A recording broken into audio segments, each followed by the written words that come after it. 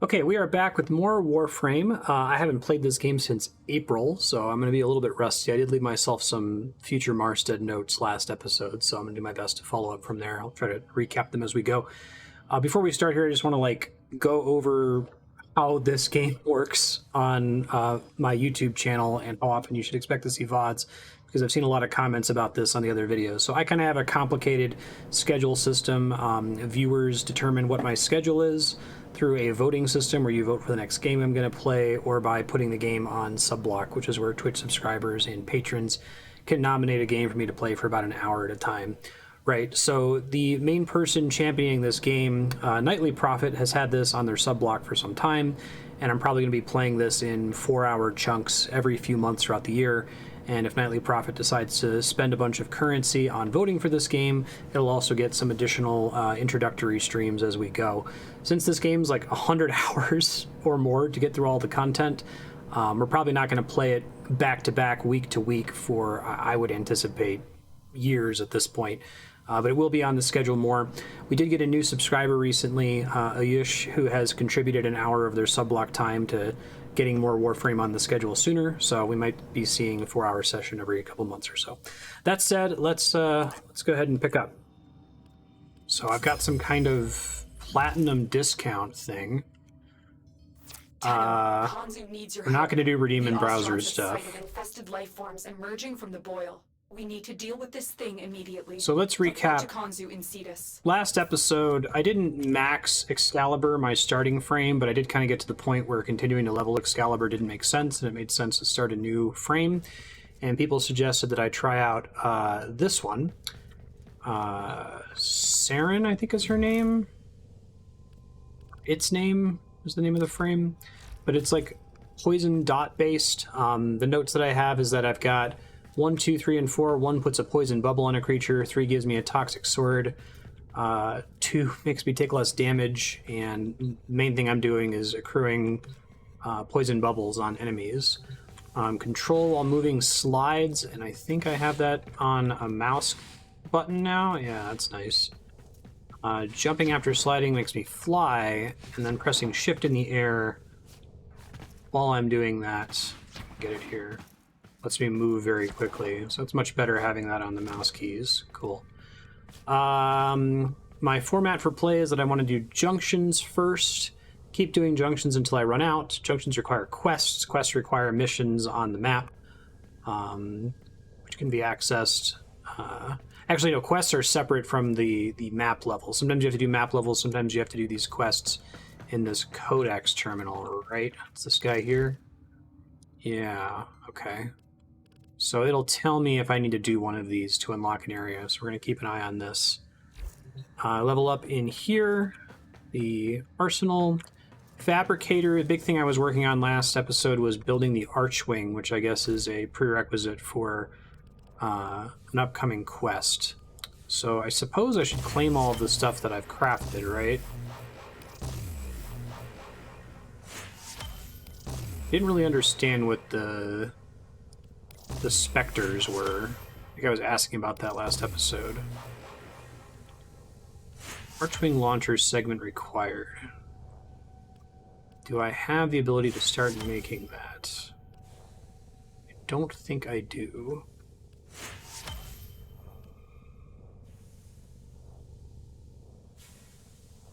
Hey Walter, how you doing? I claimed everything I just picked up. Let me quickly review the situation with my build here to see if there's any adjustments I want to make. It's going to take me a while to remember how all this is working. Let's see. So that's where I changed that. I can change my individual guns here. I'm probably not going to get any because I'd have to pay for them, right? Now, I think I crafted a new melee weapon right now. Isn't that what that hammer was? Is there a sort by unlocked? Yeah, this thing. Fragor. Two-handed hammer. Requires strength to wield. Impacts with force to send groups of enemies tumbling. I guess I'll try it. Wind gear goes to the top. Now, It's been such a long time since we did this. I honestly don't remember what stats I should be working on for Saren. I just switched to Saren last episode. So we'll start with that because that's the only thing I can equip with my current capacity. I think we want ability cooldown reduction, right? Because Saren's much more ability focused and Excalibur seem to be much more just like weapon focused. See if I've got any junctions or quests or map levels that I can start with. I might just pick a random one here just to kind of start playing and remember how to play the game. Let's see. Ishtar. Nera.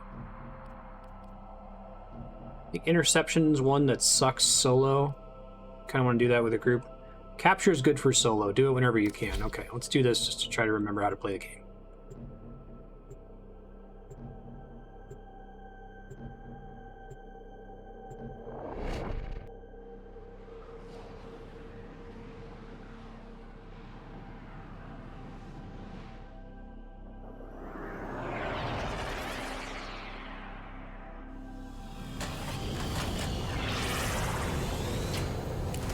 I think the audio balance is okay. If it's too quiet or too loud, let me know, but equalizer looks okay in OBS. You are here to find our target and bring them to the extraction point.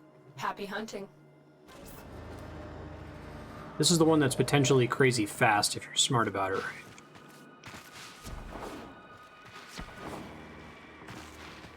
Just kind of rush to where you see the target.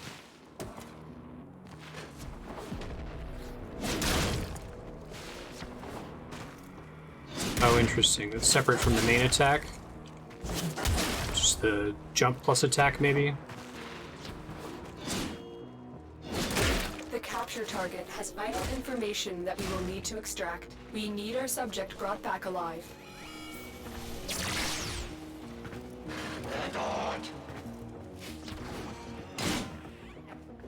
It's just jump up and then press melee. Okay.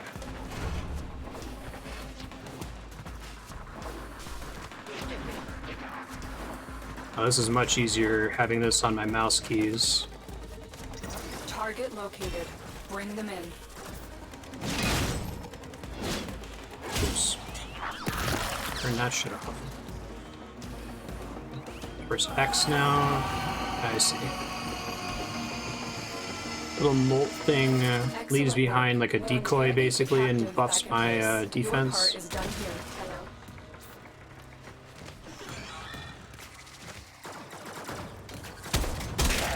Try fighting some guys, just try to remember what the heck I'm doing here.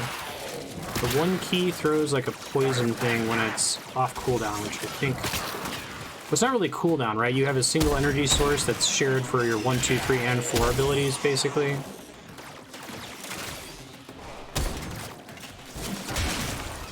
It's pretty good. See why you might want that.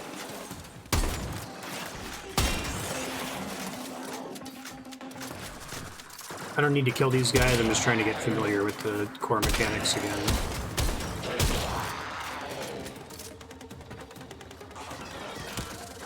I think the gunshot volume might be a little high, so I'm going to turn it down a touch here.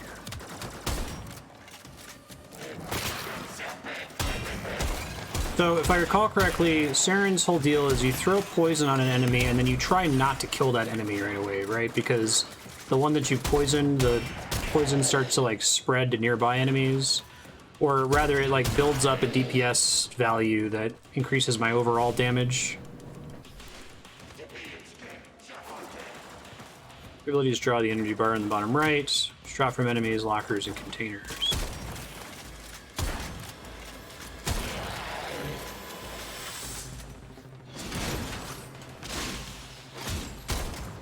Okay. Got the actual, like, feel of playing this game is still really good. I still haven't really gotten to the click point where, like... Walkers incoming. I'm addicted and I'm really excited to do the next mission, right? But the moment-to-moment gameplay part feels amazing. Talking to a bunch of people that are into Warframe, it sounds like it's, like, maybe a couple dozen hours to get to that click point.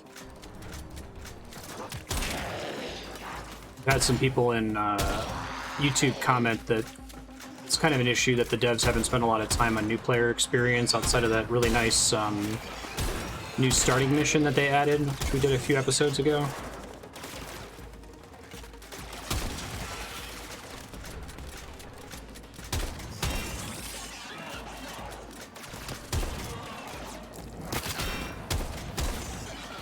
I'm gonna get a feel for her one. I don't know if it has like an indicator that I'm missing when I'm tossing it. I think I hit that guy with it.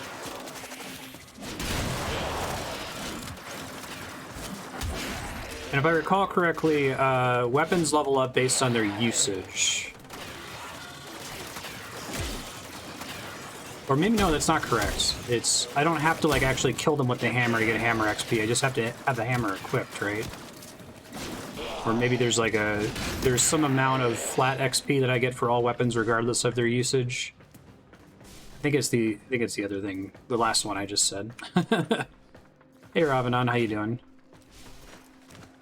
Because I don't think I ever really used my pistol with Excalibur, and so my pistol was way under leveled as a result.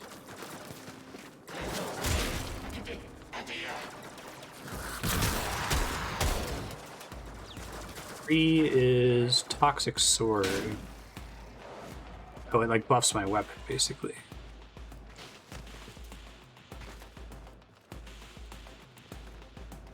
So if I want to make my hammer better, I should use the hammer, basically. X is weapon swap, okay.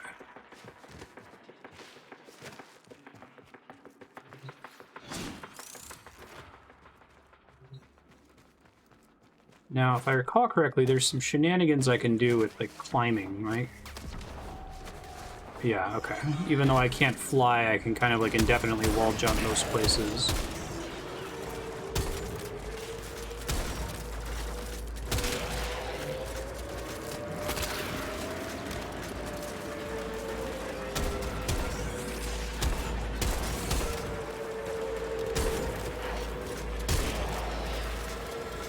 I think I could probably exit now. Got a feel for the gunplay again.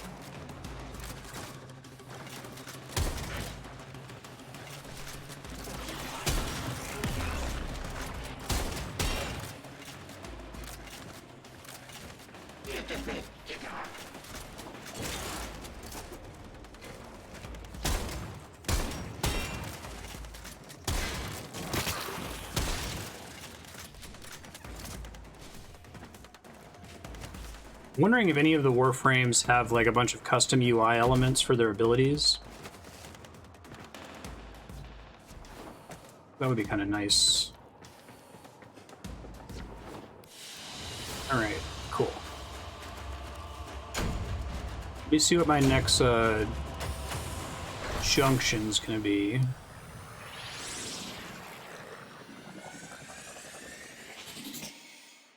It'll help me decide what quests and mission objectives I want to do to go for it.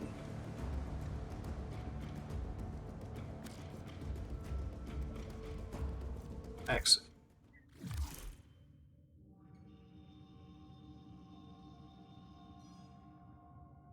Sorry.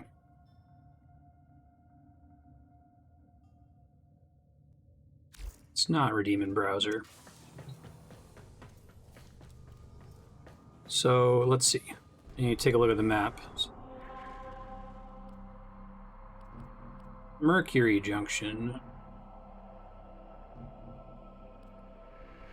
Already done.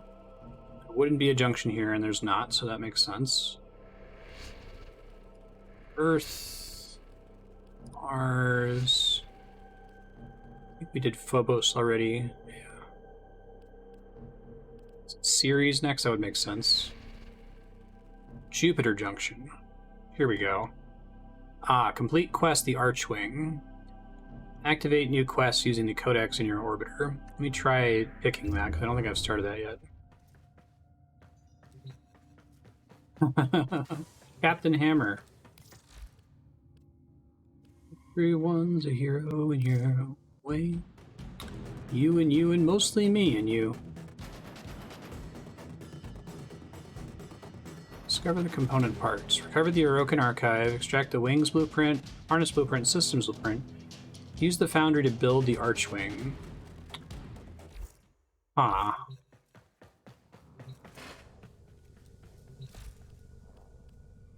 So... Oh, it's the Odonata. Okay. And it's a 10-minute build. Gotcha.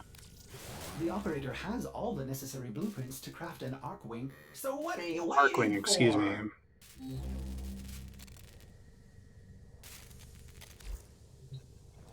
Cool. So what are the other prerequisites for the Jupiter Junction? Let's see.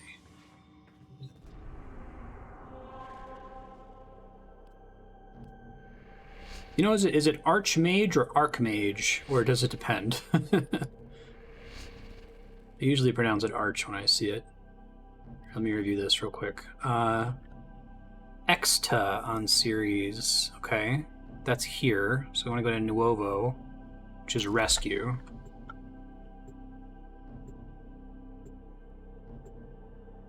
I see. Okay. Which we experimented with a little bit last episode, if I recall. Yeah, I'm going to stay out of that stuff for now, I think. I think continuing to just focus on junctions and quests is the way to unlock as much content as possible. Our intel suggests that our Mage? person Okay. of interest is in the vicinity. Search for the hostage and bring him home.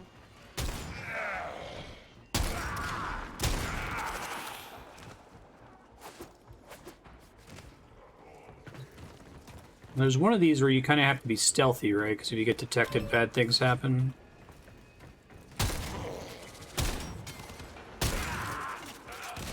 Don't think it was Rescue.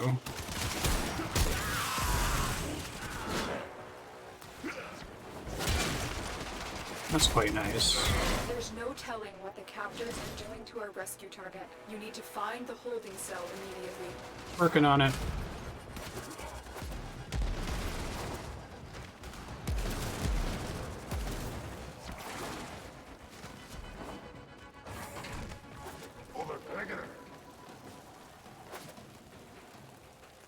I think it seems like a big part of being good at Warframe is knowing what content you're meant to engage with and what content you're meant to ignore. I guess that's kind of true of like Diablo at some point, right?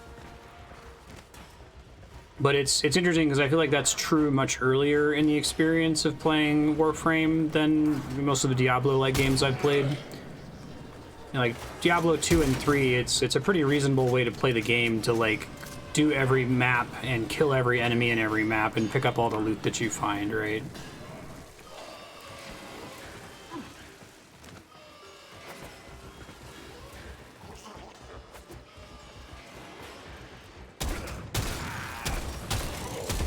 You are approaching the holding area.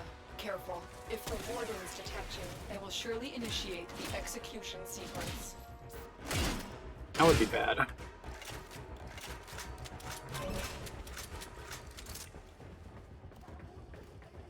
Now I'm in a pseudo stealth sequence.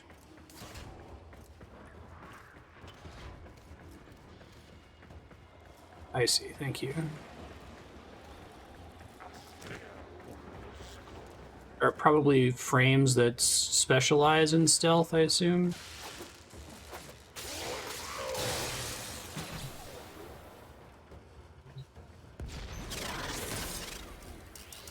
Oh, space.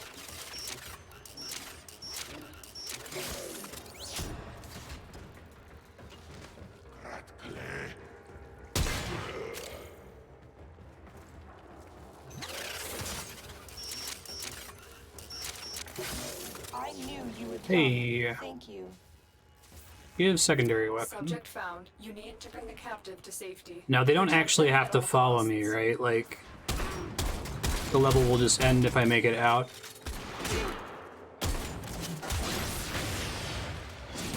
If I remember correctly, too, it's kills that track for getting XP for weapons, not damage dealt, right? So I can kind of boost a lower level weapon by damaging the enemy with a stronger weapon and then killing them with the one I'm trying to level up.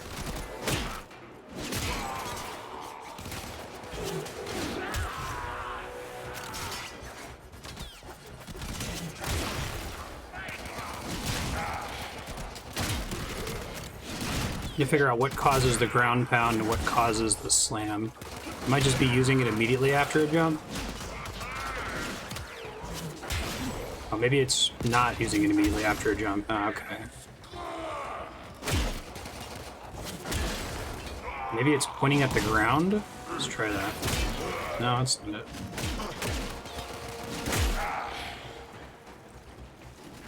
It'd be fun, though.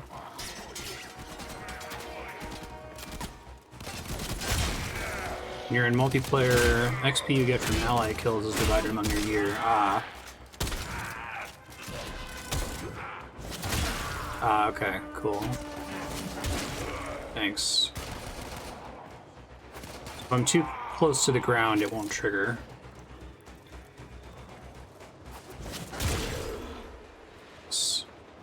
Mm-hmm.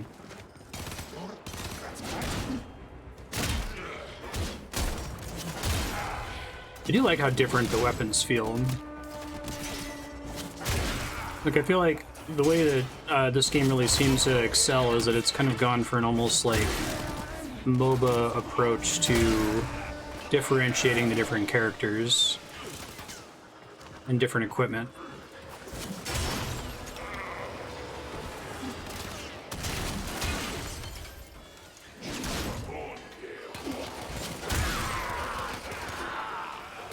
I mean, if I were blind to the looter genre, that I wouldn't have played Diablo before, Ravenon. But when I played Diablo 3, I had played plenty of looter games previously, and it was completely fine to just play it by playing the game. It wasn't until you kind of got to the end game that it became... Because, like, you play Diablo 2 a bunch, which I certainly did. You know, the meta is rush to the end. Rush to bail runs. Have somebody else rush you to bail runs, if possible. So I went into Diablo 3 knowing that was the case and didn't feel like I had to do that.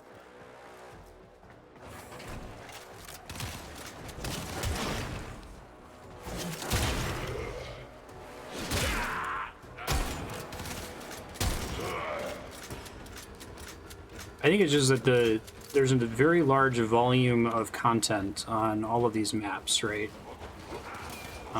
Probably from many years of iteration on the product. And you can't have that much content and have a player, like, knowingly engage with all of it, right? It's kind of the same problem that Path of Exile has in that respect.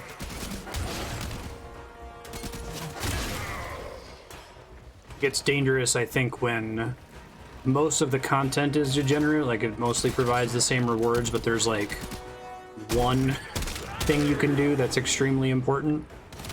I think like Path of Exile, the Trial of Ascendancy or whatever, just seems, if you're a blind player, it just seems like another random past league mechanic that's not terribly important, but it's actually super fucking build defining.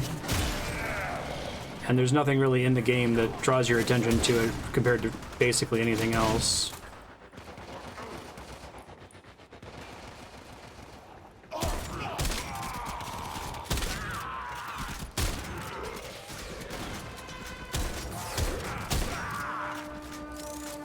Even really just like pushing the story, Walter?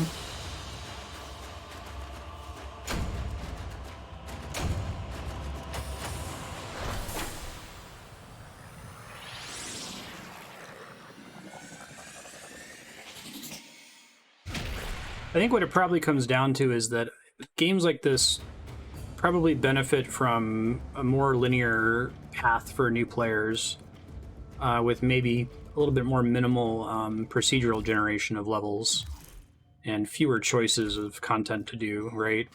Like, I'm able to make this game accessible by saying I'm going to do Junction missions because I know that that's going to be productive and get me to new content, which helps.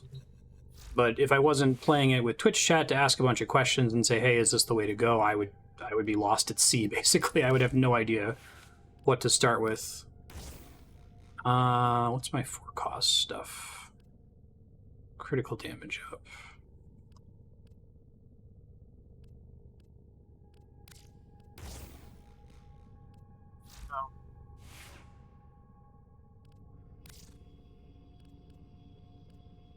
I'll keep it white for now.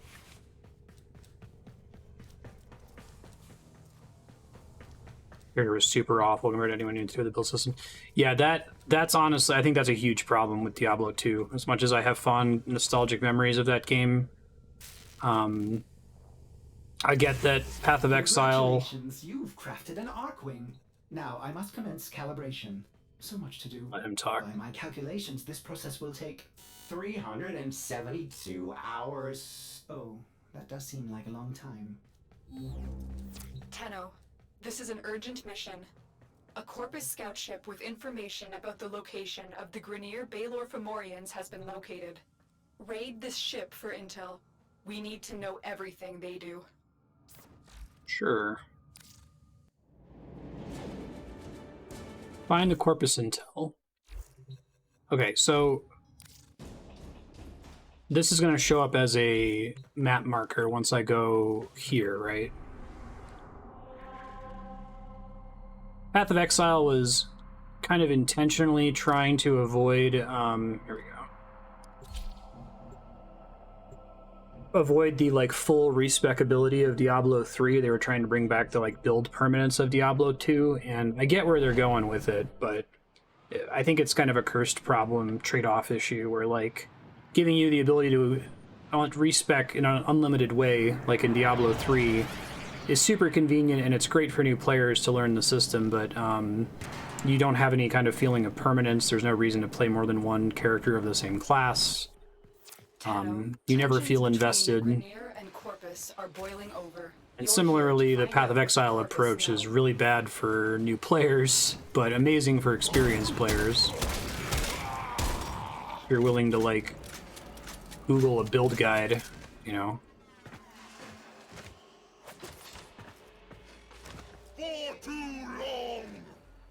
Yeah. Well, I'm expecting when you did Path of Exile, you were told like you're gonna have to follow a guide for this.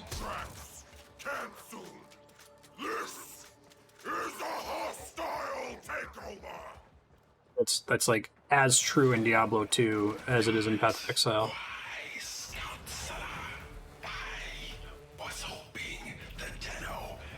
Oh, that's interesting.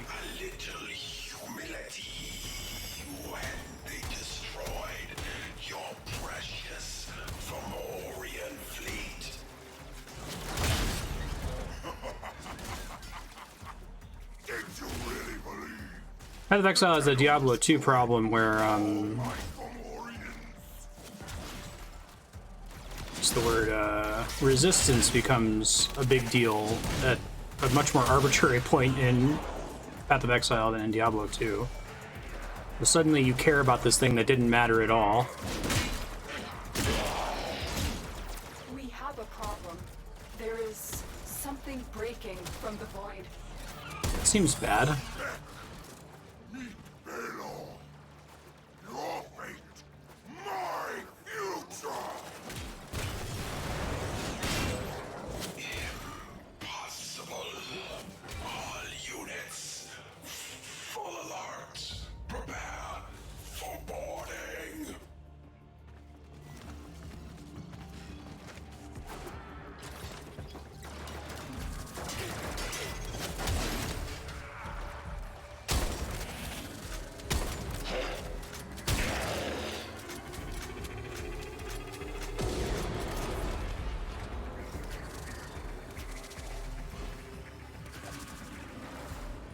I think my preferred formula is to, like, basically have 2 games in your game, right? To have the game as experienced by a newbie, and then the exact same game as experienced by a veteran, like have tools to let you bypass stuff. It's kind of what adventure mode is in Diablo 3 Reaper of Souls. Your story mode gets you through the content, it's easy. kind of annoying cutscenes and voiceovers and stuff, but it works. And then that's there in perpetuity. They never cut story mode from the game. It's just that no player that's playing it for the second time would ever touch story mode again with a 1,000-foot pole. They will be playing adventure mode forever, right?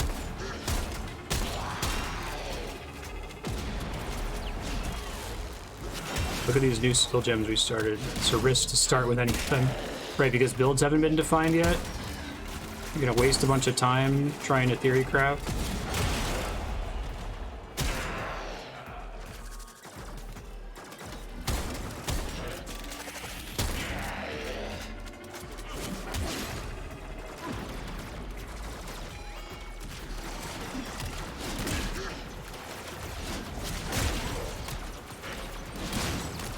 Oh, the skill could just be bad. You have no way of knowing until later in the season.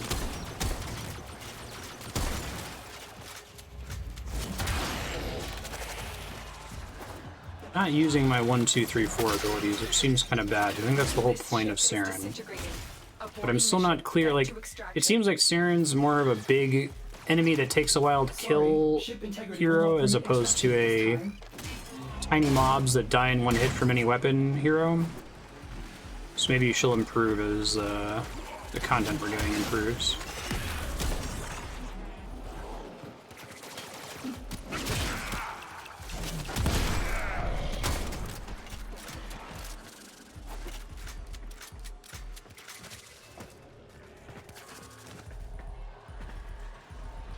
This way.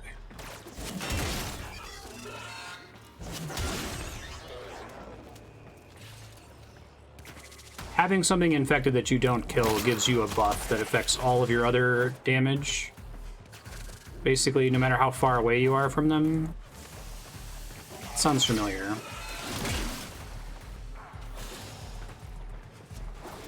I don't remember if it's worth stacking that on multiple mobs. But my calibrations, it's not... Ordis, do it now. I see, like a time buff. Okay. Deploying Arcwing. Oh, this is cool. For some reason, this whole time they're talking about Arcwing, I'm thinking it's like a spaceship. You need to get to the Whoa. other side of this debris field where Ordis can safely That's extract pretty it. neat.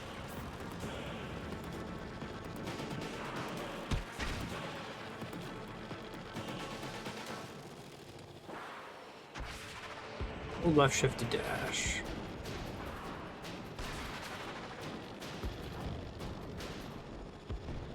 Tap left shift to blink. Yeah, okay. Cooldown on that, presumably. Energy net. You're stuck in here until you take out that Zeppelin. Zeppelin, okay. Now, do I have a custom Energy net has wing on the Arcwing that levels separately from my other shit? You're almost through the debris field. Just a little bit further. They're trying to trap you in an energy net. Destroy that Zeppelin to take out the net.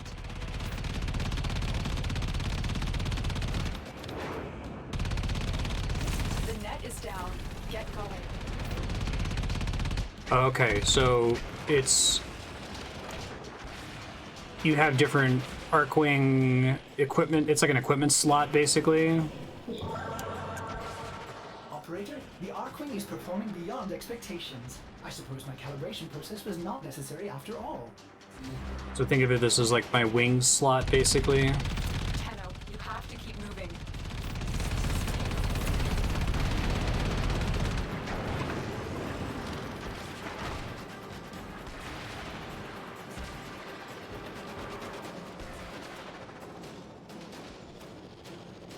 So there are lots of different options for Arcwings, then.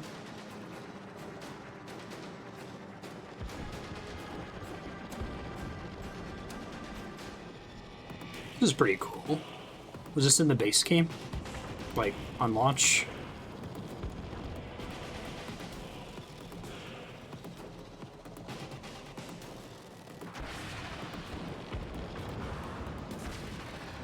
You're almost through the Separate debris mod field. options, Just which a you little don't bit start further. with. So do you only get the mod drops from Arcwing missions, then? Tenno, stand Is it by like for a pickup. completely separate Another job well Non-overlapping magisterium.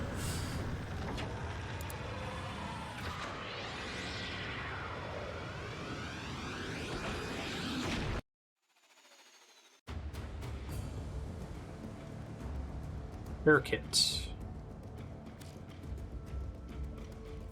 We now have the tools to take on Hijack and his Baylor Fomorians. His arsenal is growing, but so will ours.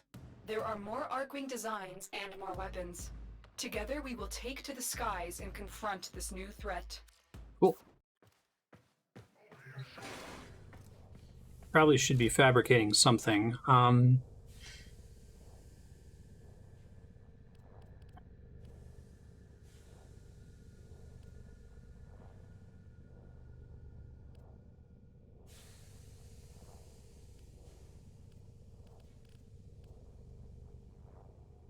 I guess they all take 24 hours, so I'm not going to be able to use whatever I make here. Heavy pistol, slow heavy bolts. I guess a new weapon is maybe interesting for next episode, and I can leave that in my future Marstead notes. Okay. This sounds like it's pretty different. We'll try this guy. Why not? Yeah. Voltor. I've been thinking, Operator. I thought you'd want to know.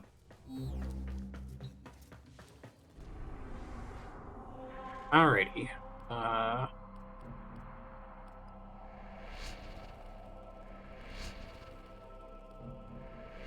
Theories. Jupiter Junction. Vor and Krill at Exta. Assume that's the assassination mission. Oh, okay. Forgot that, thank you.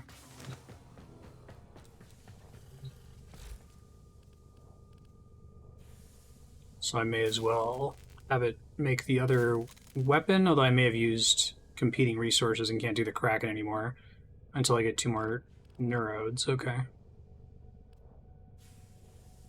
Now, does this thing tell me if I already have the weapon? Is there like something obvious there that'll signpost that? None of these will be done this stream, so it doesn't particularly matter. Available in your codex.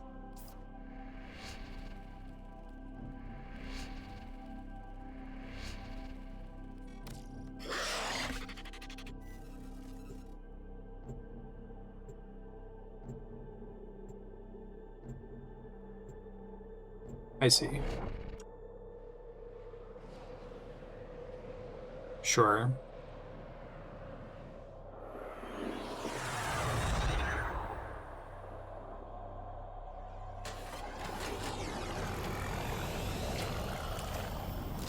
Ah, so that would be the better version of it. Strictly better version, basically. This is your most dangerous assassination yet. Captain Vor has teamed up with Lek Krill to take you down. Let's show them your true Tenno power. The assassination target is nearby. Seek and destroy. You're still in the clear. No detection from enemy sensors. Yes,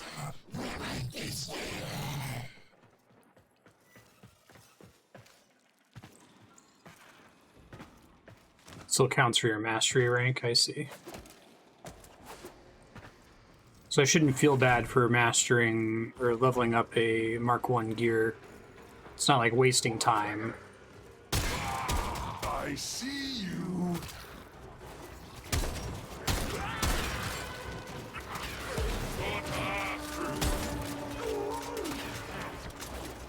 Group on this one, it looks like.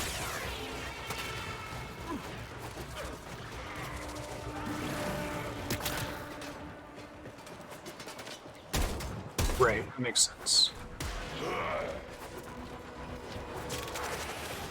Vor Shit. and Krill are waiting for you. I recommend you focus your attacks on one target.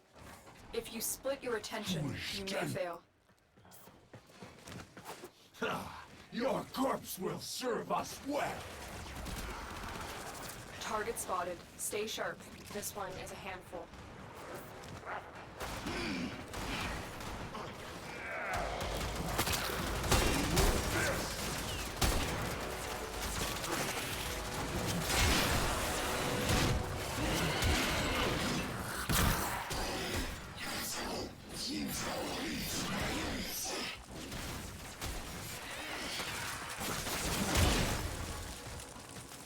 They're like buffing each other or something. Seems like the one guy has no health, but still taking damage.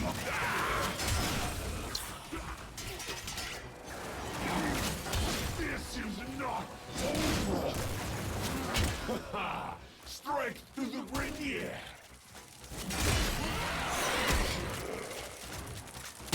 Yeah, he looks like he has no health. Maybe I have to like do his... He's got like phases or something.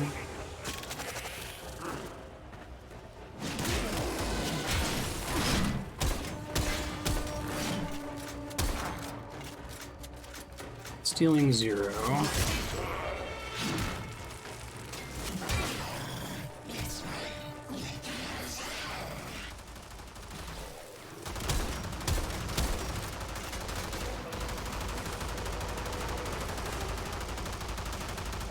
Hey, Domino. Yeah, it's pretty fun. I'm not sure what the deal is with this guy who seems to be invincible for some reason. You have to hit his backpack thing.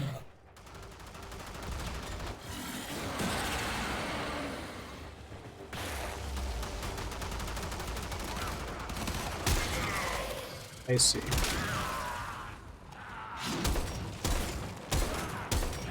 You will join us, one way or another.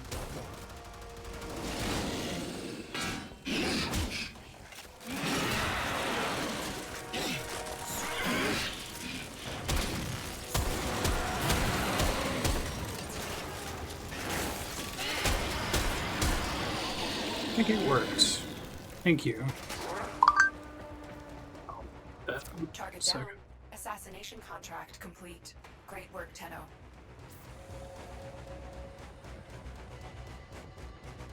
I think that counted as killing both of them, right? One of them had a backpack problem, the other one did not.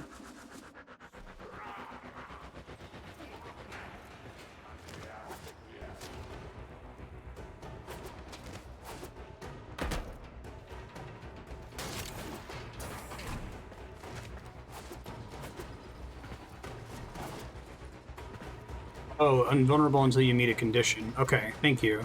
And that's just generally true for future encounters.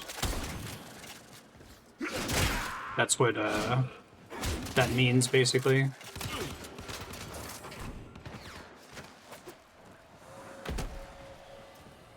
Yeah, it looked like it had a depleted health bar that was like stuck on one hit point. I was wondering if it was bugged. Okay, I'll add that to my future Marstead notes file here in a second. Might be the first enemy I've fought that's had that mechanic. Maybe I just forget.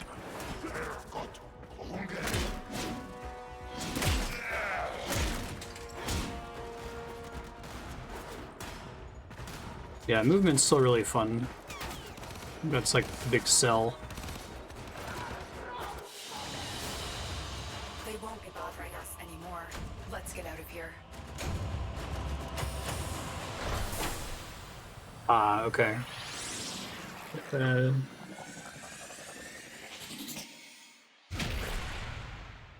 an enemy has a gray health bar, it means invulnerable until some condition is met.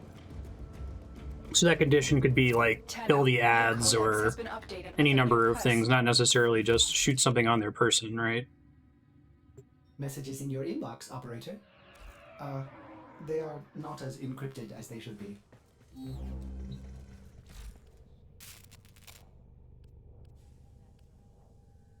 So I can make the true Burston.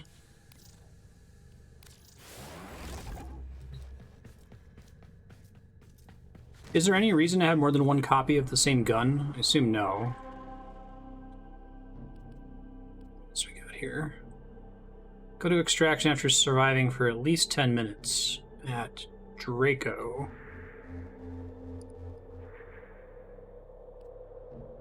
Press escape in the future, and they add that too. On planet map. Press escape to jump to planet. So I keep going planet to planet, slow. Alright, so Ludi, I think.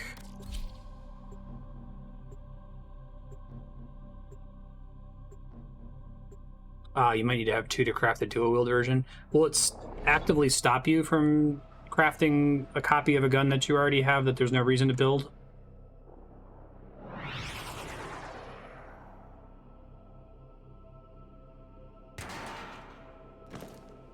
That's kind of cool. We are here to hijack the transport of It a will not Fomorian stop you. power core before it can be installed in the growing Fomorian fleet. We need to take these cores into deep space for destruction. A core rupture here would turn this outpost into an uninhabitable wasteland. The Grenier are transporting the core by cargo tram. Find the control console to reroute the tram.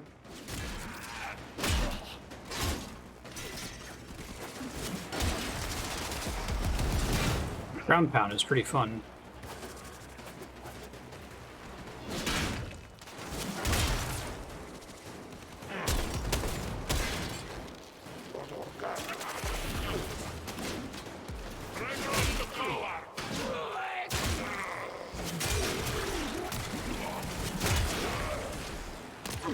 Rank up 6.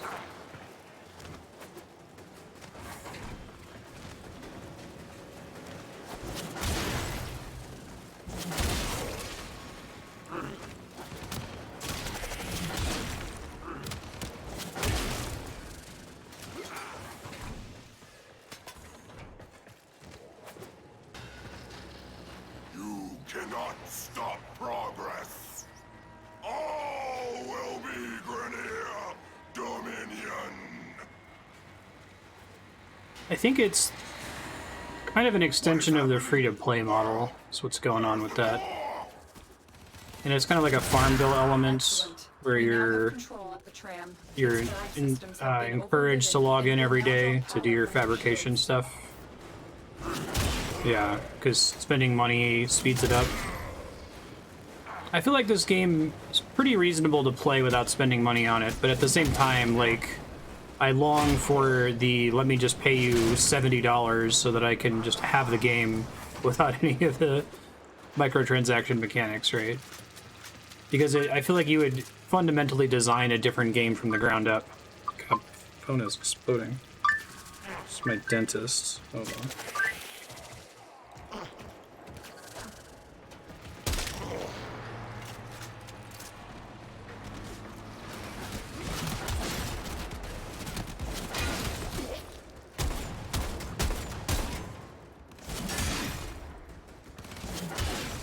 Microtransactions result in you playing the game less. Yeah. Yeah, and I think that's fine, right? Like I'm not saying, oh, the game is bad for having them. They need to make money. I get it. I just think it makes the game more complicated than it probably needs to be if it didn't have that revenue model. But it could work almost the same way or have the same like number of hours required to progress, you know.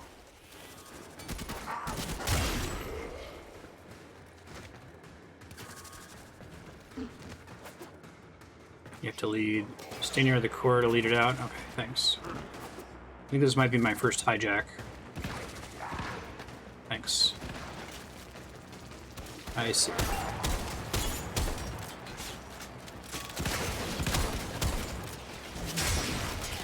It'd be nice to have a bit more in the way of like UI elements for basically everything in this game, right? Like, it's the kind of thing that's often hard to notice when it's missing, but a lot of developers just nail it. Like a flashing thing that's like, you need to go here, right? Or like something that shows me what my current debuff count is for Saren for the creatures that I haven't killed but which have my 1 debuff on them. I guess there's like the infected count in the bottom right, yeah, shows the number and then it spreads over time. But I can't like look at these enemies and be like, ah, that's the one that I infected earlier, right? I just have to see that there's damage popping out of them. Oh, it drains your shield to move, that's mean. Thank you.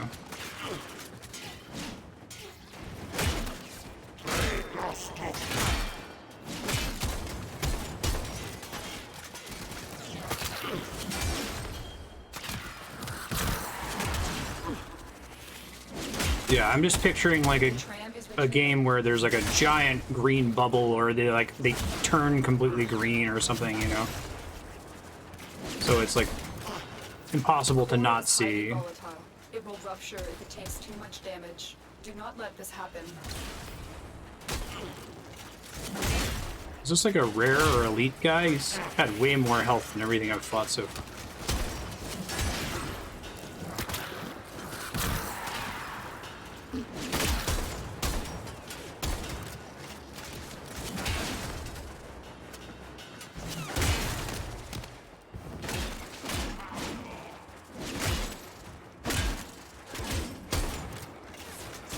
Does he also have gray health now? Meaning he's got some special mechanic that I have to deal with. He's being buffed by a... The Grenier have control and are pulling back the No, tram. that's my probe thing.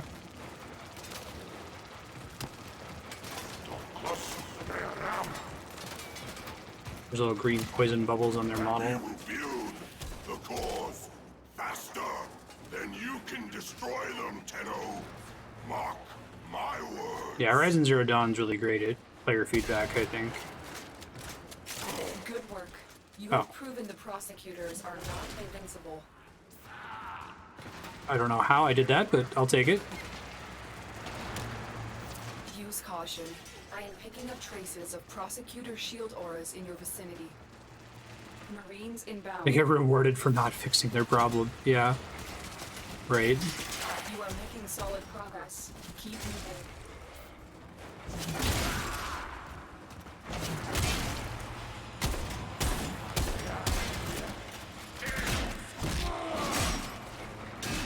Another one of these big guys that I really struggle to You have kill. regained control of the tram.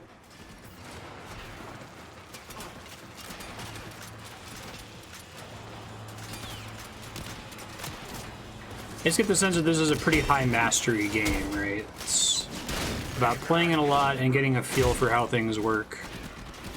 It certainly isn't intended to be very sight readable to a new player, which I imagine is frustrating for Warframe fans, because if you're like trying to get your friends to play, like, will they survive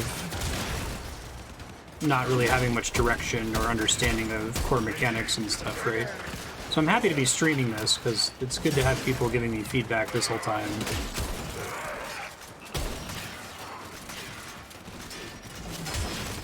It's supposed to be pretty rare.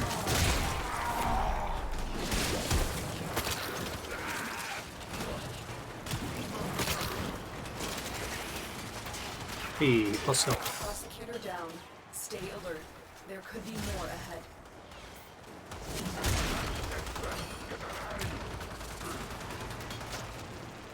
So that drain isn't from it being shot at?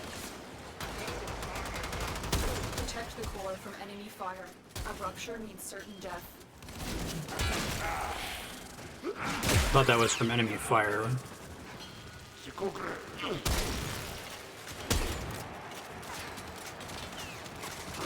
They improve their game, they might lose money. Yeah, I know, right? Felt that way about like the story boost potion in Final Fantasy 14. But I guess they've taken steps now to improve that a little bit, I've heard.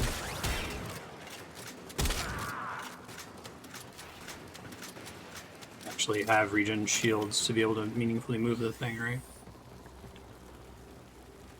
I see the -10 is the health ticking down up there.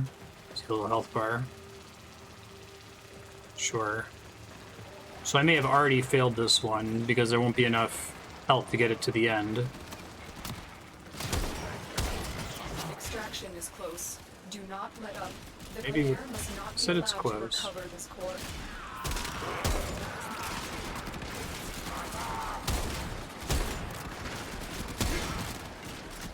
The Grenier have control and are pulling back the tram. Can y'all not do that?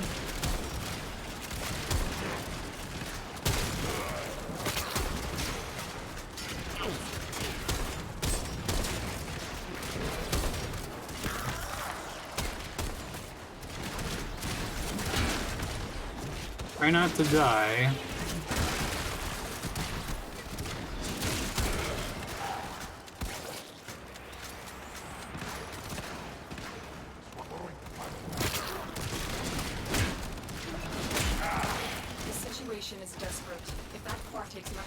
damage, it could wipe out you and this entire outpost.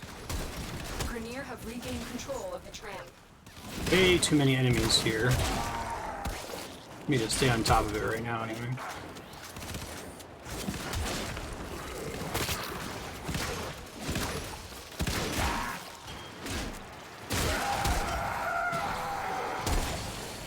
Whoa, shit.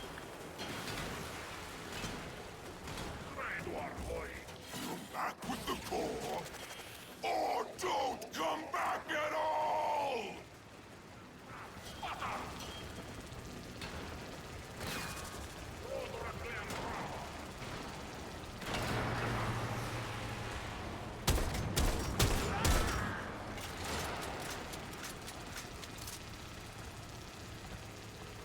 Wish I could heal it, you know? It's probably gonna blow up.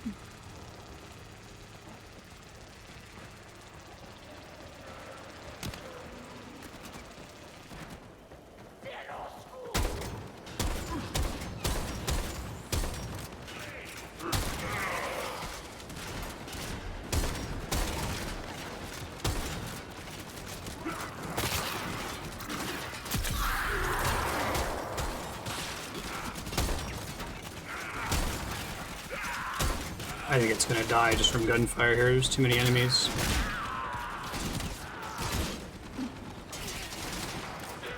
Yeah, it's about to blow up. That's okay. Tram is retreating. The core is rupturing. I am sorry, Tenno. There's nothing I can do for you. At least I know what to do now, so we'll try it again.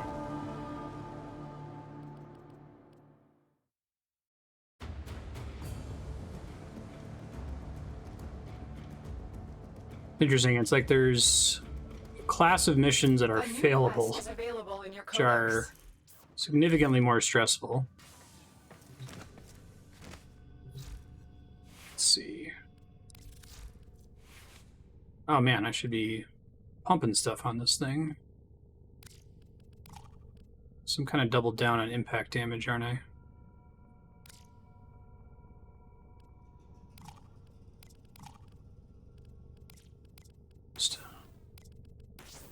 Oh, I was reading it backwards. Okay, that makes more sense.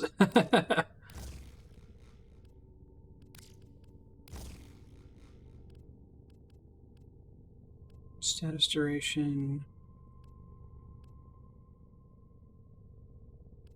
We'll try that.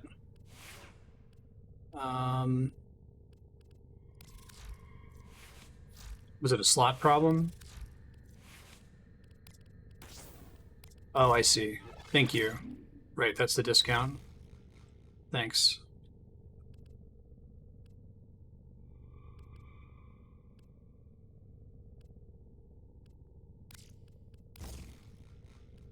And I eventually unlock this one.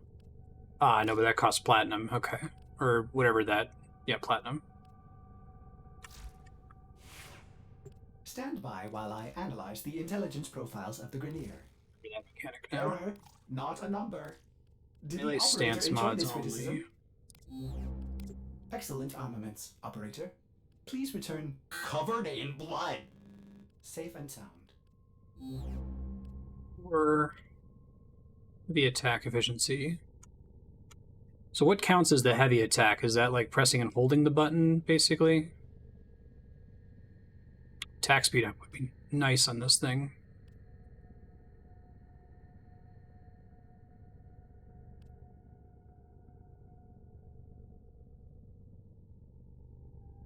Mixing elements is really good.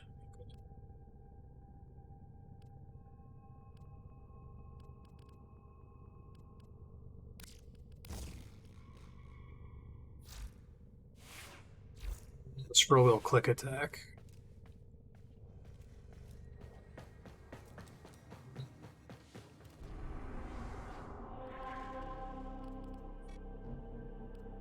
Let's try this again. Now that I know how it works. So Hijack might be one that's better with, like, allies, right? Because everyone can contribute shield to moving the thing forward.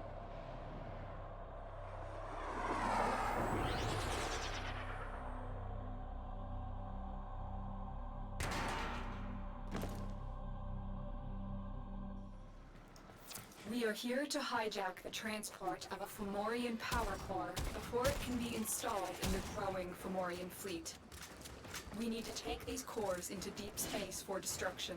A core rupture here would turn this outpost into an uninhabitable wasteland. The Grenier are transporting the core by cargo tram. Find the control console to reroute the tram. And I'm set up that I'm automatically, like, if another player wants to join, there's a chance they could join basically all the way up until I get to the thing to start pushing it, is that right?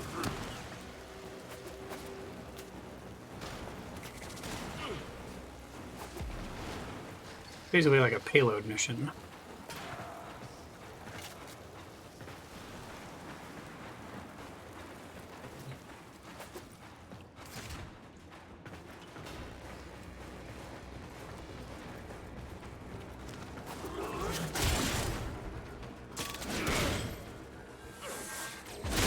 That's the scroll wheel attack. Okay, thanks.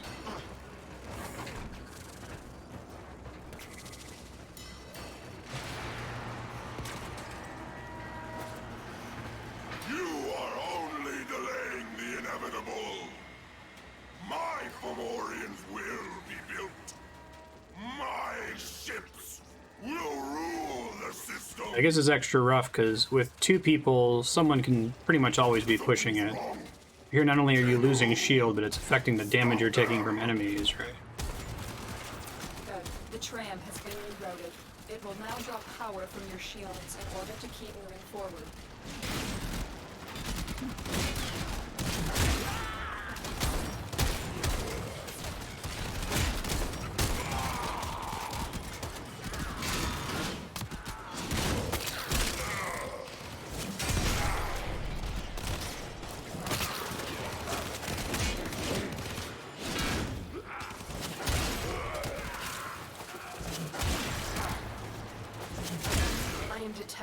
Prosecutor, get ready for a tough fight. This guy was rough last time.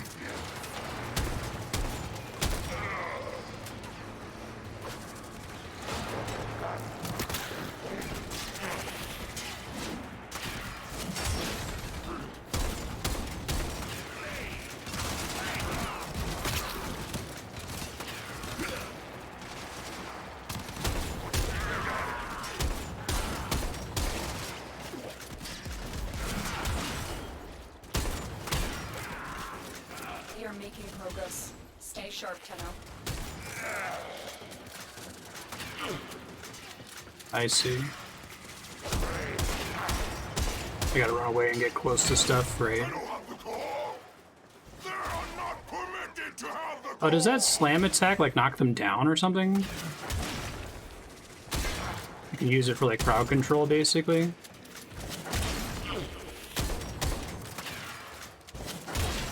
Marines inbound.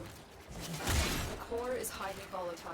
It will rupture if it takes too much damage. Do not let this happen. Nice. The Grenier have control and are pulling back the tram. Prosecutor down. Stay alert. There could be more ahead.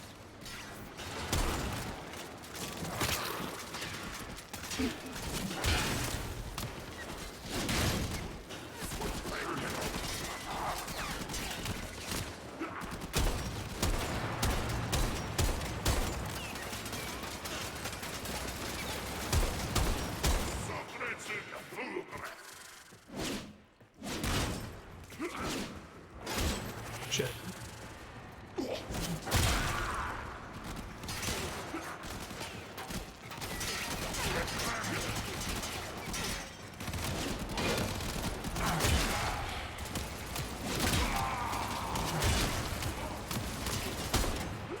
Now, are there many enemies who are immune to knockdown or stun, or resist it in some way? Control of the tram.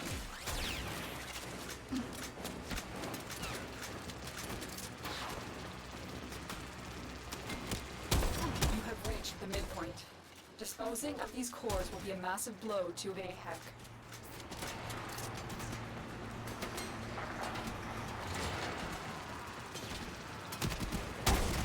I had a secondary weapon equipped. Maybe not.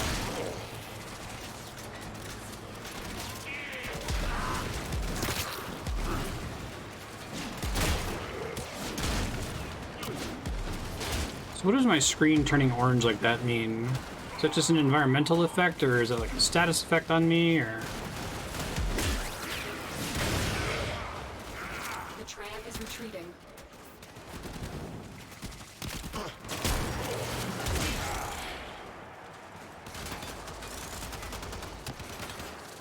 Maybe it's F to switch weapons. There we go.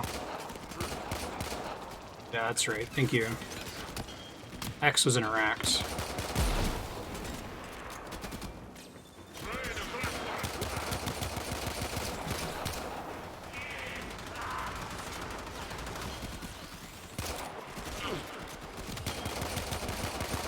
The Grenier have control and are pulling back the tram. Can y'all not, It is though? taking heavy damage. If it ruptures, the ground you stand on will be uninhabitable for millennia. That sounds bad. You cannot stop progress. All will be Grenier Dominion. Tenno, get ready. A prosecutor is approaching. Another one. Gotta get inside their shield.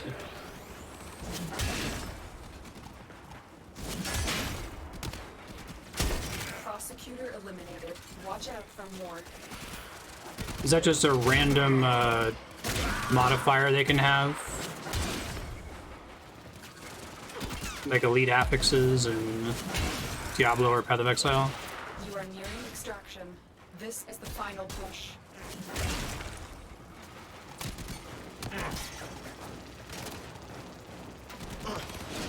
Okay.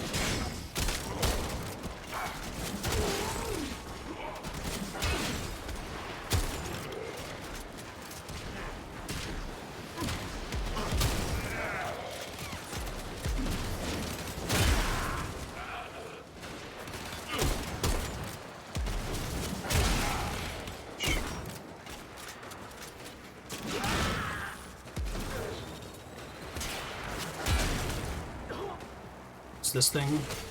Thanks. Right, thank you.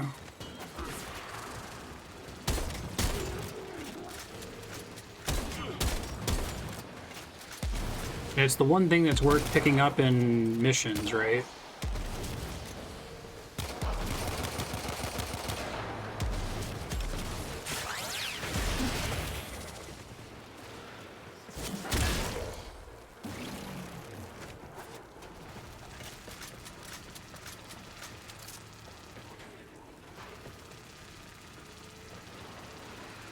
This seems to be the final room.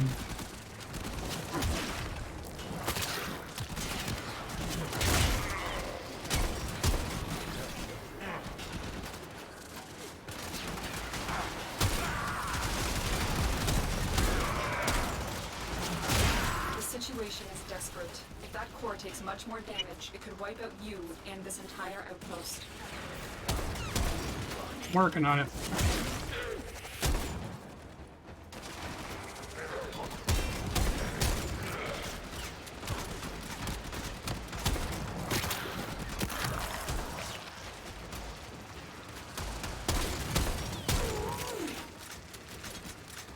Yeah, push it to the end. Remind me, what am I paying for when I revive mid-level? Is that like an actual currency loss, or what is that effectively costing me? XP loss? Okay. From the mission, sure. So I walk into a mission, don't kill anything, die instantly, and then leave. There's basically no loss because I haven't gained any XP yet, and I haven't completed it. Okay. Gotcha, thank The you. inbox has messages for the operator. Anything about orders in there?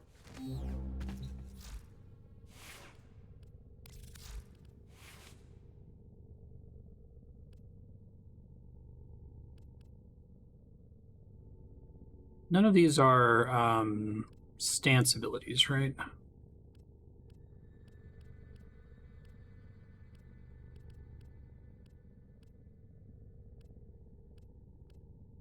And I thought I had more mods than this from previous weapons, so that the mods don't.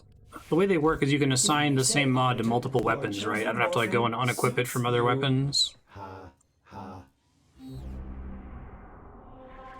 I thought I had some on Excalibur, but maybe they're just not compatible. I should add to my text file a short description of each of the different mission types. I guess I'll add one for Hijack. Hijack missions, find a thing and escort it payload style. Drains your shield. You can assign the same mod to multiple weapons. The mods are separate from melee ranged. Okay, you're looking for the mainframe. It's critical that you deliver the payload to that location. My intel suggests there are rich enemy supply caches in the area, but I am unable to pinpoint their exact location. Search them out if you are willing to shoulder the added risk.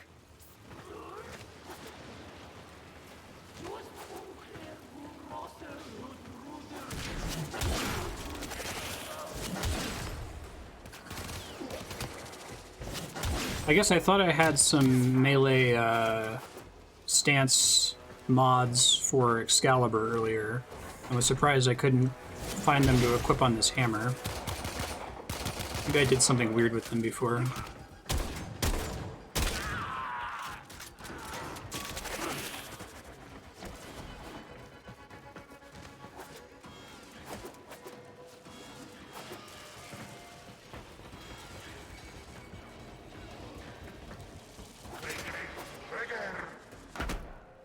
Get the cube first. Near catch. Excalibur had an ability weapon, right? A little sword you could pull out, but I also just had a regular sword, I thought. Maybe I did have it for the ability weapon, because those are separate mod categories as well, right? Oh, right, it was because I switched out. Okay, so I need to use my pistol or my melee weapon while I'm carrying this thing. I think I understand. Oh, it's okay, because different classes of weapons. Yeah, I kind of want to try this,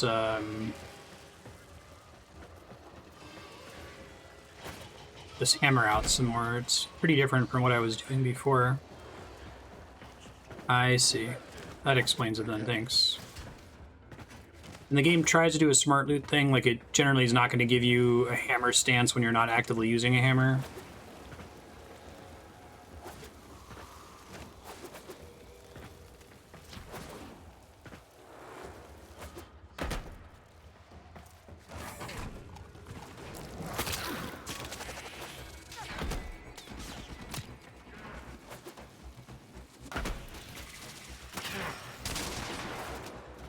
Okay, so the little number in the corner there that's showing my infected status, that's how much damage it's doing, so it gets better and better and better for a while, which presumably kills the enemy a lot of the time, causing you to lose your timed buff, right? But no matter what, it eventually decays, so it doesn't just keep climbing until the enemy dies. Computer system. Find and access the terminals.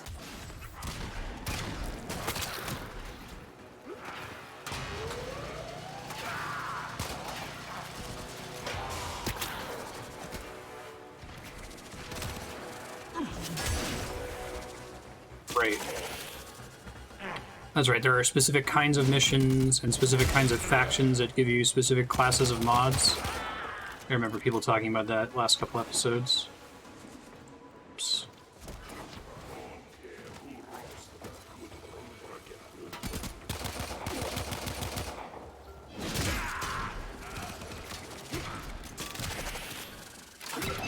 Your target is the reactor. The reactor will have tight security. Watch out for enemy patrols. My Canadian robot lady. She's very friendly.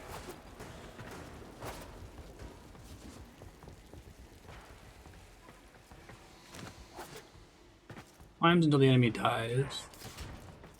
Oh, I saw a thing that said decaying. Does that mean that the enemy died and it's like dropping off from the enemies it spread to? And is there a minimum range for me to like if I get too far away from an enemy I infected, do I lose the bonus?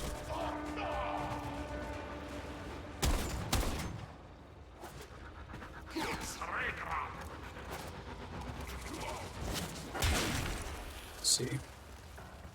I'm trying to train my brain to pay attention to that corner a little bit, because I think I intuitively expect there to be more feedback around my infected creatures, like closer to my aiming reticle, and like on enemies themselves, you know.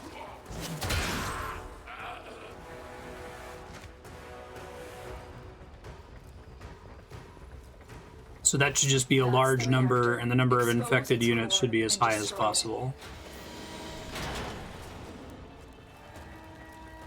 Now, does each person that the infection spreads to also spread the infection, or is it important that I leave the first guy that I hit alive? Like, should I always be trying to hit a guy that has a lot of hit points or is tanky with it?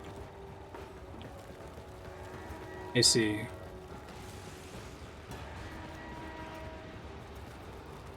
And this Saren seems...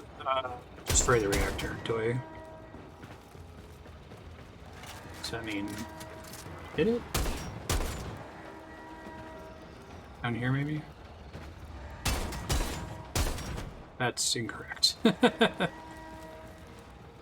Thought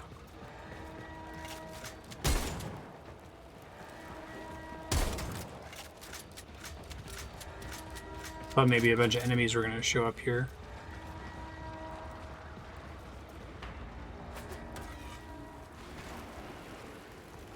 Hit them with the 3 active.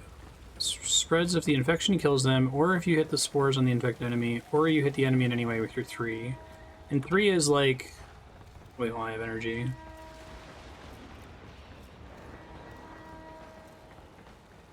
Three buffs my melee, basically.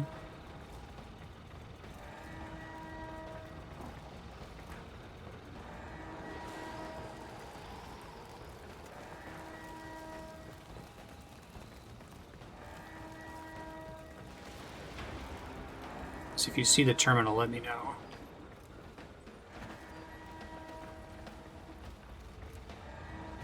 So it affects all weapons, not just melee?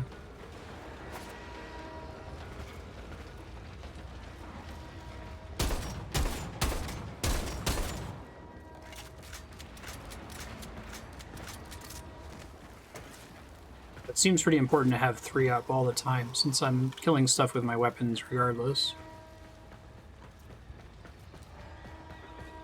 There are cooling rods on the top. Okay. I see. Thank you.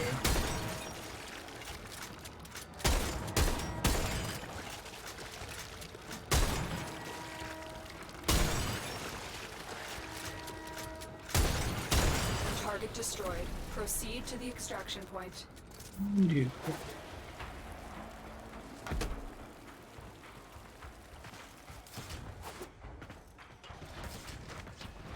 Yeah, I'd love to get energy regen on Saren. That sounds great.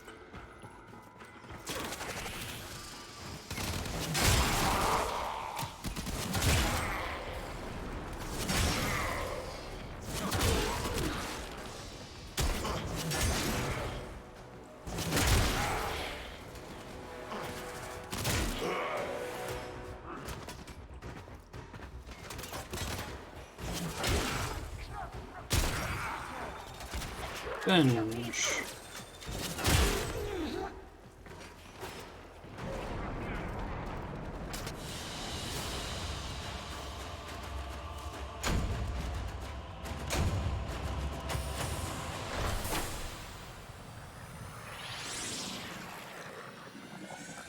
Energy is always tied to kills, basically.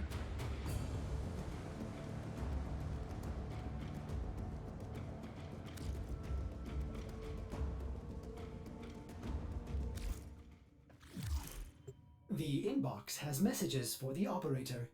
Anything about orders in there?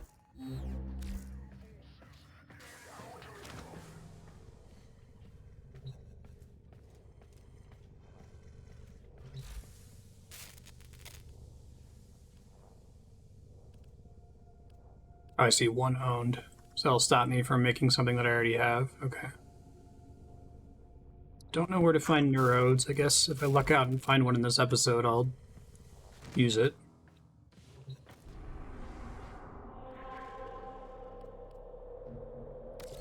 Survival. One where I have to survive for at least 10 minutes before I leave, I think. I assume there are particular mission types that are most likely that other players are going to queue into with you, because they're, like, popular to run. Quick ones.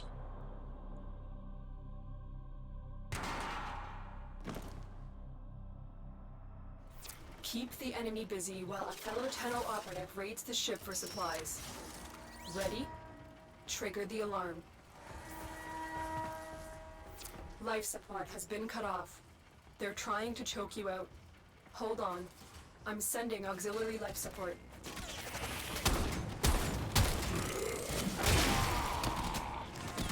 There's a squad mate. Oh, okay. I didn't realize, like, destructible objects. Now, do I ever have to open lockers? Because it seemed like the loot from lockers was kind of arbitrary.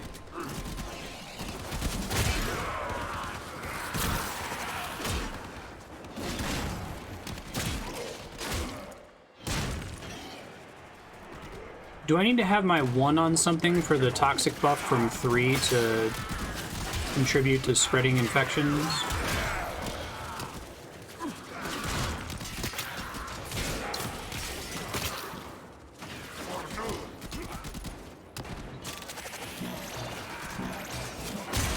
Look for personal life support modules dropped by fallen enemies.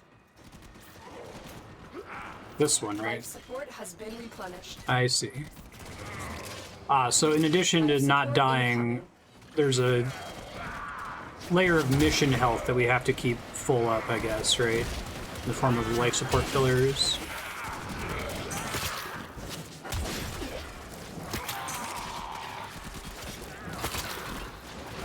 You know, I don't think I've ever actually noticed the orbs that refill my energy.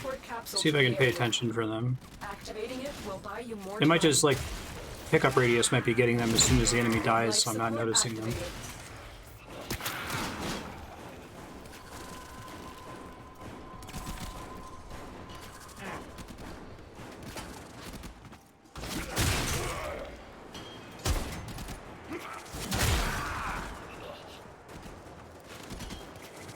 Vitality.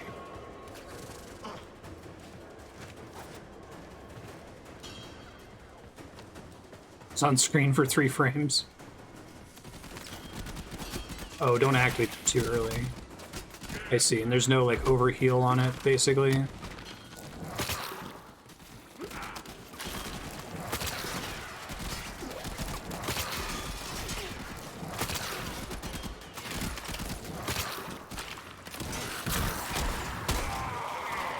Oh, I see. Okay, so let me try to articulate what I think I understand now.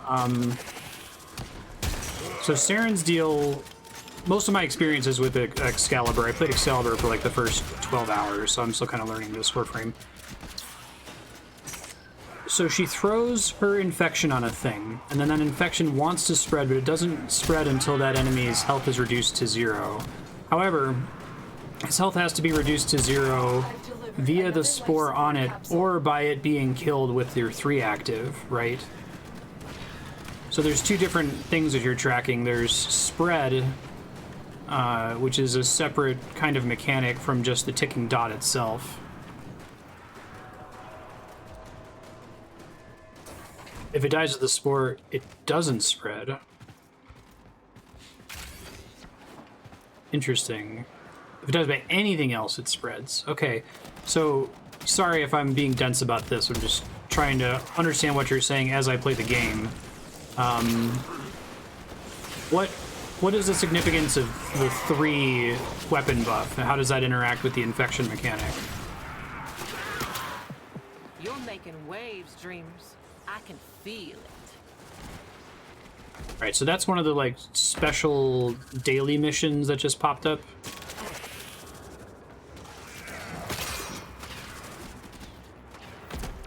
support on the way. Only have to survive for 10 If minutes it's for the quest. useful, Or not the do quest, but the junction requirement.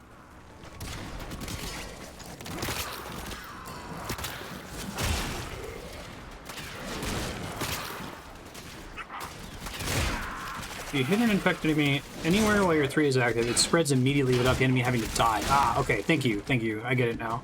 Okay. Another life support capsule is now available.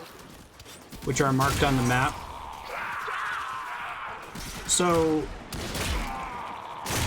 the skill cap for Saren is about how you, you don't necessarily want to spore an enemy and then just instantly kill it, right? Unless if it's surrounded by enemies for the infection to spread to. And you also don't want to just fire and forget spore enemies because you want them to die by means other than the Raid is spore. off to a successful start. When you need it, extraction is ready.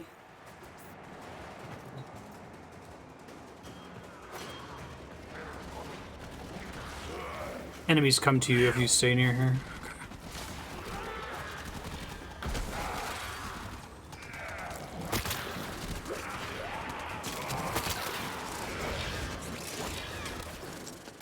So I'm trying to like think through different hypothetical situations for how to use Saren's abilities Prepare for here. life support.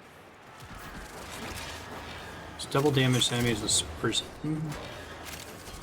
I have to stay for 4 more minutes for the quest. Okay, cool.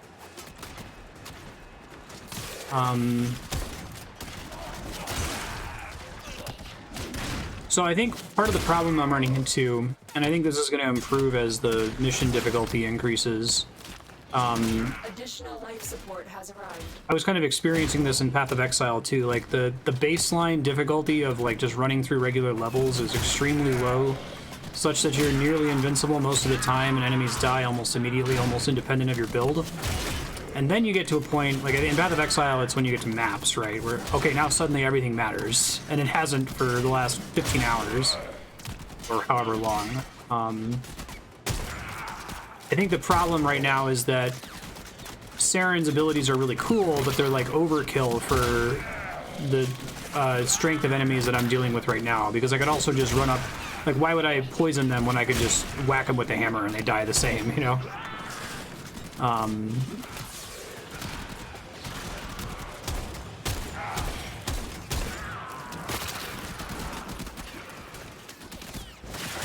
It would be nice to have some kind of like nightmare hell difficulty setting. I don't know if that exists or if difficulty is primarily associated with the level that you're on, right? The map that you're on. And it's just having that stacking buff from one enemy being infected, basically.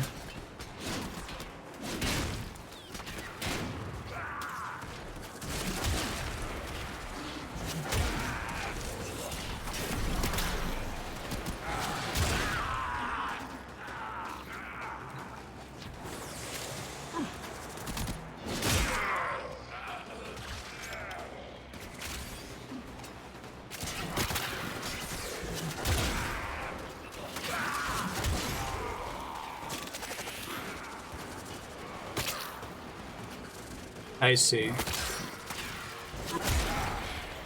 That makes sense, Marcus.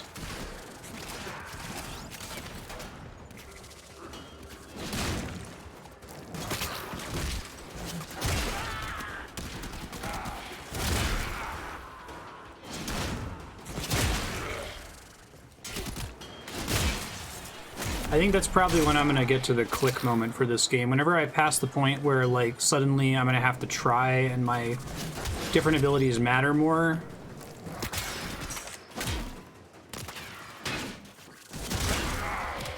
I guess the hijack mission was pretty difficult, but I guess it was difficult in a different way. It wasn't necessarily connected to, like, good usage of my abilities, right?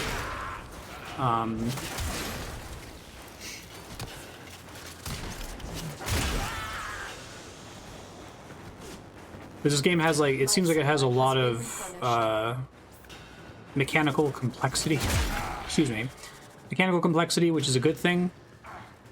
and depth, which is a good thing, but not a lot of need to interact with most of that depth. I could also just run around and press E a bunch of times and everything's gonna die just the same, right? At the beginning.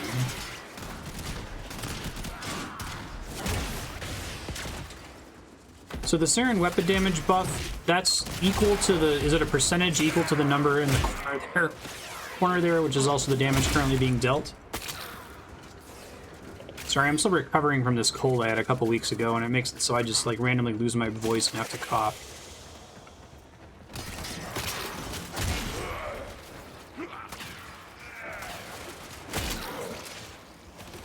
Good ability usage will let you leverage the mooks to build up damage stacks and take down the elite enemies fast.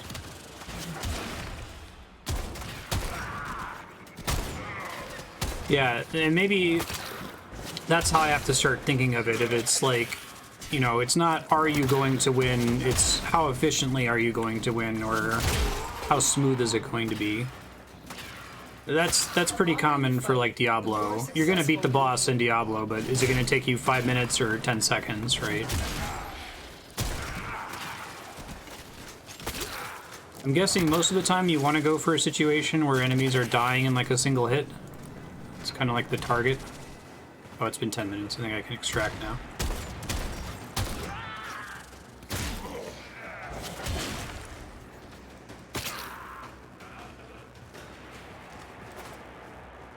If I can like train my brain to think of it that way, where it's like, okay, if enemies are taking more than one shot to die and they're not bosses, you're doing something wrong, right? Change your gear, change your style, or whatever, right?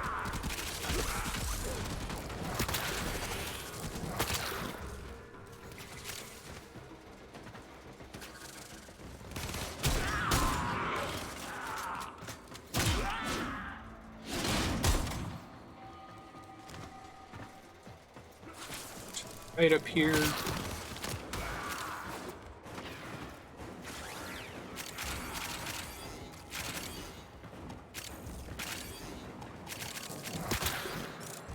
Missions like this where you can stay for a long amount of time, people can drop in and drop out, right? No one's like waiting for me to get to the exit panel. We're gonna be mad if I leave early.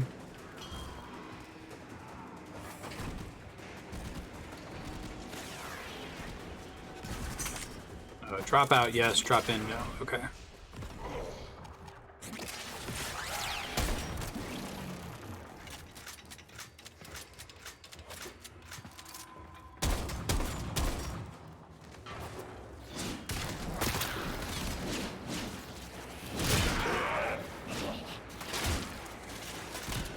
I wish I had an intuition for the range that the infection will spread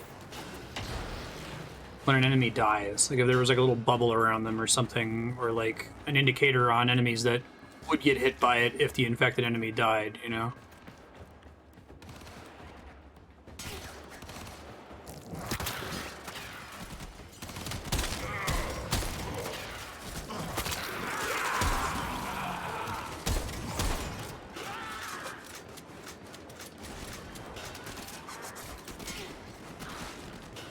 This is one that lets me extract early if everyone doesn't come here. That's that. Oh, I see, but I have to stand close to the extraction point. Sure.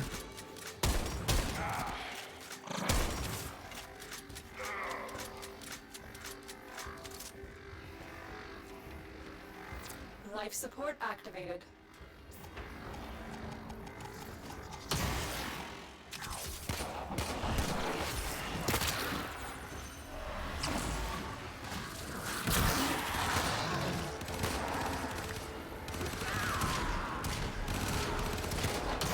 Yeah, there's a lot of very small elements of the UI that are extremely fucking important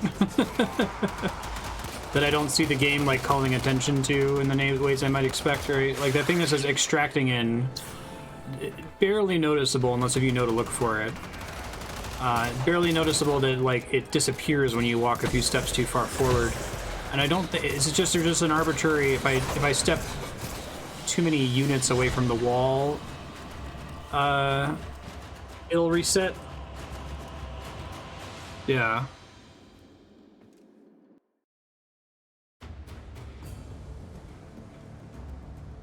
Again, I think it's probably just a mastery thing. If you're good at Warframe, you know where to look, right? So it's not a priority to improve, really. Check your inbox. Oh, there's a green operator. circle that shows you the zone. So if you step out of the green circle, that's when there's problems. There's a way for me to leave party, right?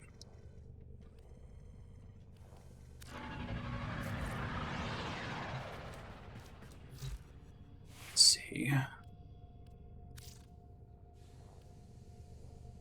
Artax. Oh, I got a bunch of stuff I can put here. Okay. Fire rate. Piercing hit. This thing does have to reload eventually, it looks like.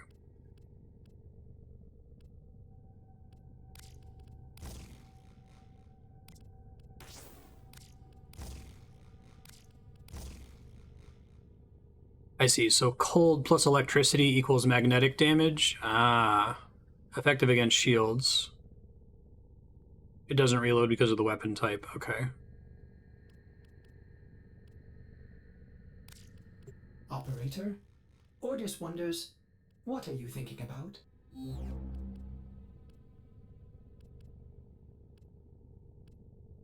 Anything that's ammo related is irrelevant, basically.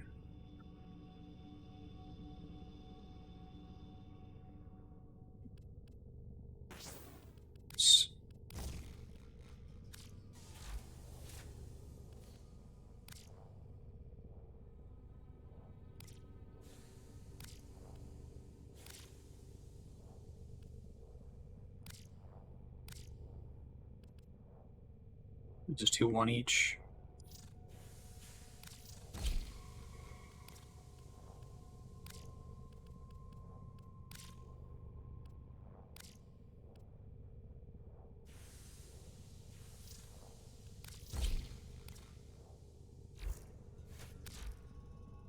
Okay. Now I guess I can still do one more. I could also do the crit chance. Does it have a rifle? I'm guessing it must have a rifle, otherwise this wouldn't let me add this mod, right? Even though it lets me add reload mods despite it not reloading. Shit. I keep wanting to be able to upgrade it from here.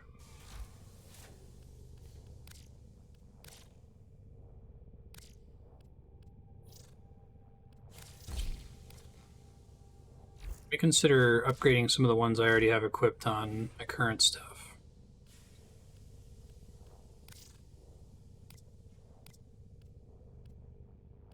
Now, this part, I have both Taxon and Artax. I've got 2 followers, basically. Mods are shared, so you can't equip the exact same mod in your primary if it's on the Sentinel's gun. Oh, okay. Let me wrap my head around that. So, usually, the fact that mods are shared doesn't matter because your equipment slots don't compete with each other. But because your little companions are out at the same time as you can't use the same mod for like a rifle if you're holding a rifle and the companion has a rifle. Taxon is the companion, Artax is its weapon. Okay, thank you.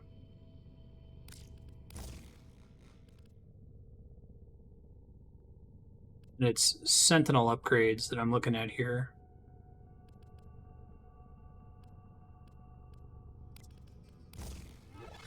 These all are cost reduction. Okay. Vacuum was the big one that we wanted to max out, I think. Too expensive. Got it.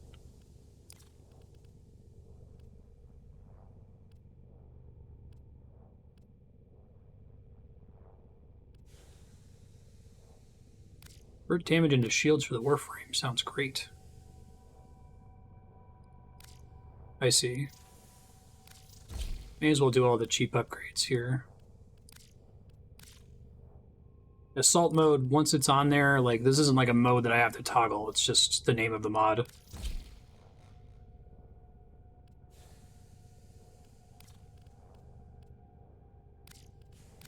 I imagine that just because of the way some of these abilities are worded, there are some that just aren't worth upgrading too far, right?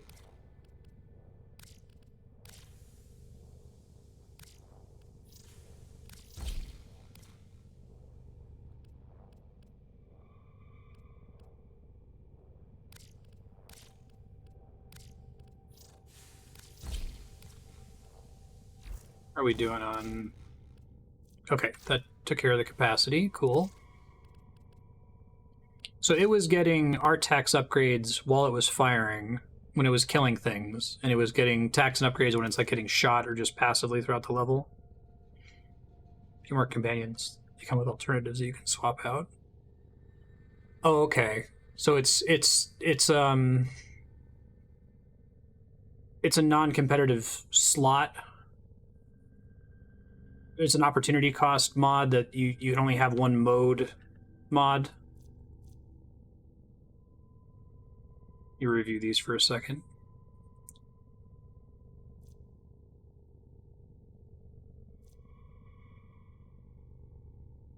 Doubled for melee. That's why I thought it was melee based. I put that in my notes from last time.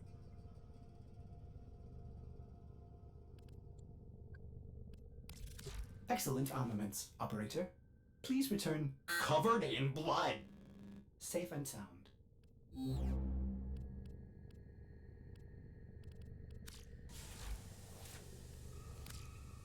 So let me upgrade the hammer, because I'm using that a lot and enjoying it very much.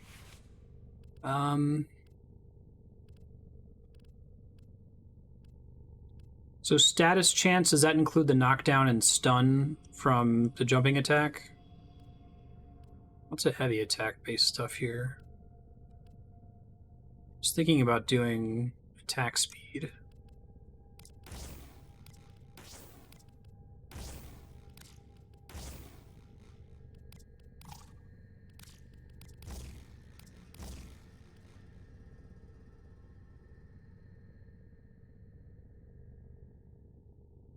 Pull your sword out. Go entirely to leveling Saren. Every damage type has an associated status effect. I remember you talking about that last time. Increases the chance target will be vulnerable to a finisher at low health. Puncture reduces target's damage output by 75%. Lowers armor and causes them to bleed, right? I see.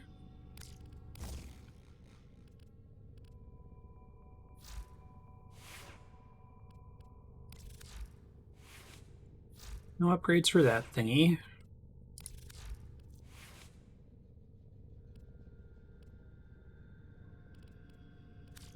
I might not be able to do Chilling Grasp. Oh, I bet I can. I can do one.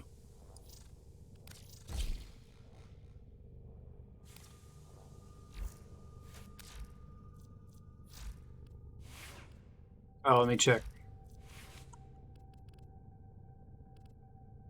I could. Yeah, I wanted the attack speed, but I could do that now. That's the biggest, like, damage increase, though. So if I have something that increases melee damage and I have something that increases impact damage, those are multiplicative or additive. Or it's good to do both.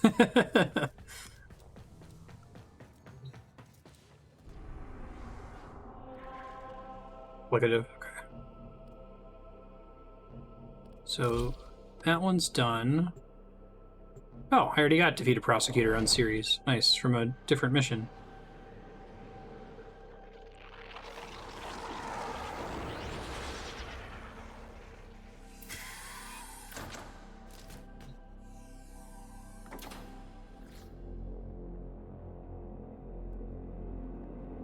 Sorry. Only those worthy may enter. You face certain death to avoid.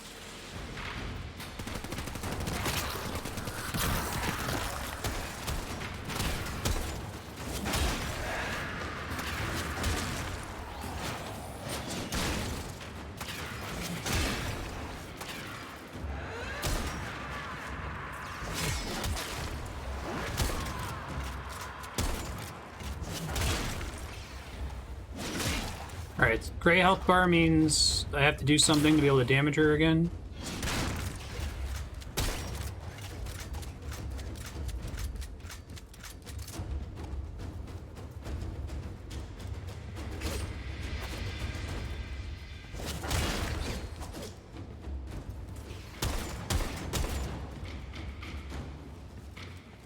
Oh, you just gotta wait. It's just like an activated ability, basically.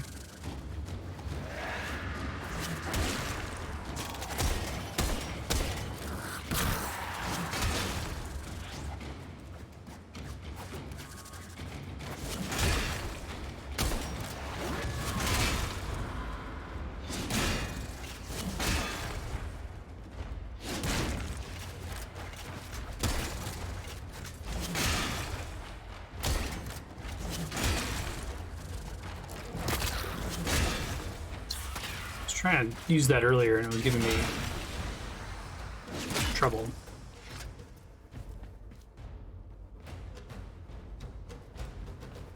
Neat.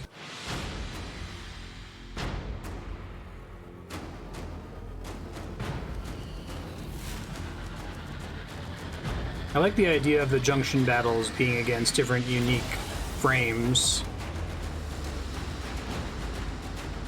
So you're talking about how you kind of get a Nightmare Hell style mode eventually where you kind of come back and do these missions again. Does that include the junction missions? Do they make them harder?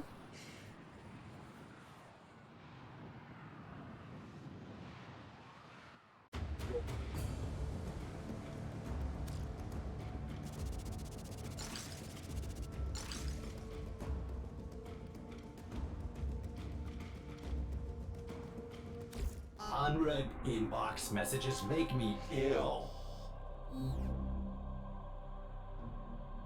Okay, Europa and Saturn. Stolen Dreams. The New Strange. We gotta do Europa first, okay. So... Oh, I did that Spectre thing, okay. I don't know how it works just yet.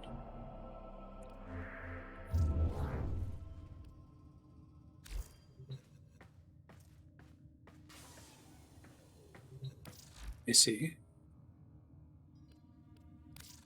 Stolen Dreams.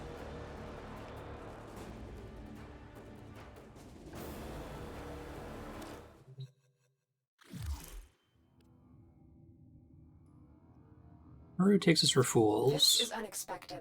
After decades of searching, the Grenier finally uncovered the last of the Arcane codices, only to lose it to some thief. Tile Regor must be livid, which means this Maru is in real trouble. I need to have a word with her before the Grenier do. Arcane codices? Why have I never heard of them? Ordis needs to do some research.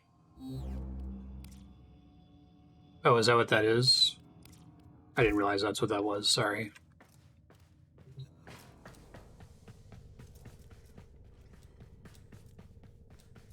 Just confused as to why I kept popping up my messages every time like that.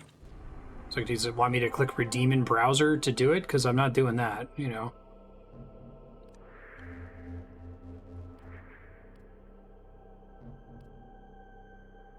Capture Maru.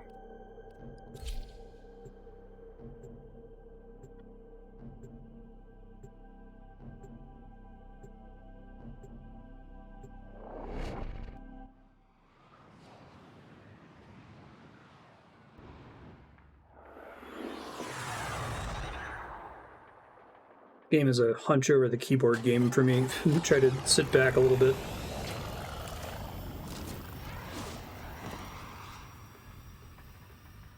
I have tracked Maru to this Corpus outpost. Bring her to me for questioning. Be as persuasive as necessary. She may not want to come with us, but it's in her best interest.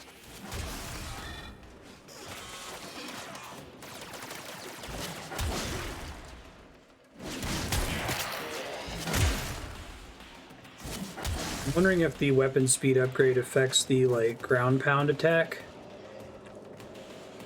Like the recovery time after landing it.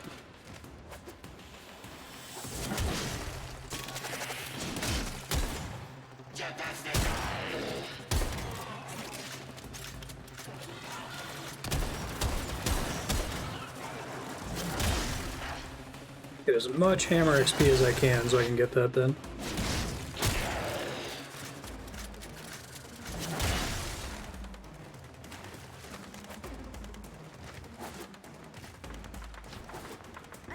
Maru, I am the Lotus. I come as a friend. You are in mortal danger, and you need to come with us. And I ain't got no business with Tenno.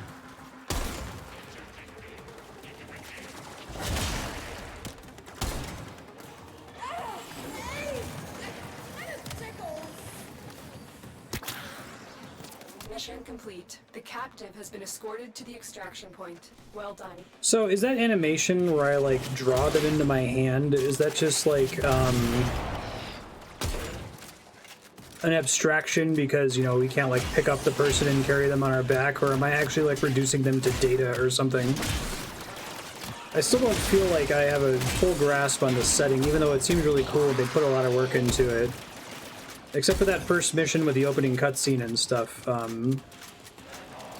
The story seems kind of difficult to follow.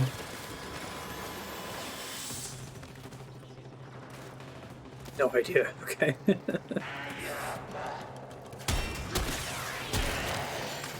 That doesn't come up later then, basically.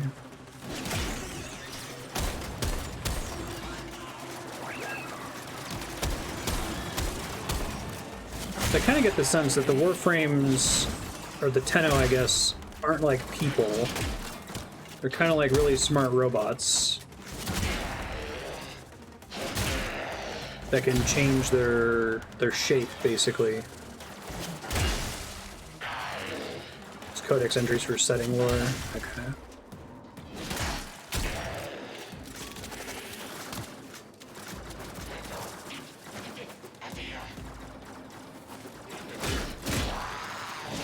The Tenno are humans?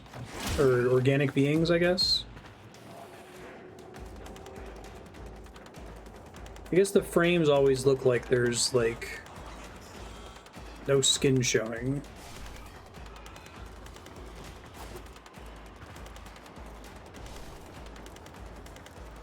Oh, I didn't realize. Okay, my bad. Yeah, if you want to talk about stuff that I don't know about yet, if you type !hide before your message, chat can see it and I won't be able to. See, that's tough though, because it's the kind of question where it's like, I don't know that that's a spoiler. I thought maybe that was something that was clear in like one of the optional codex descriptions that Walter was talking about. And it's hard for me to tell like what's a later plot reveal and what's like something that's just not obvious because the game doesn't choose to describe it at the beginning, you know? So no worries.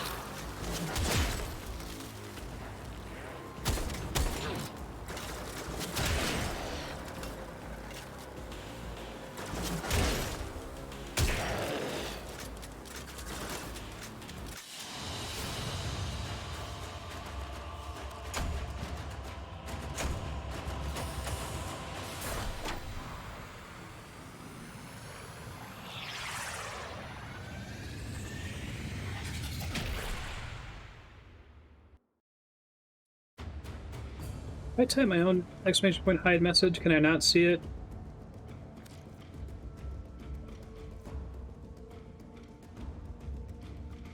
Hey, own message ignored. Beautiful.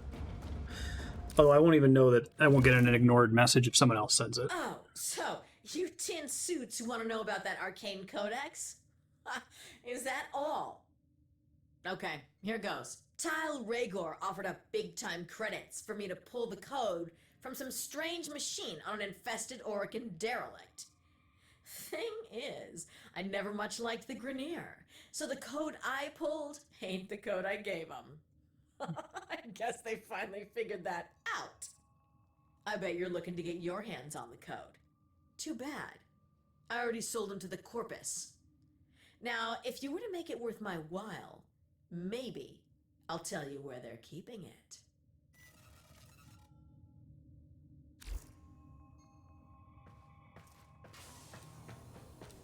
I don't think I really got any weapon upgrades that mission. Yeah, feel free to use that to talk to other folks in chat about anything that's like spoilery or spoilery adjacent.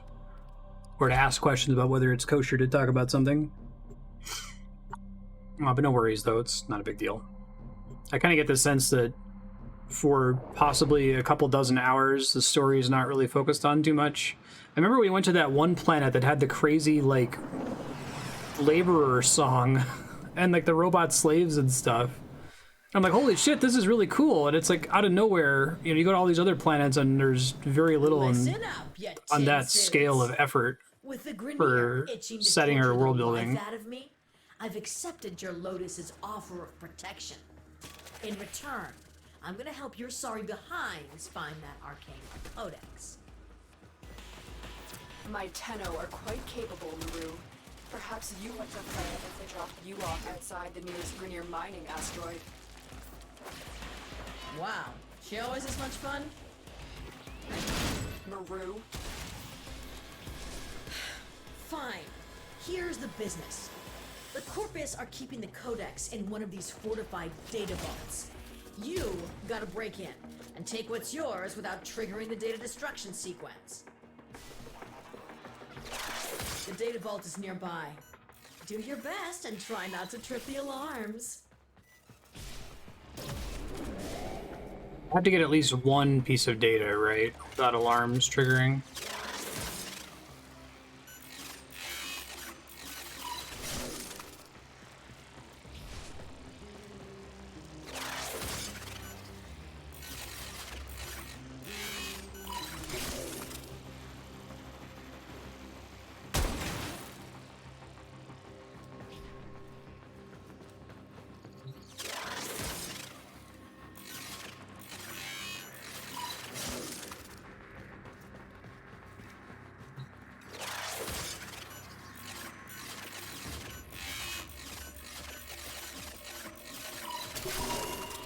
Surprisingly Okay. impressive. You found the codex and the corpus. I can fail the other ones. You got that codex. Why don't you see if the corpus are hiding anything else in the other vaults? Sure.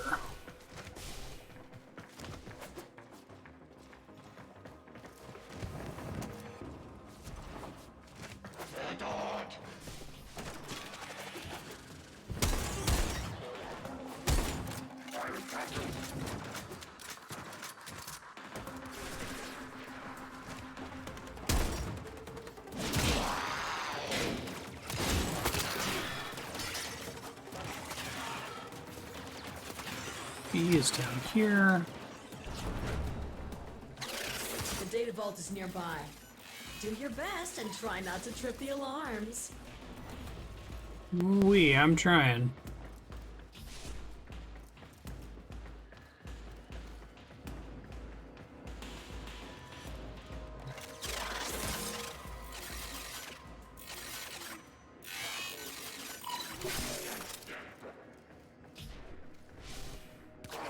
Shit.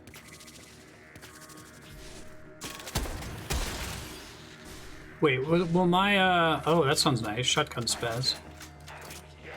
If my little robot attacks enemies, will that trigger the alarm?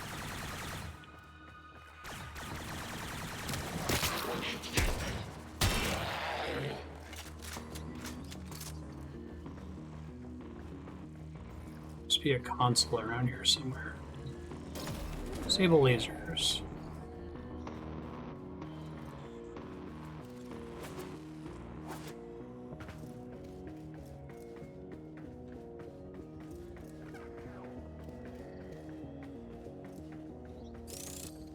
Won't attack enemies that haven't detected me already. Okay.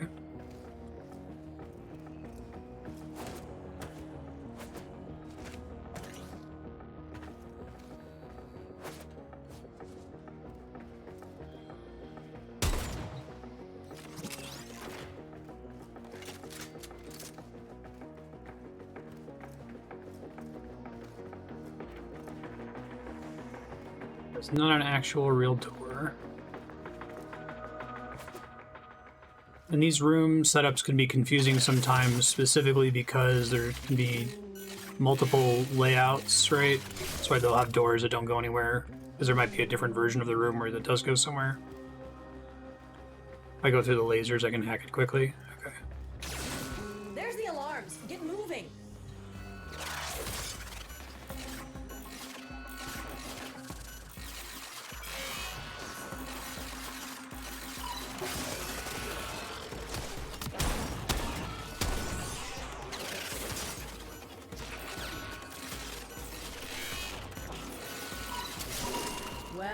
They weren't pretty, but you got what we were looking for.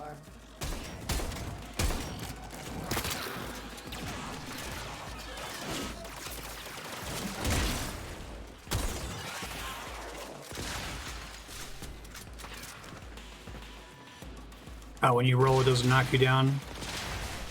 Rolling is shift, control is slide. Yeah, because I've just been doing like shift control constantly to do this crazy movement tech.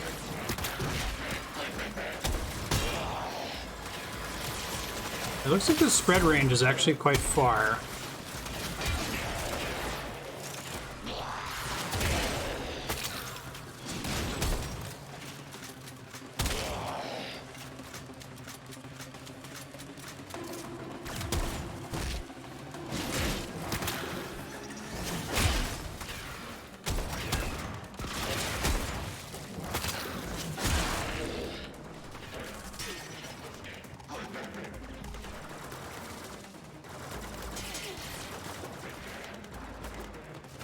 I see. Oh, the range is that something I can upgrade? I forget how abilities work. Like if I wanted to upgrade my 1, 2, 3, and 4, or like the infect mechanic itself, is that possible? Does that just happen as the frame levels up? Or is it something I have to like do mods for?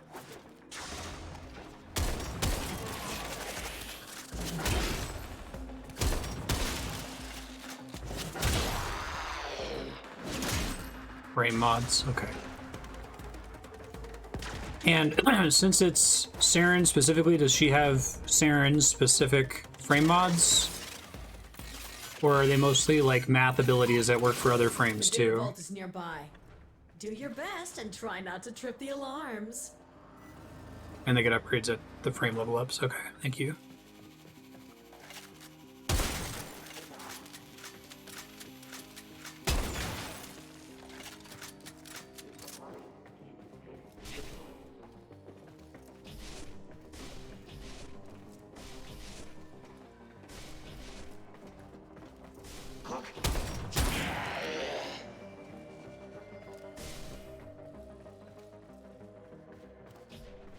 Important ones are the math upgrades. Okay, gotcha.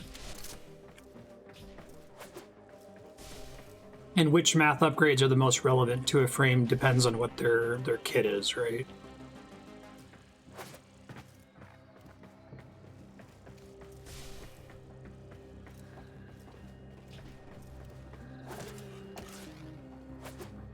Oh, I see.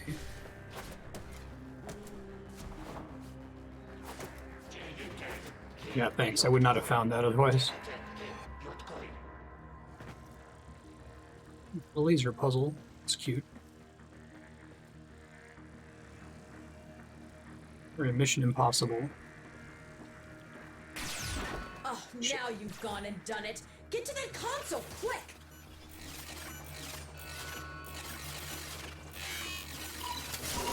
Nice recovery. Had me worried for a second there. You've explored all the vaults and found that Arcane Codex. Your Lotus told me to tell you to get to extraction. Sure. And you're saying that's basically just like a feature of the way the map is laid out, more or less?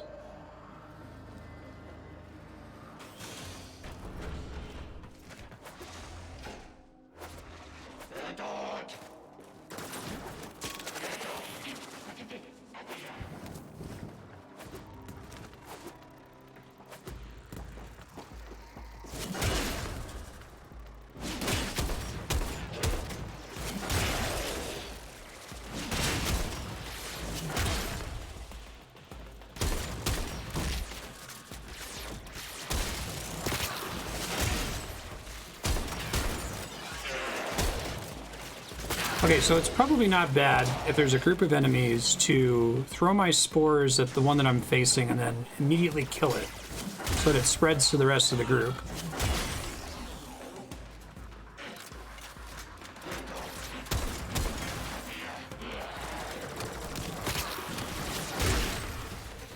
I guess the part that's been kind of throwing me off is the idea that, like, it doesn't spread if they died at the dot. Because it's an interesting interaction. I'm used to assuming that, like, a dot is kind of a fire and forget ability, right? But here you don't want to forget. You want to fire and then do something actively.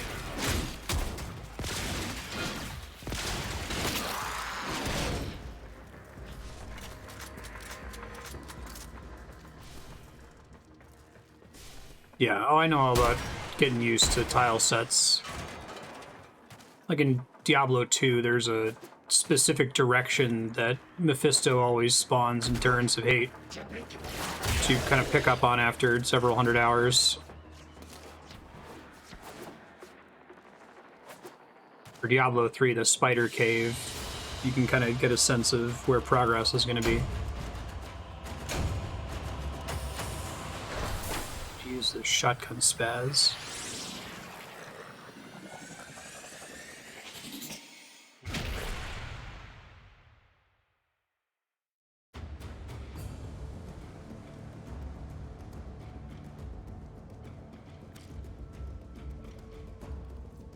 I do really like building out the levels around the solar system. Did you know the Corpus are in possession of 3 codices, and the Grineer 2? And now the Tenno have one too. Nobody has ever examined them all together. That's our plan. Oh, I haven't touched this in a minute. Yikes. Okay, let's some lost Orokin treasure. Ability efficiency Did you is say treasure? how much energy you use. It's Ordis, and while just a theory, it is plausible. Either way, it's right up my alley. Let's redirection.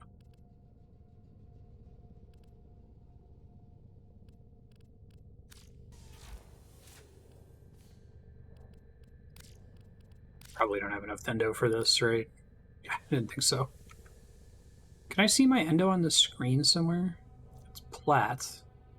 Oh, here it is. 43. Okay.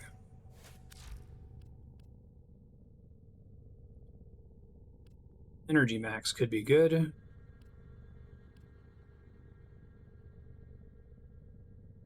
Yeah.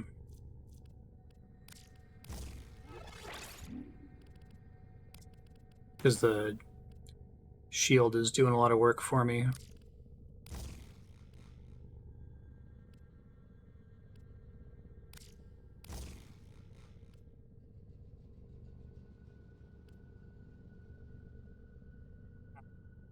Which I think we did earlier in a previous episode. We finally found the area where you could trade those in.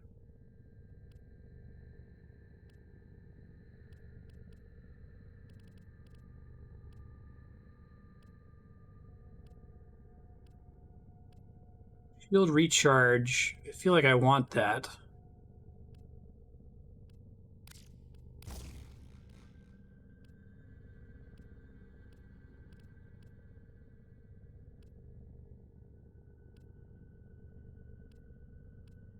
I can also, like, eat up a lot of these, right? Like, I can consume my duplicate mods, because a lot of the time there's not a reason to hold on to them.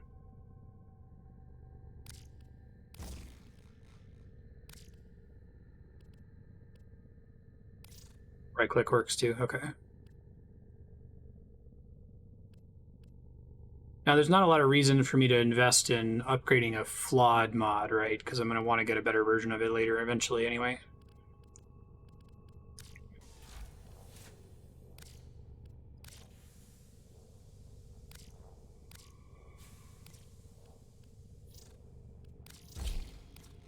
So I'm very Endo poor at the moment.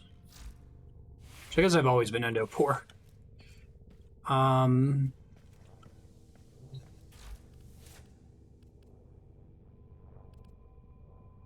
Now,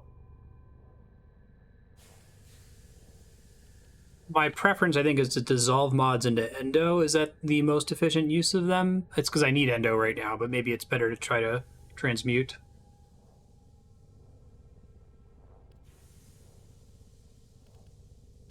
Sort by duplicates.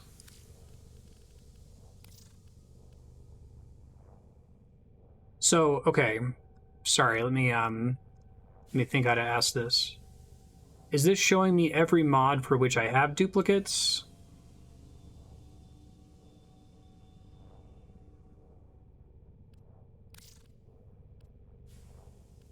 Oh, okay. It's showing me how many duplicates. It's sorted descending by the number of copies I have. Okay. Yeah, sure. Like this. And there's no reason not to do this, right? As long as I keep one copy. I guess there's some corner case scenarios where I might want multiple copies of a mod at different levels, but most of the time this is fine. Okay, I clearly haven't done this in a while.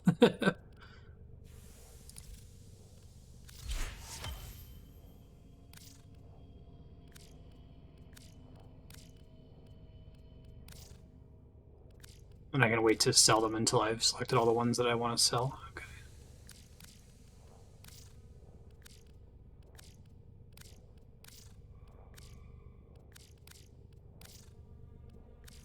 Is there any particular mod that I really want to have multiple copies of that I should like keep an eye out for so I don't accidentally Oh, I see. I can see how many I've got in the corner there. Okay, I see now.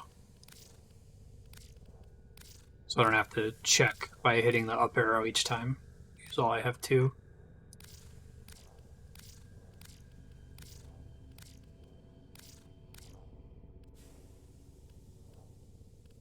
Just because of my little assistant.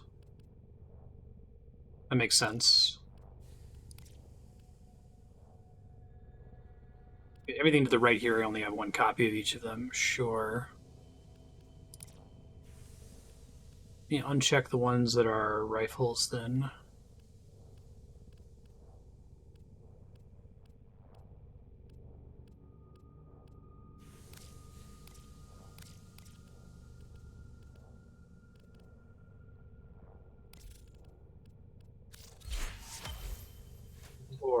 Okay.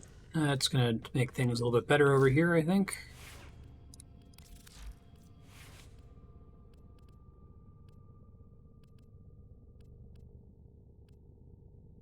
I could have sworn I'd picked up fast deflection and upgraded it before on Excalibur, but I guess not. Throw things on here, because you may as well. So I feel like Thief's Wit, like I can't look at that mini-map anyway, and I think that my vacuum is picking them up most of the time before... Like, I don't kill enemies from far enough away to have to worry about that, but... Slot's a slot, I guess. Slot is this one? Aura mods, which I don't have yet. Aura mods, like stance mods, are somewhat rare, it seems like. Doesn't show anything you can vacuum. I thought vacuum picked up mods, and this specifically mentions mods, so there are mods that don't get vacuumed.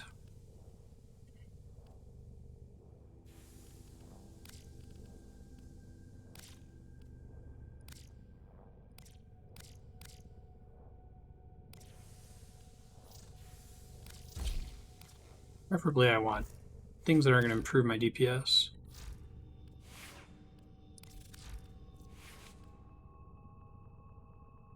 I see.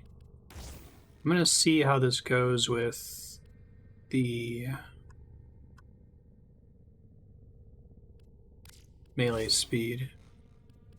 And I had a shitty, I still have a shitty pressure point. Okay, and I'll switch it to the upgraded one once I have enough.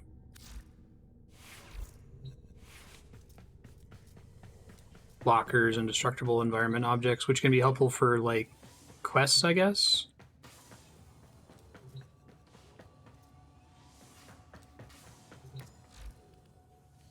Stolen Dreams. Grenier Arcane Codices. Codices.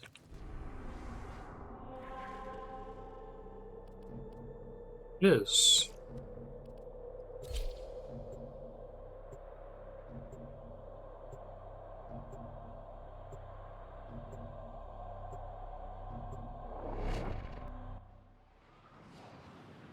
Okay. Which spawn in? Are those like only in the infested missions?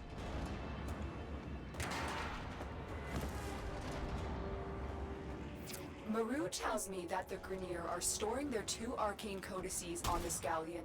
You need to find both to complete this mission. Lantern planets. Okay.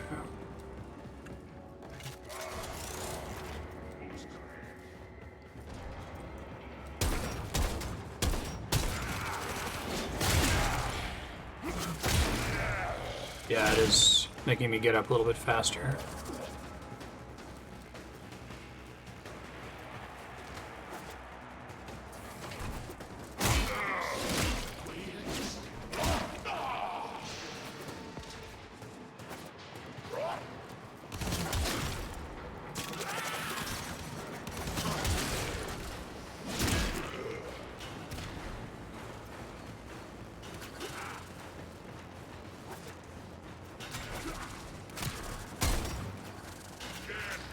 Okay, I might do that before the episode's over so that I can get it fabricating for the next time.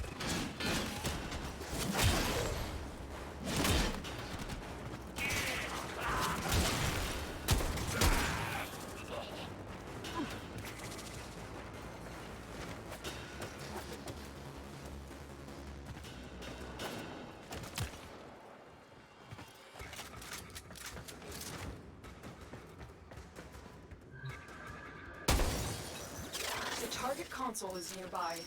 If you trigger the alarms now, the enemy will start destroying data. Seems...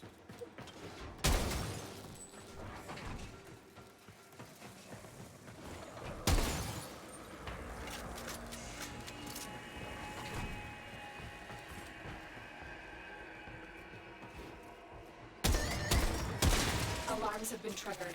You need to retrieve that data before the data destruction is complete. Shit, I don't remember which one's open and which one's closed. There we go. Verified.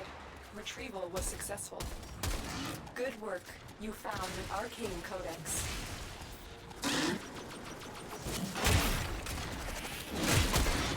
This thing can't get infected, it looks like. It says invalid target.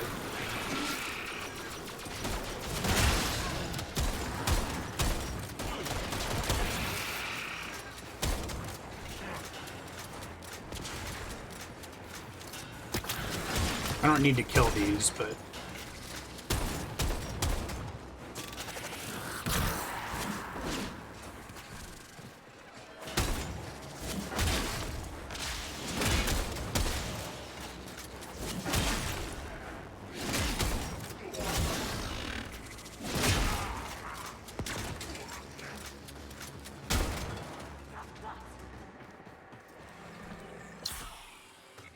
Ouch.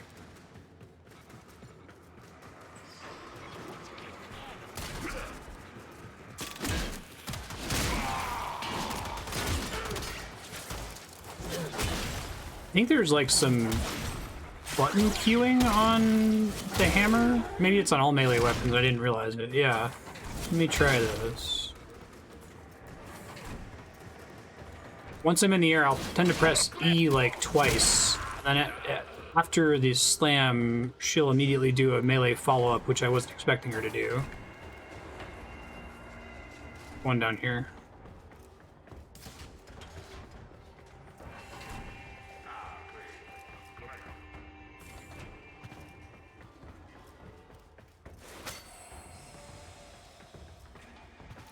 It's interesting that you vacuum up all the loot in the game except for one kind of thing. I'll try to get vision for it. I know I was struggling with that before, too.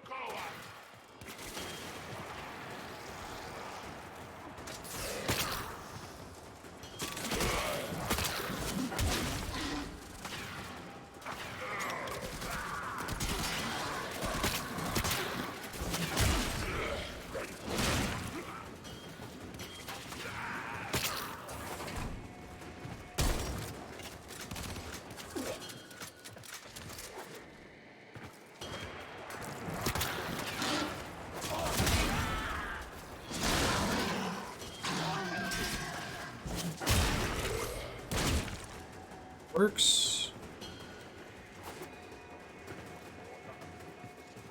We want to go up here.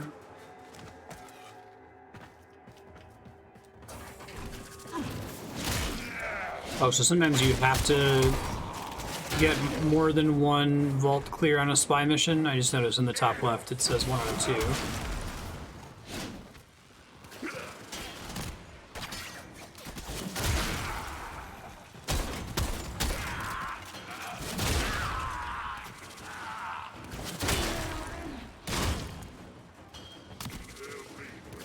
This is working.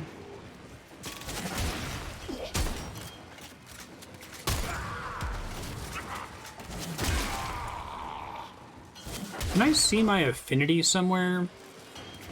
Is it like only on the pause menu? It doesn't display on the screen as you kill stuff?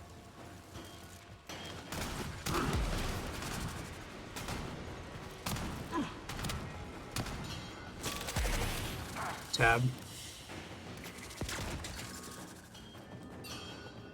Okay.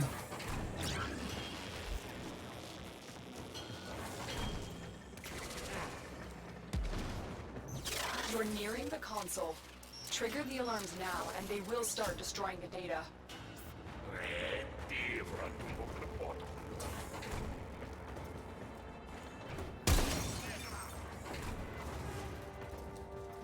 The only way to kill one of those sensor bots is to, like, safely is you have to be able to one-shot it.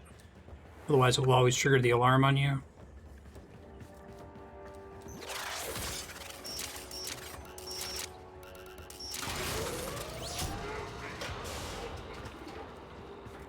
One thing I'm not clear on is if I'm allowed to just spam the spacebar and hit every single one of those, or if there's like a cooldown between each time I'm allowed to confirm the button there.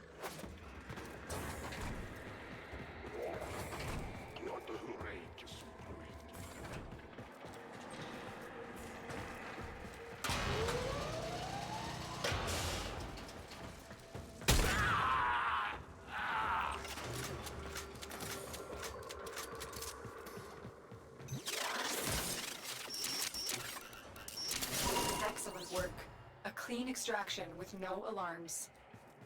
That's it. That's an Arcane Codex.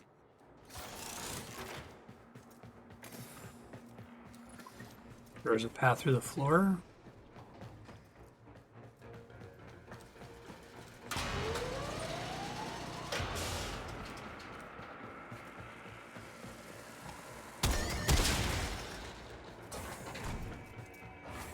Do I technically get, like, a second to shoot it a couple times, or does it literally have to die from the first source of damage?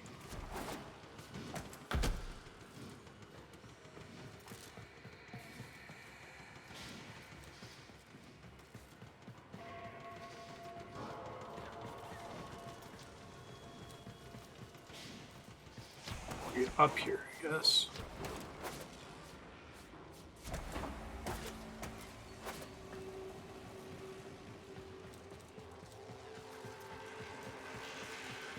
Okay.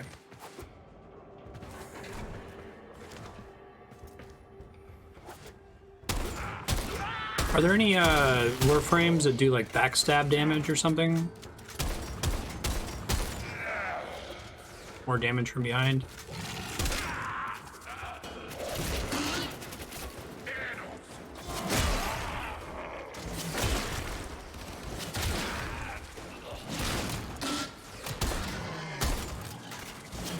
Yeah, so my schedule's a little complicated. There's some detail in my FAQ, but there's a couple different reasons why I would play a game on stream. It's usually dictated by viewers. So one is my voting spreadsheet, which you'll occasionally see it scrolling in the top right corner of the screen there. There's also a link to it in the panels below.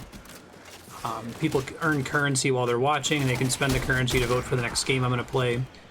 When a game wins the vote, I will commit to playing it until we beat it. Now, another way games can get on the schedule is through Subblock, where Twitch subs or Patreon subscribers can add a game for me to play temporarily for like an hour or so at a time, which also discounts the game on the voting spreadsheet. So right now we're playing this game. It is on the voting spreadsheet. It's pretty expensive because there's like 100 hours or more of content to see all of the unique stuff in it. But we're playing this for Nightly Profits sub-block, so we'll be playing it for about 4 hours. It will come back the next time it comes up on Nightly Profits sub-block, when it wins the vote and when a big chunk of currency is spent voting for it. For these longer games, like, it can take a really long time for a really long game to win compared to the shorter games, so there's little checkpoints after a certain amount of currency gets spent where we'll just play it for 12 hours. So I did one 12-hour session of this about 5 months ago, and we'll probably get another one somewhat soon. I think the main champion for this game, Nightly, has a shitload of SP. They just haven't spent it yet. The target console is nearby. If you trigger the alarms now, the enemy will start destroying data.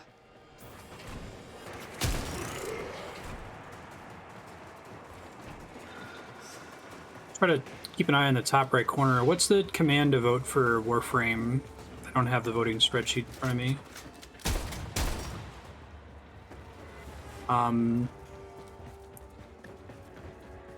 This one's pretty expensive to vote for because it's so long. The vote cost is exactly proportional to the length in hours. But if you use the stream currency, the little spheres icon below the chat to redeem a welcome package, that'll give you enough currency to vote at least once for Warframe if you're interested in seeing more of it. Alarms. Data destruction is imminent. You need to hurry. Probably gonna lose this data. Maybe I can get through. 17, thanks.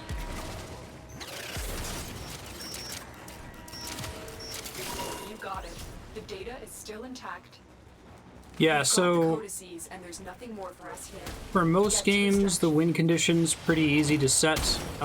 This one is one where the win condition is not easy to set. After discussing it with the person who added it to the sheet, I think what we're going with is just play it for 100 hours, right? Try to do as many junctions in that time and mandatory quests and unlock as much unique content. So in those 100 hours, I want to spend basically none of that time farming if I can get away with it. Doing new maps for the first time only, that kind of a thing. It's not clear to me how far in the story that gets us and how much unique content that gets us to see eventually.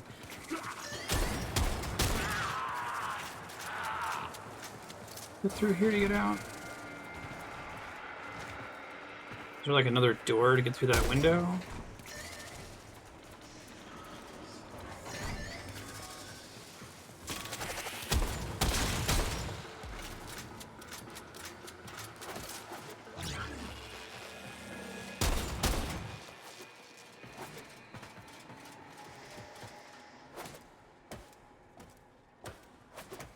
Yeah, in this case, this one's unusual because it's Warframe, and it'll be until we've played it for about 100 hours. I don't think this game has credits, right? Or like a natural ending to the main story necessarily, since they're constantly patching new stuff into it.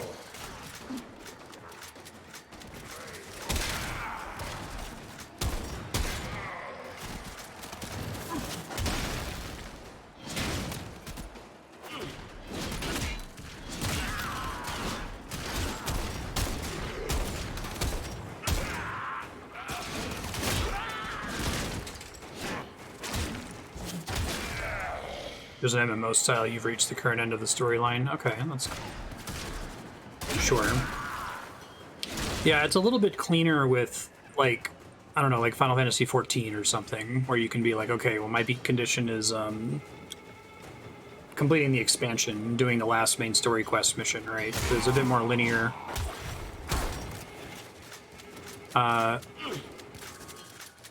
It sounds like there's...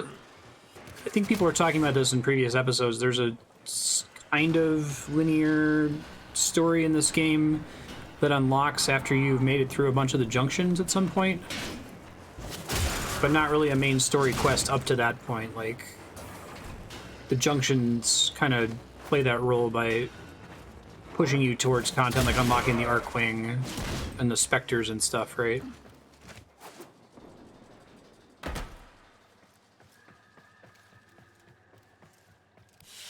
If there's one thing that I can feel about Warframe, it feels like a game that's been heavily iterated upon for 8 years.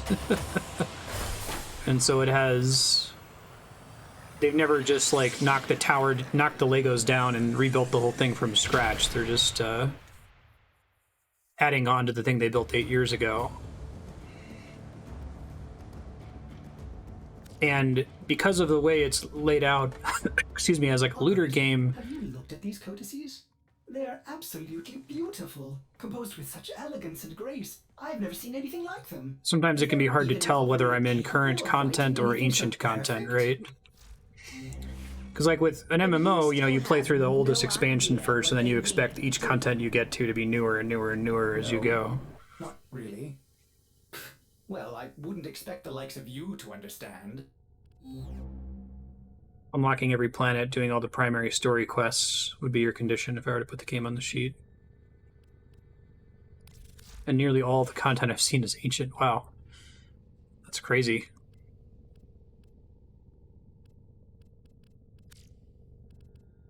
Wish I had a sort by new. I need to start paying attention to which ones I'm getting as drops in case cool things are dropping and I'm completely missing them, which is possible.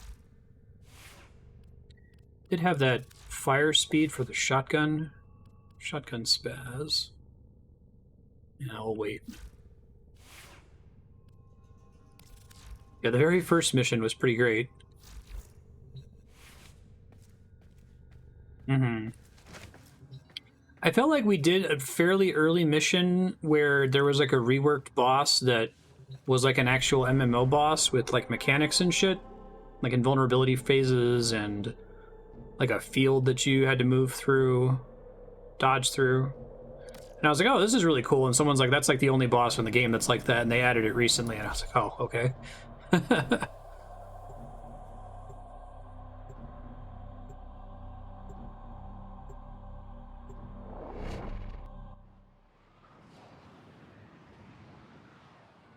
Yeah, that's nice.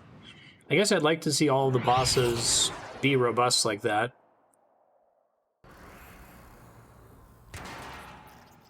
I appreciate that this game seems to be taking a different approach to Destiny. It makes me sad that Destiny actively encourages you to ignore everything other than the current patch's content if you're a new player. Whereas here, it's like, well, you're still going to play through it. It might be deprecated in the sense that you're going to one-shot everything and it'll be super easy, but...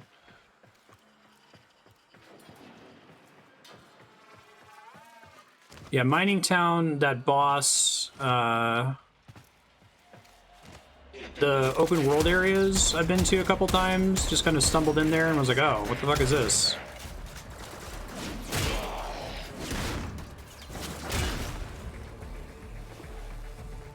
I did some stuff there and thought it was cool, but it seemed like the story wasn't directing me to do stuff there yet, right? Because, well, I am imposing direction on the game in the form of the junctions. I'm saying this is how to progress.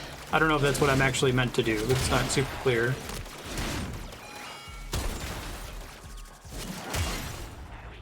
Yeah, I think I went to 2 of the open world areas in previous episodes, which seems significantly newer than the rest of the content.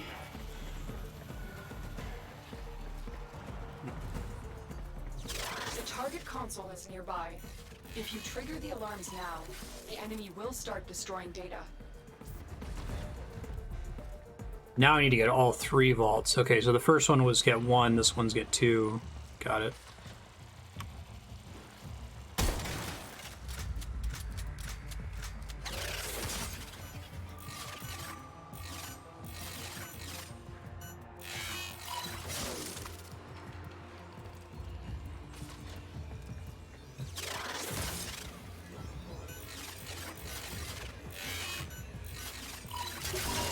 Extracted.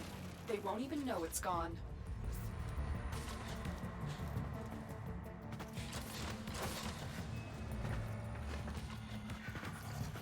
That was definitely something I was struggling with in Path of Exile too, because they keep like remixing League mechanics into what you're doing.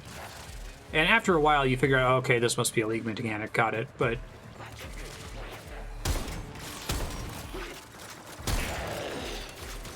I feel like the best way to play Path of Exile if you're a new player is to assume none of this matters and won't matter until I get to maps. And then maybe some of it will matter in some specific way.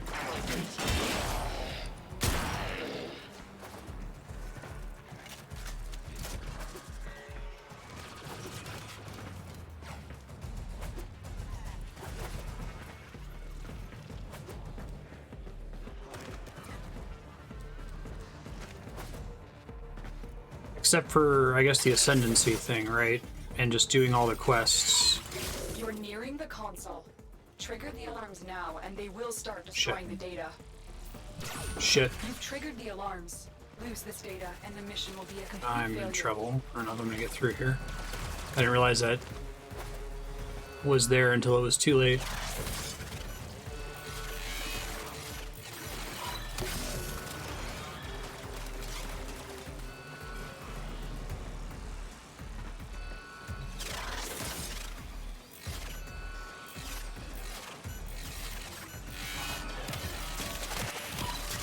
You got it. Whew. The data is still Worried about intact. that one.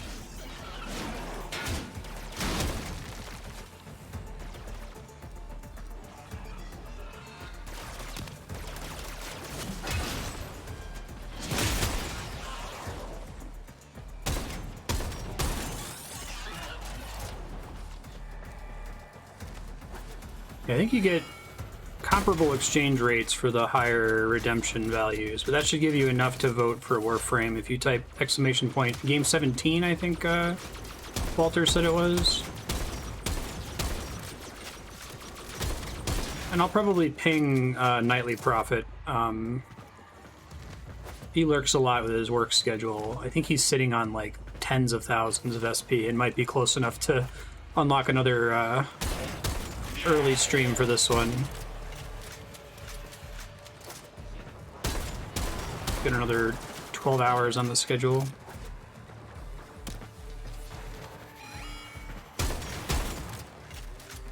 Destroy 100 video security cameras, nice.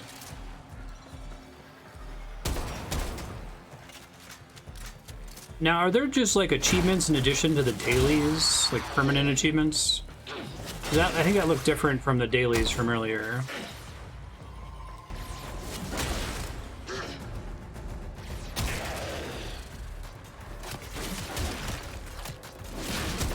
Hacking just enough mobs to stay on the level curve, great. Yeah, this isn't to sound hyperbolic, but Path of Exile to me felt like the mental energy that it required to consider, is it worth caring about this, was not worth it even, right? Like, it was stressful just to think about, should I care about this, you know? So if I were to play it again and do a new league, I would just rush the story and ignore everything and don't pick up any loot. Maybe get a weapon, I guess. And maybe every like 3 or 4 acts or something, pick something up. If I haven't put something in that slot yet.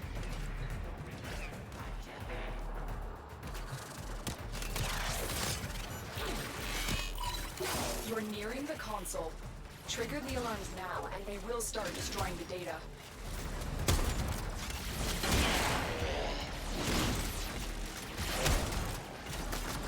The loot filters, though, even with a loot filter, it's still a nightmare for me anyway.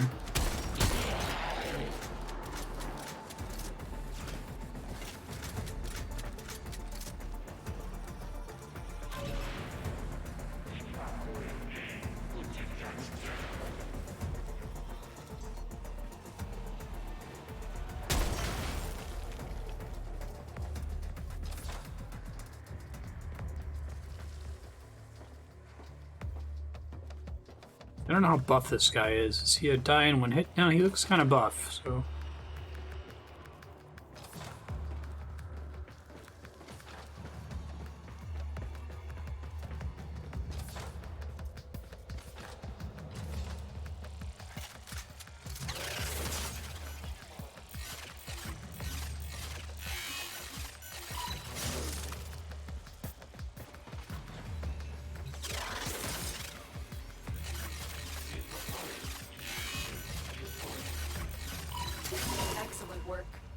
clean extraction with no alarms.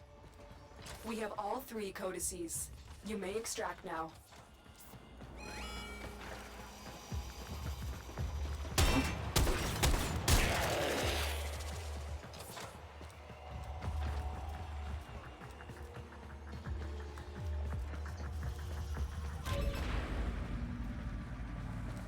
Yeah, have they ever talked about adding a currency to boost eye level? I guess maybe they don't want to do that because they don't want to encourage people, like, farming for stuff in the early game when things are easier, but...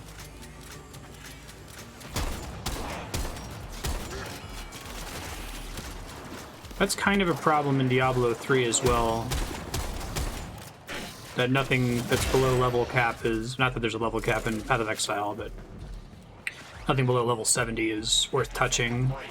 With some exceptions, if it's like a weird legendary piece that the affix is more important than the stat rolls, or the stat rolls are irrelevant, then it can be okay, but those are the exception rather than the rule.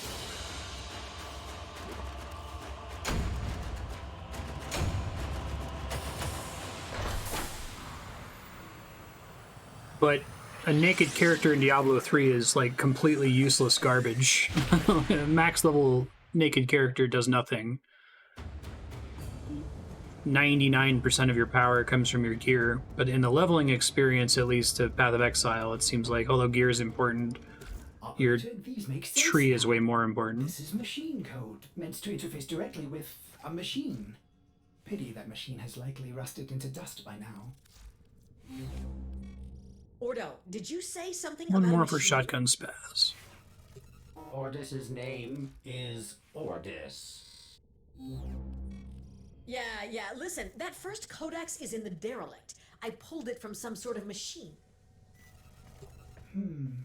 Oh god, Spiky. If we load the complete set of arcane codices back into that machine, would the code still execute? We're about Interesting to find question. Out. Tenno, get ready to go into the void. Find the arcane machine.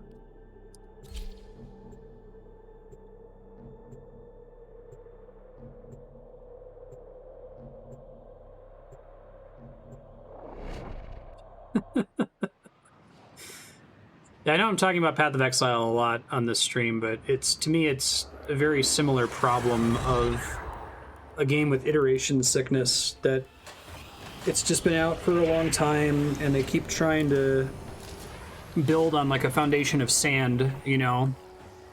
And it seems like if you've got the wherewithal to survive to where the endgame veteran players with a lot of mastery are, then it's got a ton of depth and it's a ton of fun and it's super worth it. This is it. Your Lotus has promised me a cut of But whatever as they treasure iterate you and find, iterate so and don't iterate, you it gets tinsuits go messing this one up. the Get to the void portal.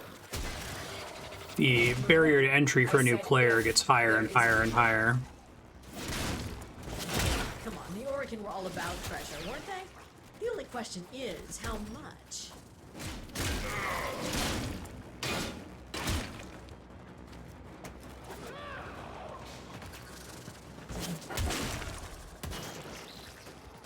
That was a cool enemy, because I could tell that he was an exploding enemy without... I'm sure he was in a previous level that I already did, but I didn't remember him.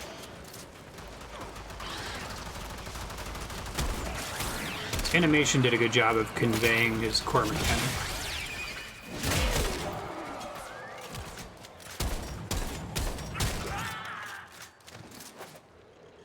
Oops.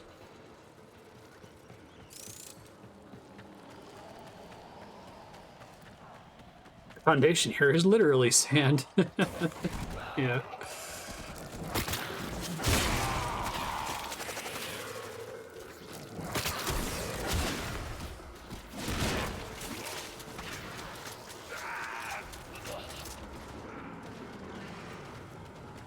Oh, that's unfortunate.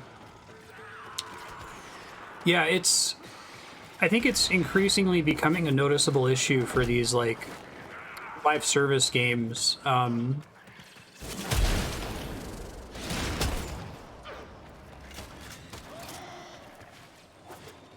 you create these, like, content update islands, exactly. You come up with an idea, and then it's really easy to add the idea, and then it's difficult to support it. And I have an enormous amount of empathy for them in that respect. Like, you know, I have that problem with stream systems. I'll come up with like, oh man, wouldn't it be cool if I don't know, put my entire games database on how long to beat.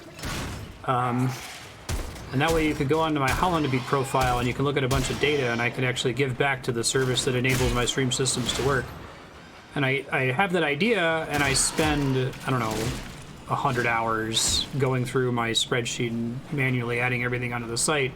And then I realize, shit, this means that to keep this updated, I have to do this like once a month.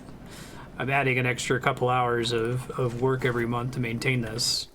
Even though it was a really cool and exciting project when I first instituted it.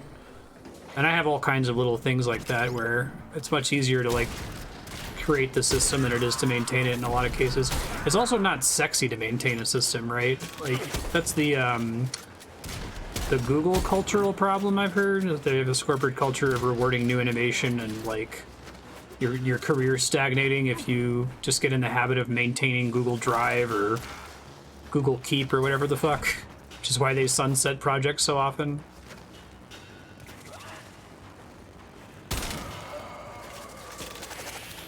Mm-hmm.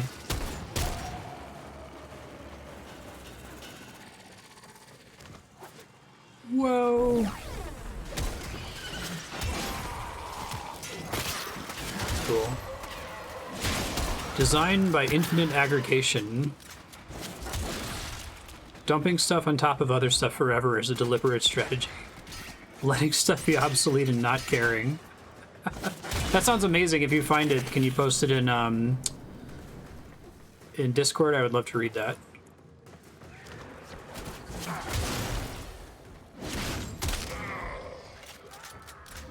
I think that kind of thing frustrates me more than probably the average player. Like, I think there's a sort of player personality, player type that's very like mastery focused, with mastery being like you enjoy the state of having played a game for 8 years and having the wiki memorized and knowing all of these maps and stuff, right?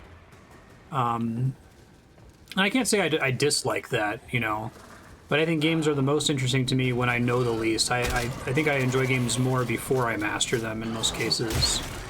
Like I could go play Dark Souls 1 again, but because I know the map and I know what all the bosses are and I know what armor is good and what equipment to use, I'm less interested in coming back to it. So like the ability to sight read a game is super important to me. And games that do this kind of like infinite aggregation thing that Walter is talking about can be tough for me to get into because I can't tell what the developer intent is. I'll see all this content and say, am I supposed to do this? Is this supposed to be representative of the entire experience, right?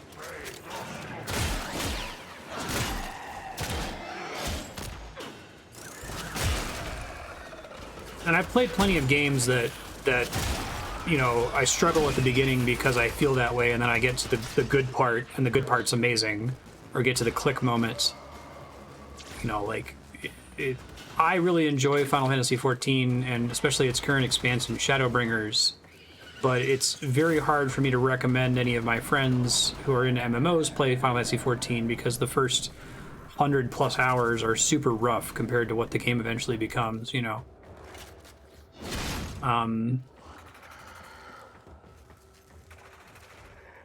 Oh, fantastic. This is by Landfill. That sounds great. I'll check it out after stream. So, I guess my point is to say, like, don't take this as me complaining about Warframe and saying, oh my god, this is so awful. It's not, it's the combat's great. Like, this feels really good to play. I'm excited to get to the good part, get to the click moment, you know? I think we've talked about how the Soulsborne games, like, lots of people have different click moments, and sometimes the click moment isn't even in the first Souls game they play. Like, they'll try Dark Souls 1 and they won't get it, and they'll be annoyed. Then they'll try Bloodborne, and they'll get to a point in Bloodborne where, oh, I understand now, this is what this game is about. You know, and then they want to go back and play the games with that knowledge intact. There it is. The machine. Yeah, because of the World of Warcraft thing. You've got the full set of codices. Upload them and say hello to treasure.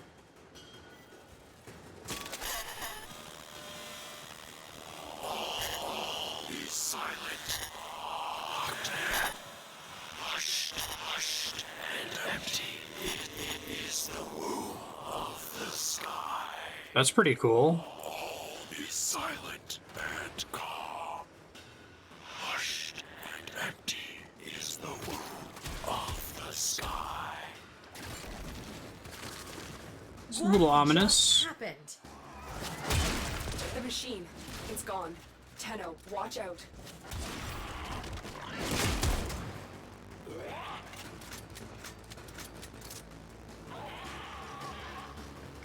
Everyone who's joining has been playing for hundreds of hours.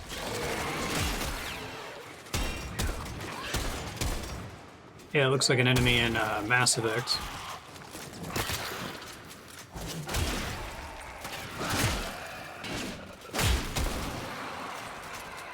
Is there a reason to mercy enemies, or it's just that it's like a finisher kill, basically?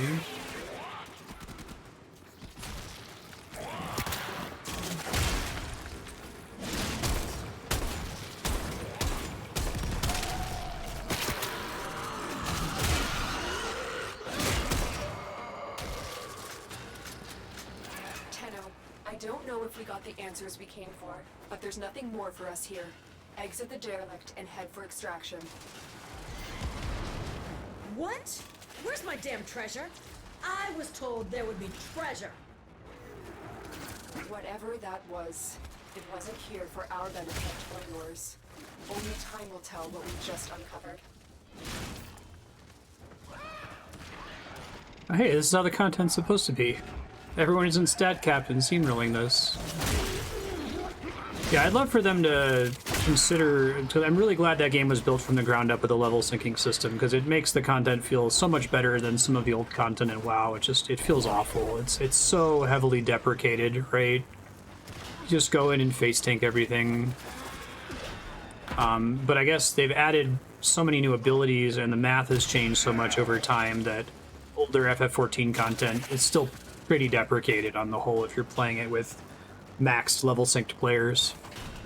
I don't know if they could like tweak the way item sync works or something, or come up with an ideal math for each map. Dungeon, rather.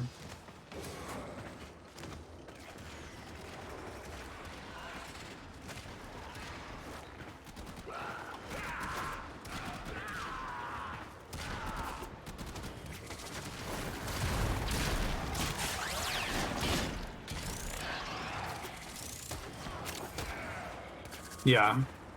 3/4 is sync cap, that's a joke. I think even if they did it as a setting, because I could see the dungeons being face roll being attractive to solo focused players, since 14 kind of has that issue of like it's both a single player visual novel JRPG and a mechanically tight multiplayer MMO at the same time, you know? And if you're there for the JRPG, you might be annoyed if you have to like struggle through a dungeon or something. But if they had like an optional mode available from creation, like character creation, that adjusted the way syncing works, I would play on that all the time.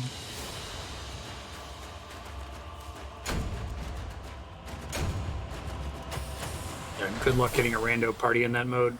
I guess they'd have to give a reason to endgame players to want to queue into that, right? And once you start like segmenting the queuing population, that's a problem too. Now it's not everyone's queuing into dungeons. You have some percentage of your community queuing into minimum sync dungeons, right? No cure for cloning syndrome? No lost tenocephalon? Ordo, there was How'd that go? nothing. Oh, it's tonight. It's a shame, Maru. How will it go? Let me know once you do it. Nah, I'm used to it. When you don't run with any of the major factions or syndicates, the big paydays are few and far between. I'll manage. Nice. Listen, I can't say it hasn't been fun, but with the Arcane codices gone, I think it's safe for me to venture back out into the wild. See ya, tin suits.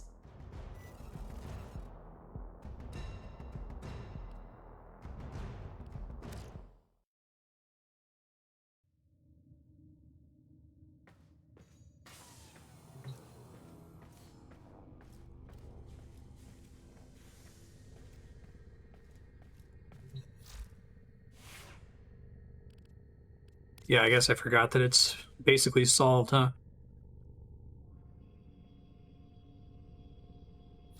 Do some endo. Waiting to get the max pressure points on this thing. 9, so I would need to have a capacity of 5. Okay. Let me add a note here about Endo. Get Endo from dissolving duplicate mods. It is sorted by duplicates by default, meaning shows all mods, and the mods with the most duplicates are on the far left. Count of mods is in top left. Pretty safe to dissolve all but 1 each copy. Okay. There you go, future me. Whenever we play this game next.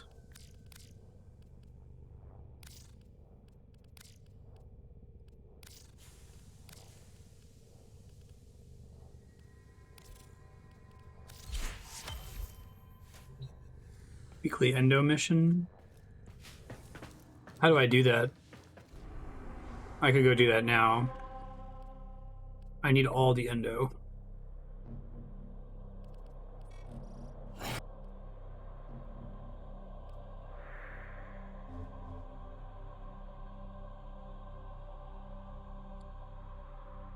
That is place. Where's Bazaar? Hey, I guessed. Oh, sorry, I didn't realize. I was going out to the planet menu, so I didn't think you were telling me that it was something I could see on my current screen. I didn't know what planet it was on.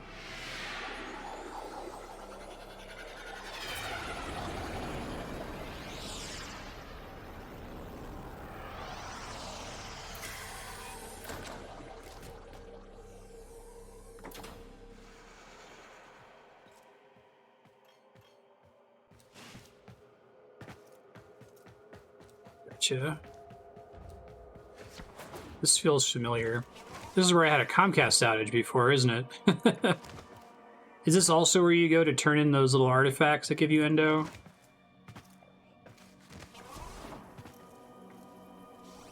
Welcome to Maru's Bazaar. You trading, or are you looking to pull some Endo from Iatan treasures? Sounds crazy, Spiky. Hey, welcome to my bazaar. Tenno from all over the system come here to trade. Need any pointers?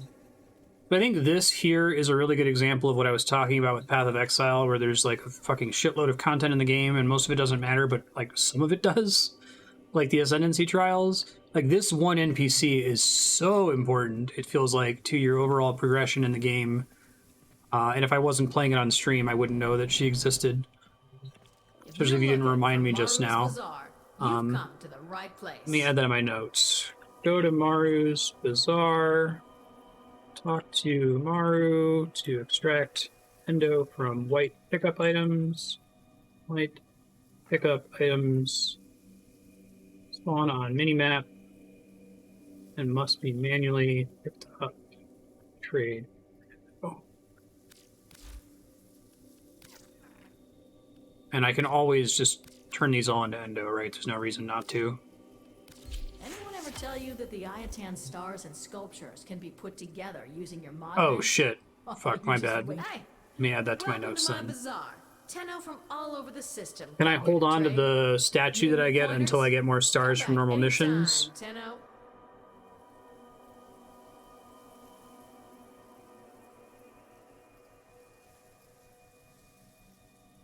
Okay, sure.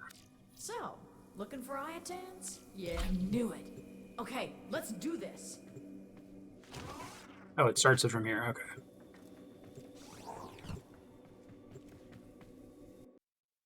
It's from the same NPC, bottom option. Would probably be done each stream. Yeah, so that'd be nice. Once this wins the vote and we're playing this 1 day per week, I could just do that every week, basically. Is that based on a weekly reset date? Or is it like a 24-hour thing? The Iatan treasures marked on your map. Or not 24-hour, but... Does it reset at the same time for everyone, I guess is my question.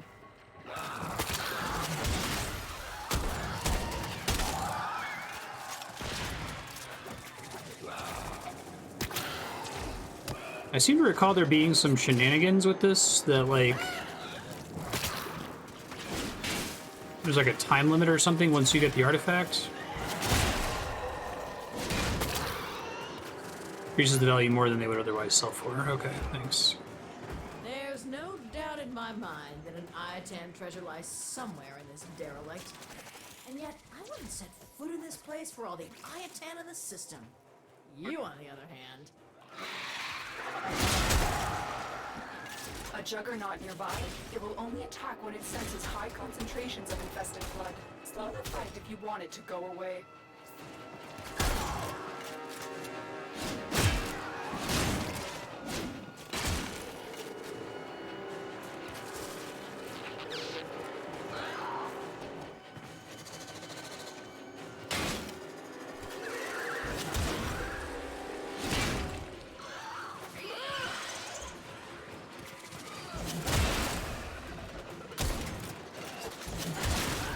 I don't think I've done anything with her before.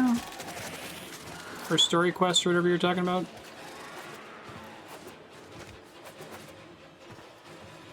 I am no longer detecting signs of a juggernaut. Move on. You are Definitely safe. feels like the kind of thing that would be exciting to put in a patch, and everybody who's reading the patch notes at the time would totally get it, and they would do it immediately, and they would remember it, right?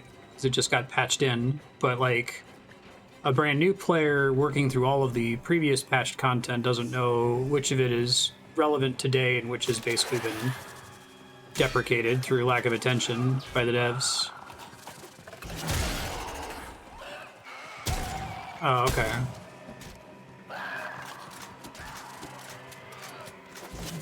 Gotcha.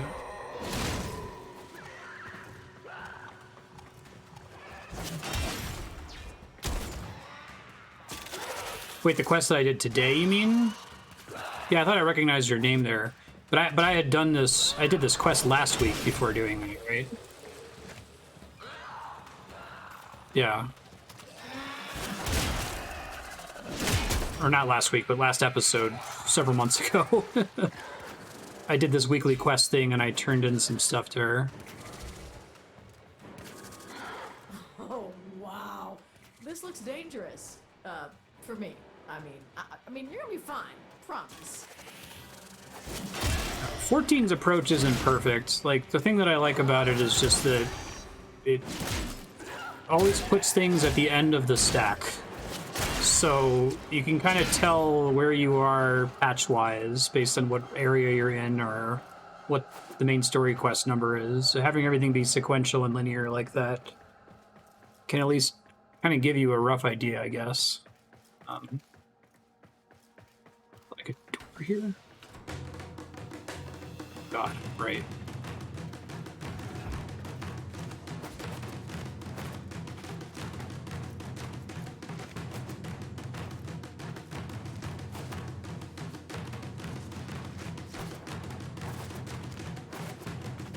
Oh god, what? Am I just getting blown back in this little chamber?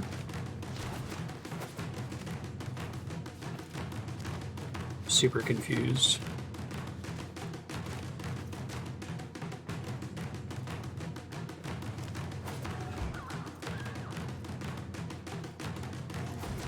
I think I've already lost. That's too bad. Unless if it gives me another chance, which I'm guessing it doesn't.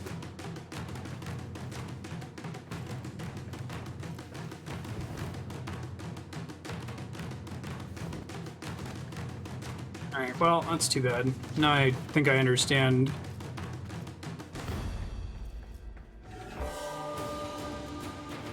Now I don't get to try again, right?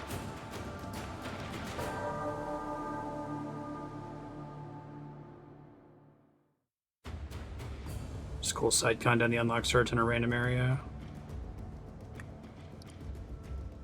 I can do a new one. Okay, it won't be the same map though.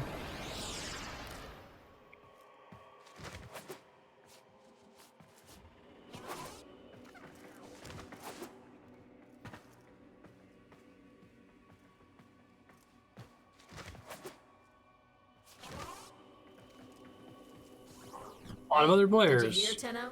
I'm turning A. Welcome to my bazaar for you. I've got a that's the spirit. Let's go.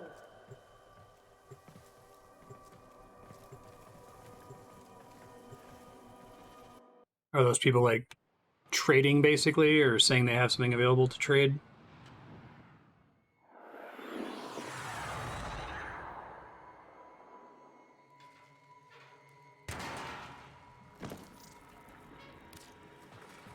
Okay, you know the drill.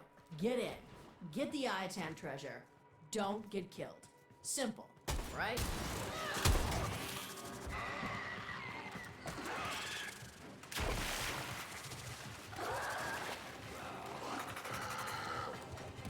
This feels different.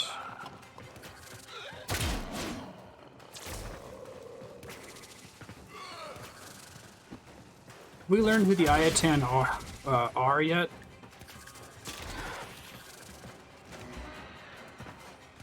There's no doubt in my mind that an Iatan treasure lies somewhere in this derelict. And yet, I wouldn't set foot in this place for all the Iatan in the system. Sounds like it's the old Final Fantasy XI bazaar system. FF11, you would like leave your character logged in, and you would have a little shop on your person that a person could come up to, and they could buy stuff that you had listed. You're almost like an NPC. Does it require you to be logged in for it to work?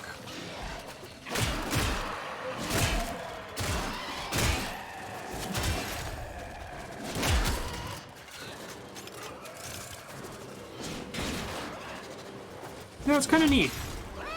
I don't hate it, actually. I think I hate auction houses. I generally dislike trade in video games, just on the whole, but... Unless if the entire game is based around trade, right? If it's like an economics game or something.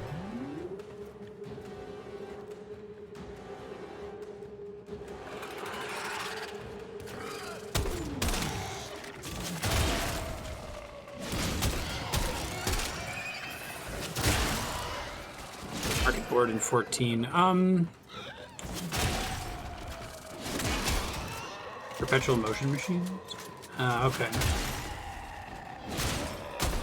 This isn't an Iatan ruin. Got this like angelic white and gold quality to it.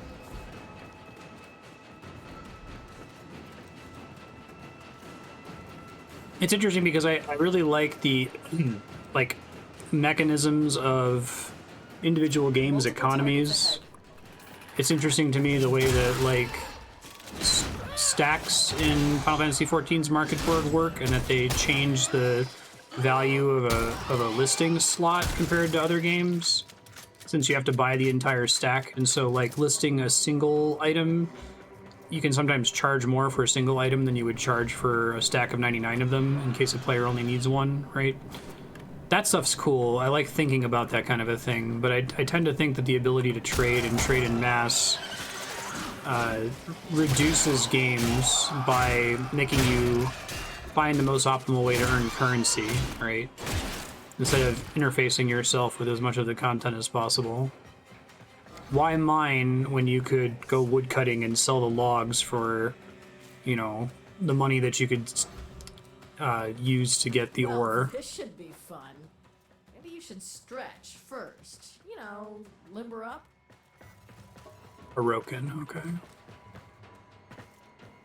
Oh yeah, 11's auction house was a nightmare. 11 had one of my favorite mechanics. I should probably do this challenge before I talk. I assume this doesn't be the same thing. Glide through the middle and use the updraft.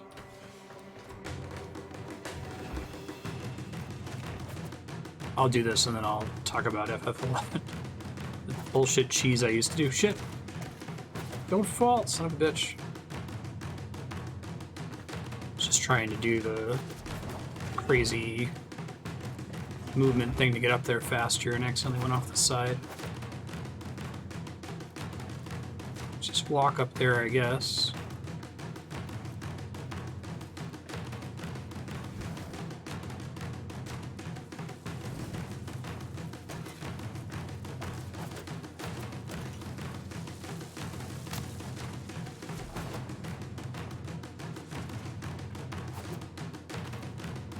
So if I touch the floor, it's already too late? Okay, there's more of it down here. I'll have to keep attempting this one. I don't completely understand the mechanics here, I don't think. Like, there's supposed to be specific platforms that I have to fly to, and if I fall too far low, there's like a wind that pushes me back. Okay. PoE trade is so cumbersome, you can charge more if you have lots of an item people don't bother to acquire in bulk. Yeah. People need this, but it's a pain to pick up. So, like, the item acquires value as a consequence of that. If you fall into the central channel, you can't recover. Okay. I will try it one more time. Or I guess I should keep trying it because Endo is important and this is a weekly thing. Final Fantasy 11 was, you could, let's see, you could list items for whatever price you wanted, right? And Hey, a player would win the item that you listed. It would try to match the highest bid with the lowest listing, right? So if an item was worth 1,000 gil, and you listed it for 1 gil, and somebody bid 2,000 gil, yours item would sell first because it was listed so cheaply, and you would get 2,000 gil for it. So something you could do that was super risky is you could list items on the auction house for 1 gil, in the hope that nobody's sitting in the auction house and typing 1 gil bids on every single item. Here we go. Let's find some so that you could get it to sell faster, right? And that's exactly how I made money in 11. I would just go in the auction house and bid 1 gil on everything in the hope that I would get something like super rare or expensive effectively for free. Oh, there's a parkour tutorial in the Codex? That's cool. I thought it was basically slide, jump, control to slide, jump, and then shift to roll, right? It senses high concentrations of infested blood. Slow the fight if you want it to go away. There's no doubt in my mind that an I-10 Then I can wall jump as much as I like. Derelict. And yet, I wouldn't set foot in this place for all the I-10 of the system. This flying spin is my main form of locomotion, right? And then I can also hold right trigger to slow glide, or right click, I guess.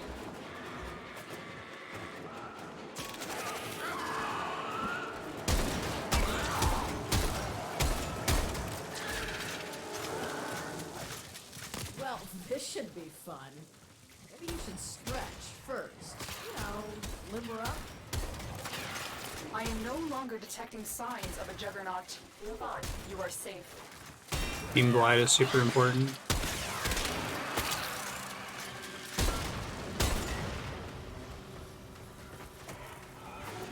See, this is more like the one that I did before. So maybe this isn't going to be the glide thing.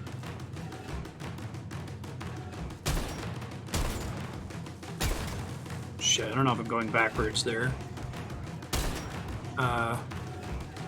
Wait. The arrow shows that this is going backwards, but I don't think it is.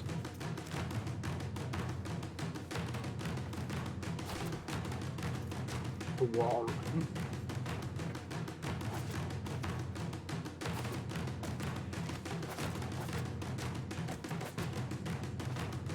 That's nice of them.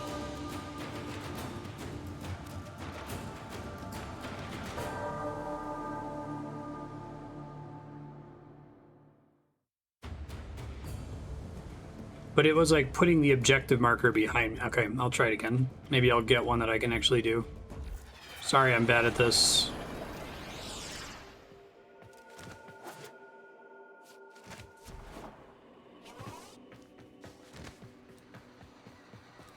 Parts in bulk.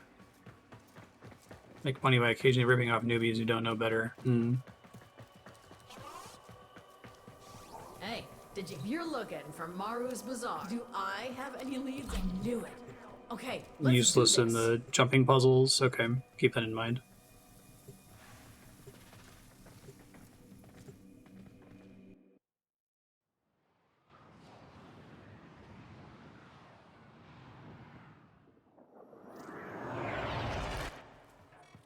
Okay, the I-10 treasure's marked on your map. Time to go to work.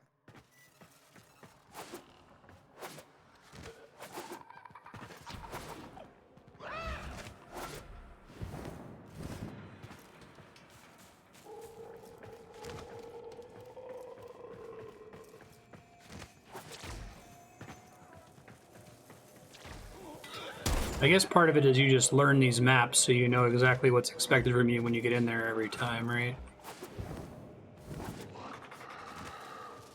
But right now I kind of just have to like fall into the pit and see the wind blowing you. Somewhere in this derelict. And yet, I wouldn't set foot in this place for all the Iatan of the system. You, on the other hand. Shit.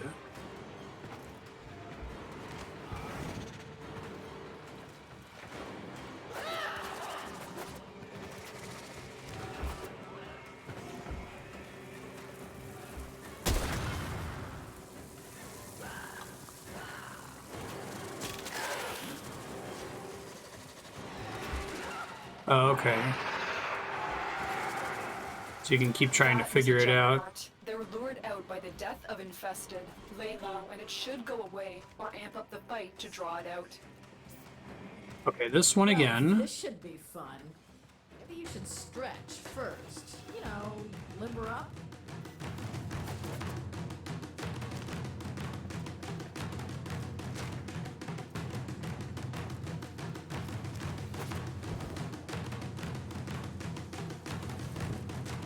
No shit! Get up there! I think I'm already dead. Sucks. Try to go again. I am no longer detecting signs of a juggernaut. Move on. You are safe.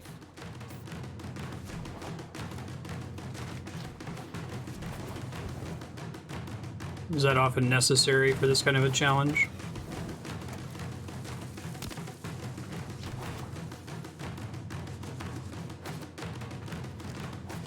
Am I like supposed to start later here, maybe? Or there's like another platform to climb up to? I couldn't really see what I was doing in this room.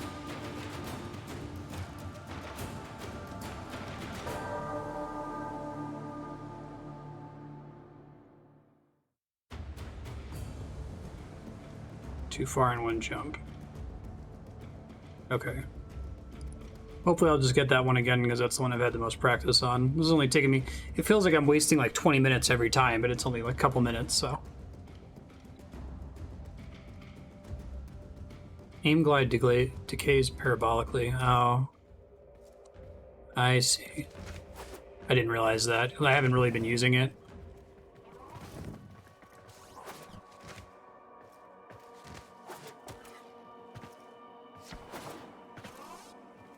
Now, by wall run, you mean wall jump, right? Like, spam jump while facing a wall? Welcome to my bazaar. Do I have any leads on here? That's the spirit. Let's go!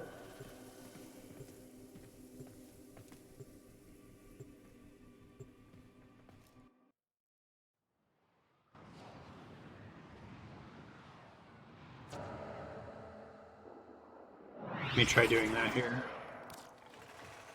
Okay, the Iatan treasure's marked on your map. Time to go to work. Which is basically just hopping up the wall repeatedly.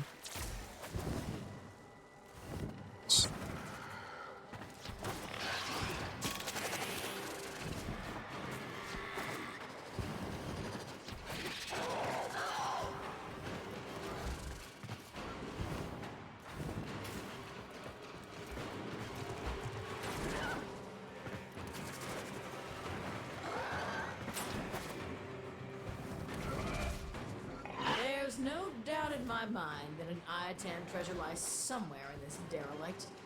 And yet, I wouldn't set foot in this place for all the Iatan in the system. You, on the other hand... A juggernaut nearby? It will only attack when it senses high concentrations of infested blood. Slow the fight if you want it to go away.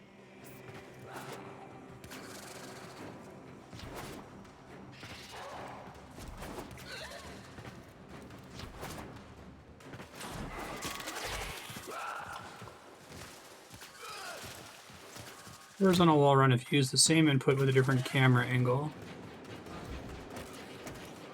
Oh, I see. It's also just like repeat hopping along the side of the wall. I am no longer detecting signs of a juggernaut. Move on. You are safe. Remind me, vertical launch was what again?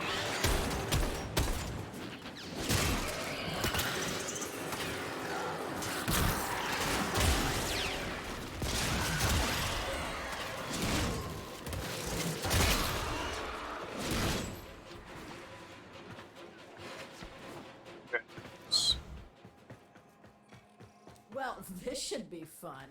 I might have to do that, basically. Stretch first, you know, limber up.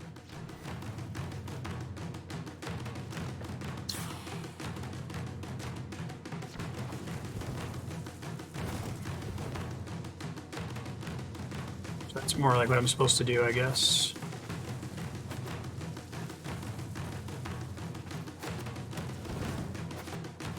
Get.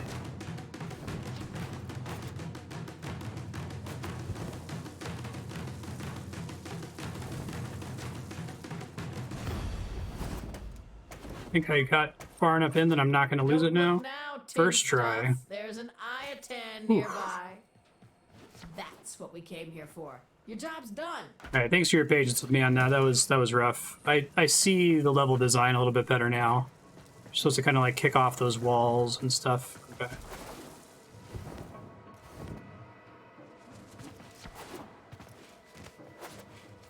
Multiple biosignatures detected. We've got infested incoming. Oh, really? I'll get me some distance.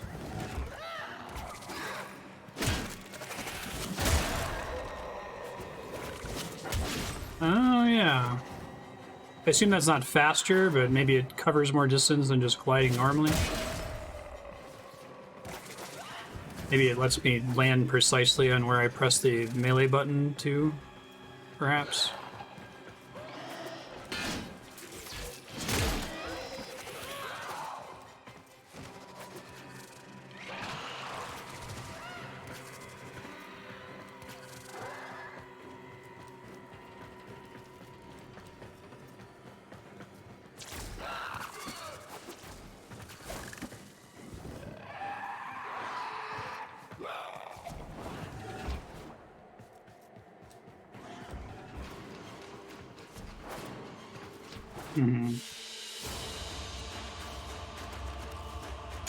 Sure, because it gets you from high up to the ground, like, really fast, basically.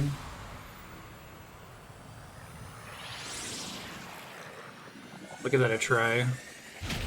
And that's something that's only really doable with hammers? Do all hammers have that ground pound attack?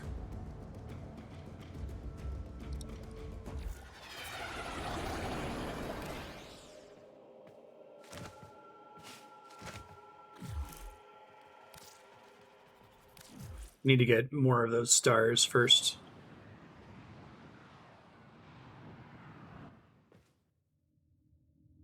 Adding that as a note to my future Marstead document. Hammers actually do good damage when you do it and they have a better AoE. Ah, okay. Sure.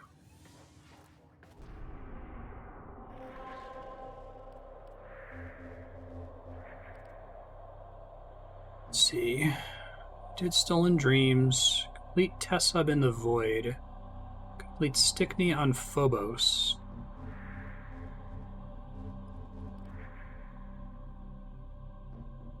Stickney. Survival. You can immediately roll out of a ground slam? Oh, I didn't realize that. Okay.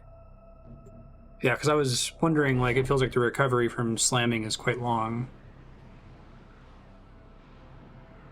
Give that a try here.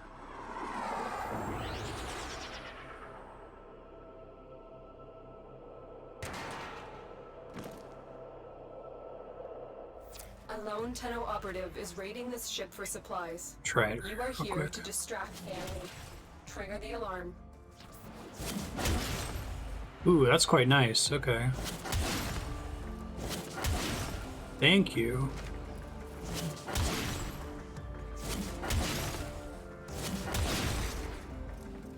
Beautiful.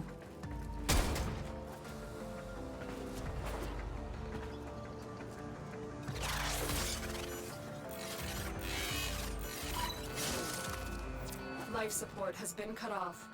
They're trying to choke you out. Hold on. I'm sending auxiliary life support.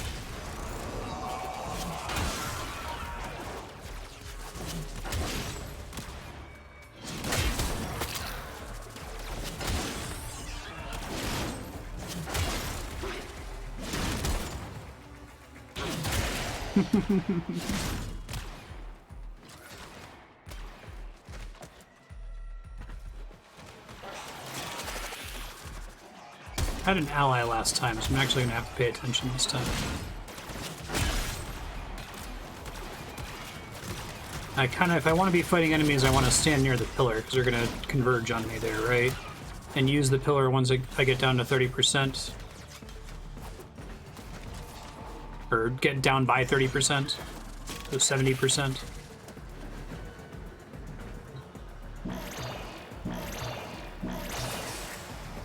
Life Or support dead end near a activated. pillar. So there are different life support pillars. Fallen enemies will drop crucial life support. Be on the lookout.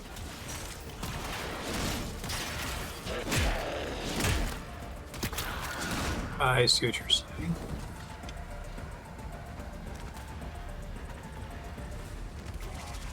Spawn at a fixed rate as the mission proceeds. I've delivered a life support capsule to the area. Activating it will buy you more time.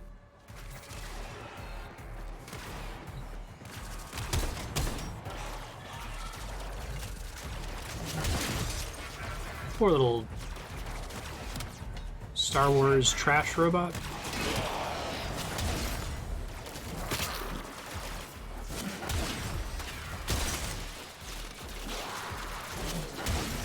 Yeah, I see how using that for travel makes sense. That's cool.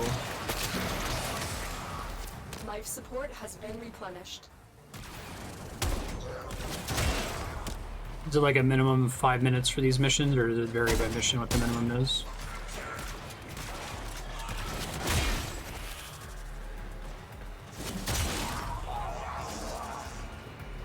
I see.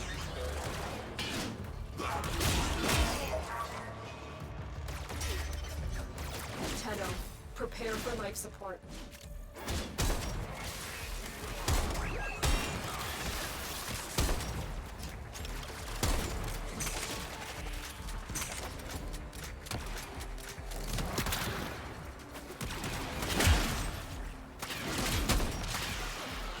I really like that spore spread.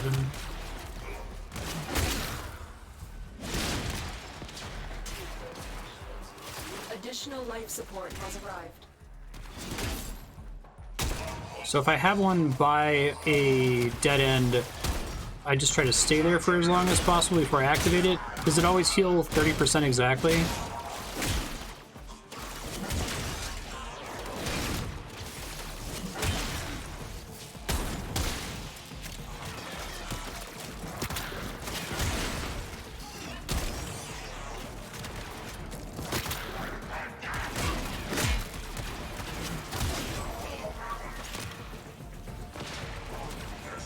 And then run out to the tower Life support once I get to activated. 70%.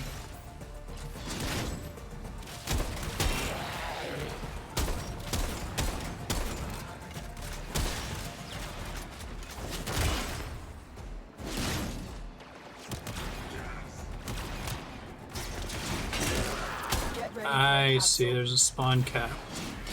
Will enemies despawn behind me if they spawn somewhere and I ignore them?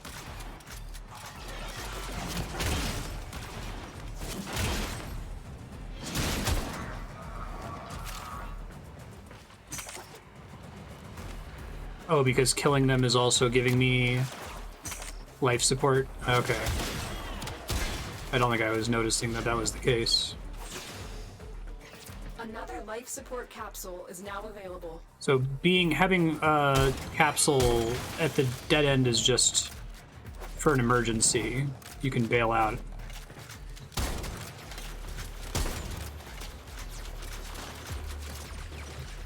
And that way that minimizes how much you have to move, basically. Life support has been replenished.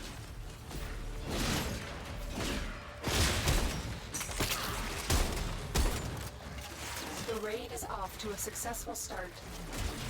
When you need it, extraction is ready.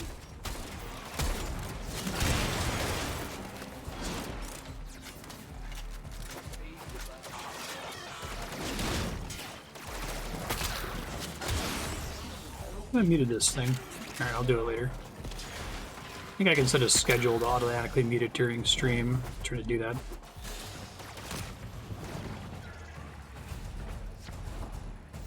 Life support incoming.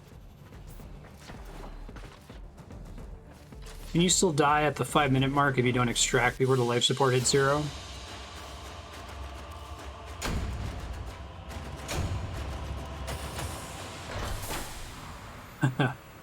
Sit in dead end for half an hour, just racking up rewards. That makes sense.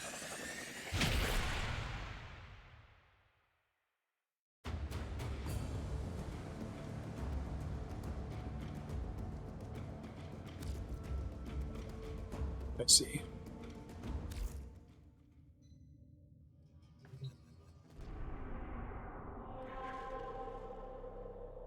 Two void. Oh shit. Hold on.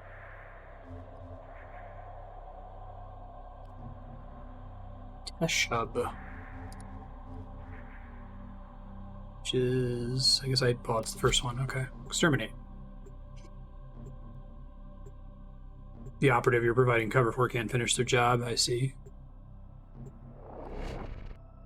This has been fun to play again. This game is really enjoyable. The mechanics are really cool. I think I kind of passed an initial click threshold once we realized the whole thing about how you need to master multiple weapons and frames to get your mastery rank up. All corrupted by the neural sentry. Clean them out.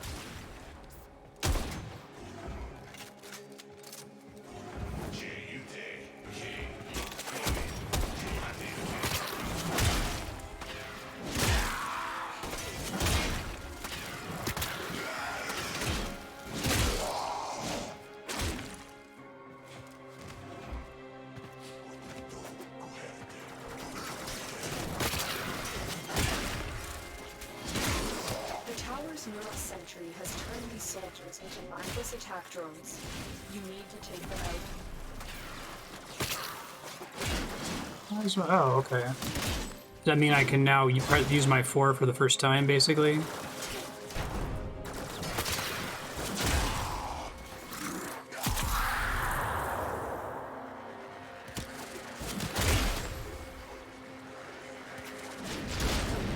Do my abilities 1, 2, 3, and 4 level up with their specific usage, or just as a result of my frame leveling up?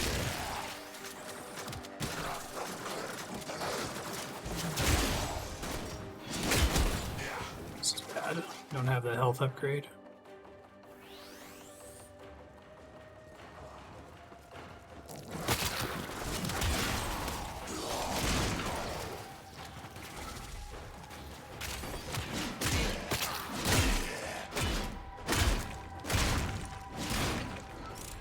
Okay, so when it says decaying for my special spore mechanic, that's, use my words here. That means that all enemies that had spores on them are dead, and I have a short grace period to infect another enemy and get it spreading again in order for my count to not start tanking. Is that right? Seems to be one of the first maps with enemy density that's good enough for it to routinely matter.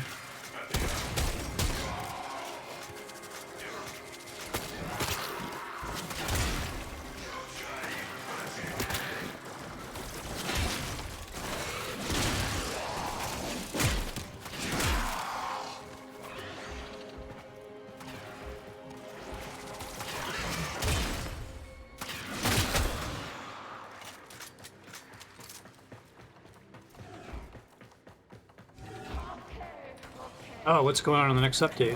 Are they changing, like, everything, or is it new content at the end?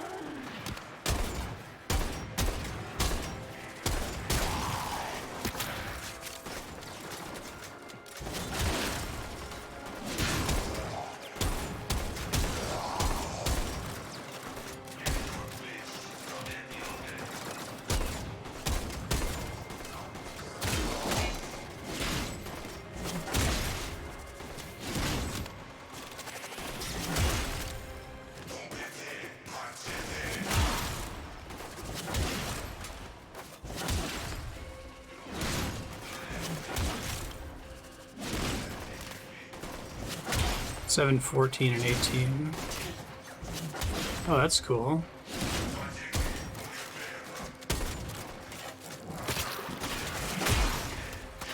Yeah, I've been having to get the idea that It is not a fire forget dot.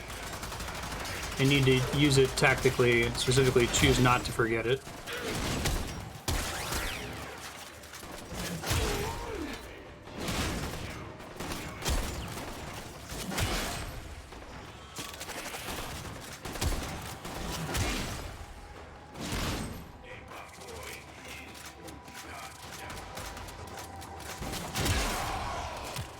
I haven't gotten any energy orbs in a while. Is this just a chance for any enemy to drop them?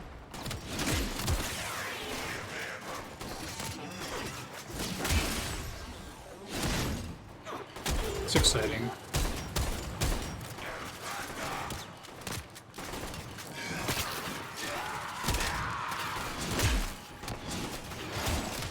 Right, because just hitting them with a third ability active allows it to spread without that enemy dying to non-spore damage.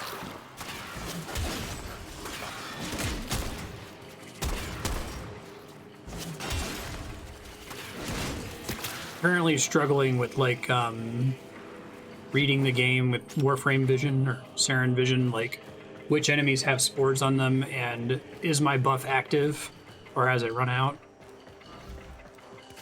I can see that I do have some spores active. I've noticed that in the bottom right corner. That at least is pretty clearly displayed, it looks like.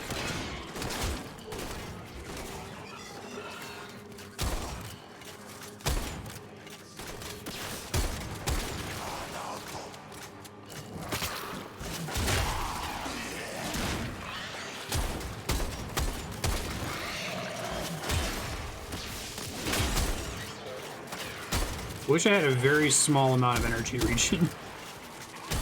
Because it seems like if I kept up my spores from the beginning, everything would be dying really fast and I'd continue to get more energy. It's kind of like win more, right? If you're doing well, it's easy to continue to do well because it keeps refilling your energy for free.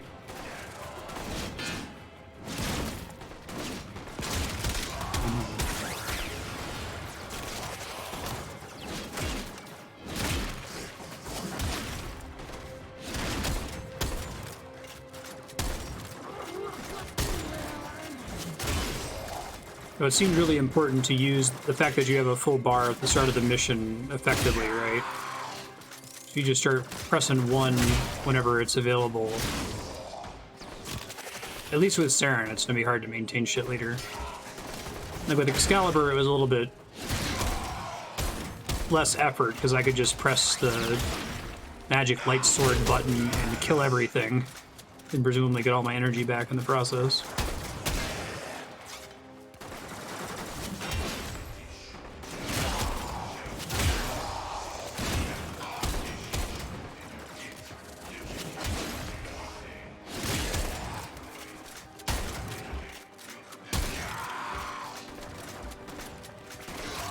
Yeah, like I was saying, the early game, it seems like they're not super necessary to succeed. They're necessary to play fast, right? And efficiently.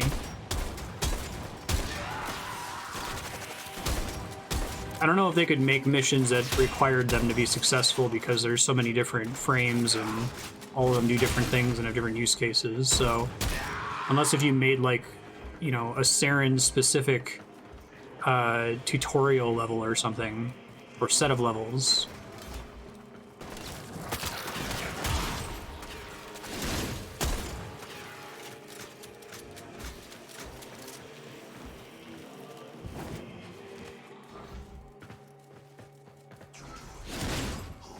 Wrong button.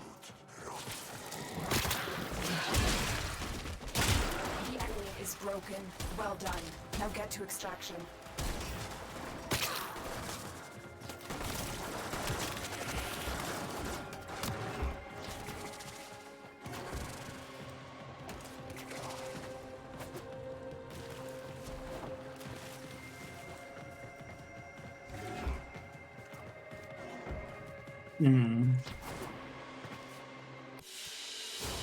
Working on it, progressing the story, that is.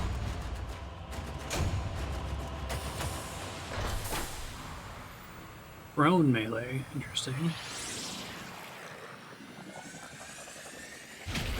Plus toxin on the rifle, neat.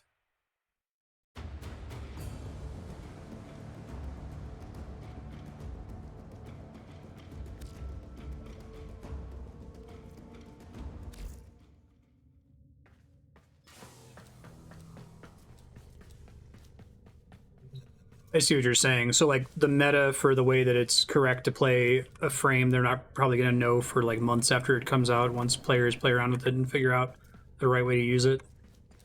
Kind of like a card game where they can design mechanics on the cards, but they might not necessarily be able to predict what the meta deck is going to be using those component cards. Yeah.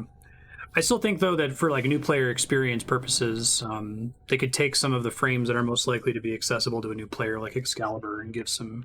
I guess Excalibur is simple enough that it doesn't really need them, does it? Maybe I take it back. It's all looking fine still.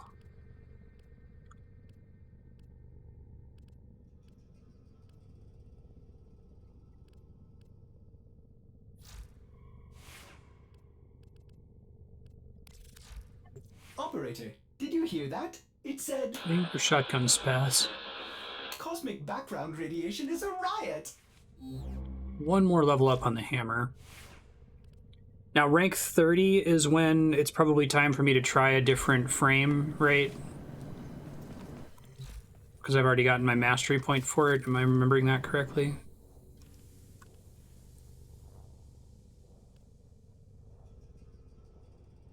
Doubles the mod capacity on a weapon. Wow. That's, in like every weapon in the game except exactly one of those or something? I guess if y'all see something that I should set to build for the next session, let me know.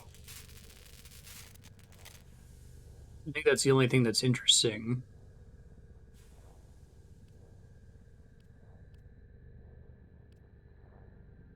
Build catalysts, okay. And basically use them on the weapons that I like. Since you're so encouraged to switch out weapons once they max out, is it better to use a catalyst on a lower level weapon so you can benefit from it longer? Sure. With you.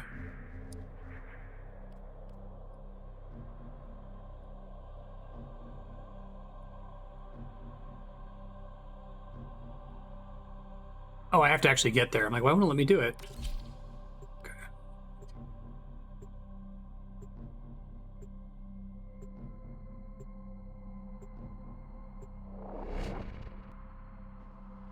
Save it. Okay.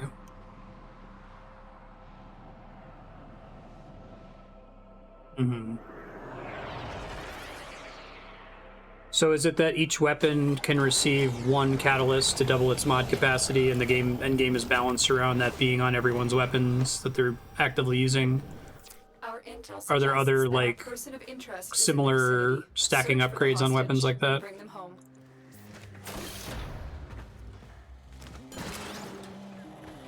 Gotcha.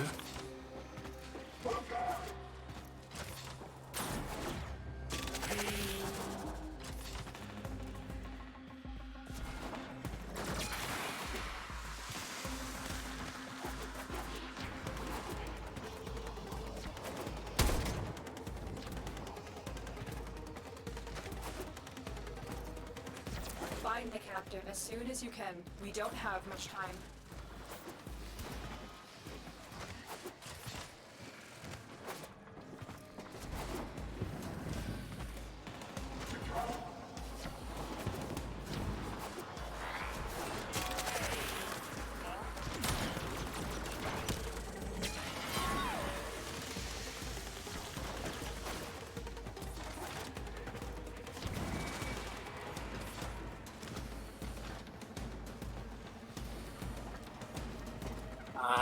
Interesting.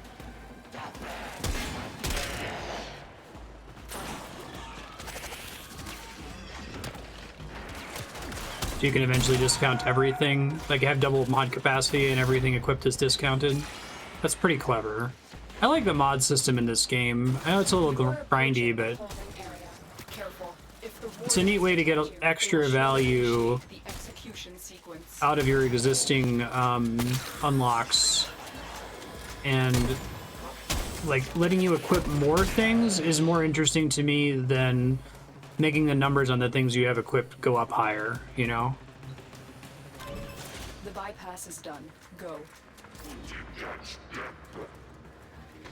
I think I am not super fond of the grind associated with needing to get it on every possible item. I can understand why that would be frustrating. But I don't think the idea of increasing capacity and increasing the number of things you can equip is rotten to the core. That makes sense.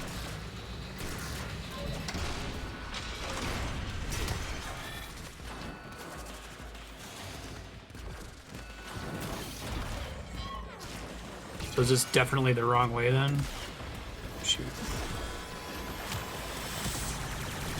The captive will be in one of these cells. Search them.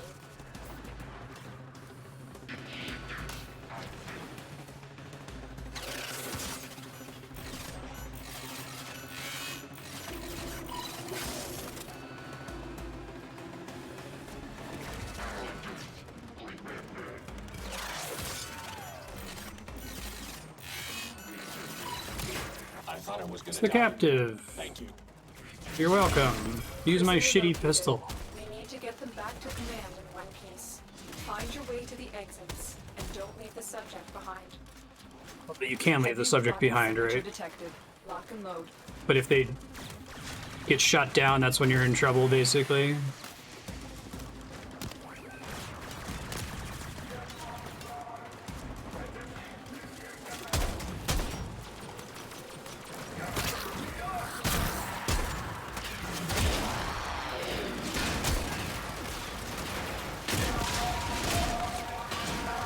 I think I understand Saren well enough to be able to leave detailed notes about her in the next episode. I'm still not very good at playing her, but I think I might be able to get better at it next time.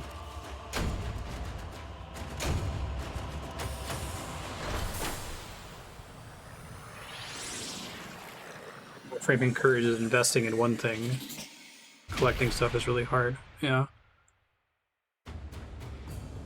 I guess stuff that would probably make me sad would be stuff where I make the commitment and then I can't like freely respec it, because that would make me stress out about picking the right build, you know, and not over investing in one that I end up not liking, worrying that maybe there's one out there that I would like better.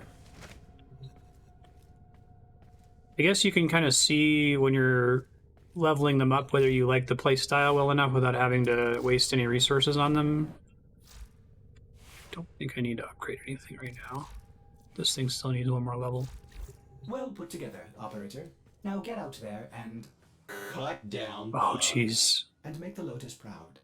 Wow, that's some, it's like Path of Exile, it sounds like. Eventually, like, it seems at the beginning of the game is pretty reasonable with the way the mods work, but it seems like you're progressively required to commit more and more to one decision and like have a pre-planned build with the most useful polarity. Sure. I guess the point though is that it discourages like open experimentation. Once you're playing at that You hardcore, must deliver payloads and defend a number of locations while I break into the network. you're probably best off like Prepared for heavy getting a net resistance. deck, looking online and finding out what the recommended build is for that character, right?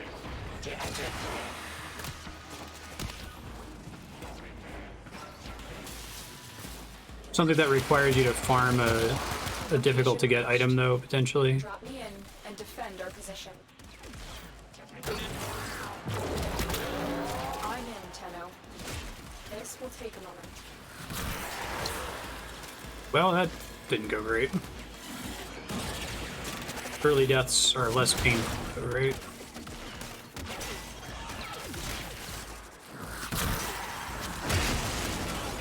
We've got robots inbound. I see how it's spreading now. So I think the best way I can tell that I've inflicted that goop is to see if there's like little white damage numbers coming off of everything.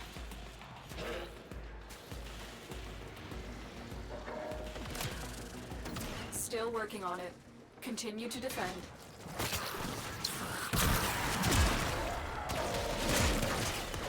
I wish I had an intuition for how far the effect range was for when it spread. Like if enemies had an icon on them if they were at risk of being infected from a nearby infected enemy. Where can I see if my 3 is up?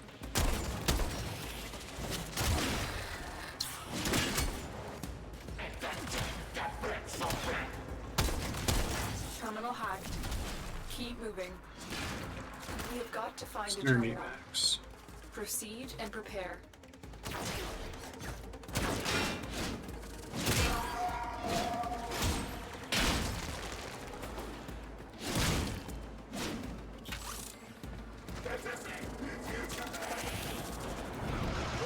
That's kind of what I was saying, Walter. I get the sense that this game is very much like oriented around mastery and players that already have mastery over it, and not like new player experience, sight reading, a new player trying to figure it out on their own, right? Like, those are kind of a trade-off. You can focus on one or the other. It's kind of hard to do both at the same time. And get ready to defend. I'm in, Tenno. This will take a moment.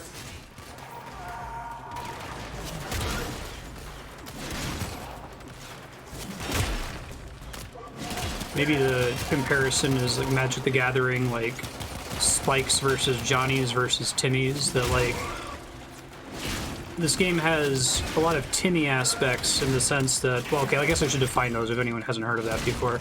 Magic has this idea that there are different player types and that people like come at games, and specifically Magic the Gathering, for different reasons. Timmy is a kind of player that wants to do big, flashy, exciting things and to look cool and kind of just have fun through the action of playing the game itself. A Spike is someone who wants to win and who wants to win at any cost, even if that means spending a ton of time mastering the game or learning what the meta deck is or whatever. A Johnny is someone who's not interested in winning, but just kind of interested in like experiencing the game and maybe winning on their own terms. So like doing a weird build that's not meta but is good enough to win 10% of the time. And they have some other like corner case player types, like players that are interested in the story and the lore, like the flavor interactions, interested in how the mechanics work with each other, right? And to me, it feels like, from what I've seen so far of Warframe, it is both a Timmy game in that it feels really fun to play. Like, the movement is awesome, feels really cool to run around and just nuke everything in one hit. It kind of has that, like, Diablo, press a button and 50 enemies die feel to it, right? And then also, towards the end game, it feels like it's a Spike game. I'm gonna win at all costs, I'm gonna maximize everything, I'm gonna play super efficiently, I'm gonna do the maps that give me the most resources per hour, you know? And I don't know if it conforms as well to like a Johnny type player or a sight reading focused player that's like, I just want to figure it out on my own. I enjoy the period of being blind. I'm in, Tenno. This will take a moment. Efficiency versus not being bored has been a huge topic.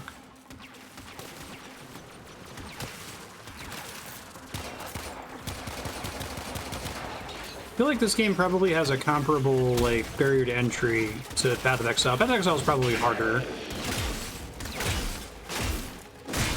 Yeah, so I'm trying to put it in a way that like, I don't want to say that like one side is wrong or not. Like they're all valid ways of appreciating and engaging with video games. I'm personally not a Spike. That's not really my way of doing things. Continue to defend. And it turns out it's really hard to make a game that appeals to every kind of player type simultaneously, right?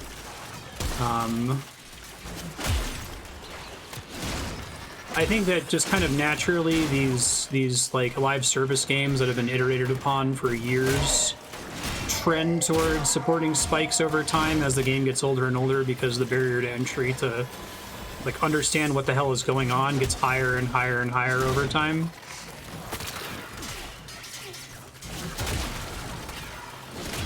The odds were against us, Tenno. Hey. Mission complete. Shit.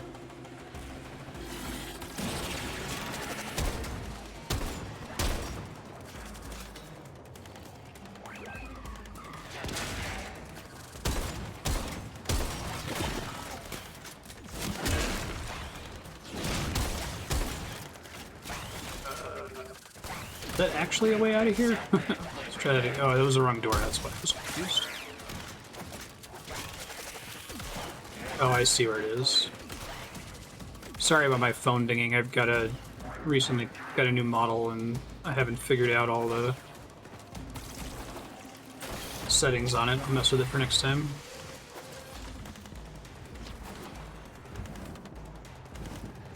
nerfs are pushing people into more meta builds.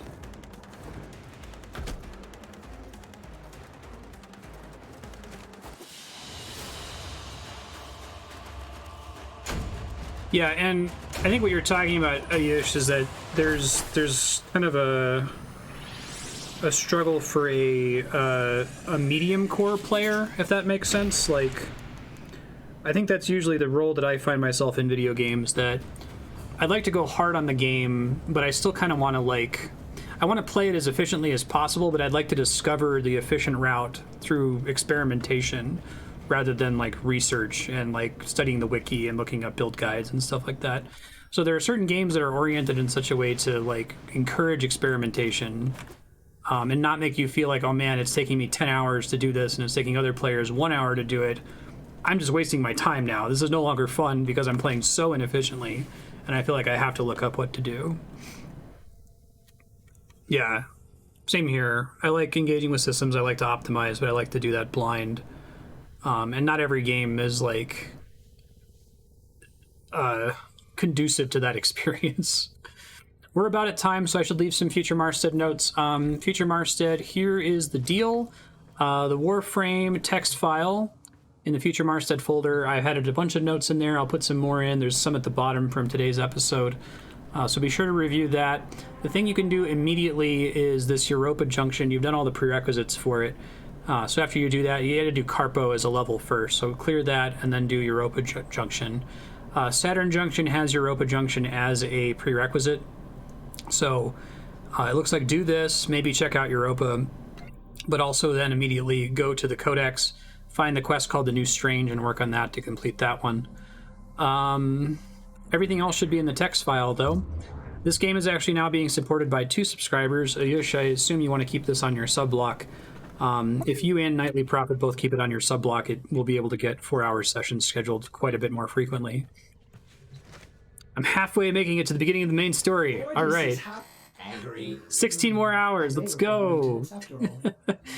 Yeah, so I guess one more sub-block plus another early stream getting unlocked. So, you know, a certain amount of SP being spent on it on the voting spreadsheet would get us there. Pumped. Thanks, folks. Warframe will return sometime in the next few months for another short session. When it wins the vote, we'll play it till we beat it. Or we'll play it for 100 hours. One day.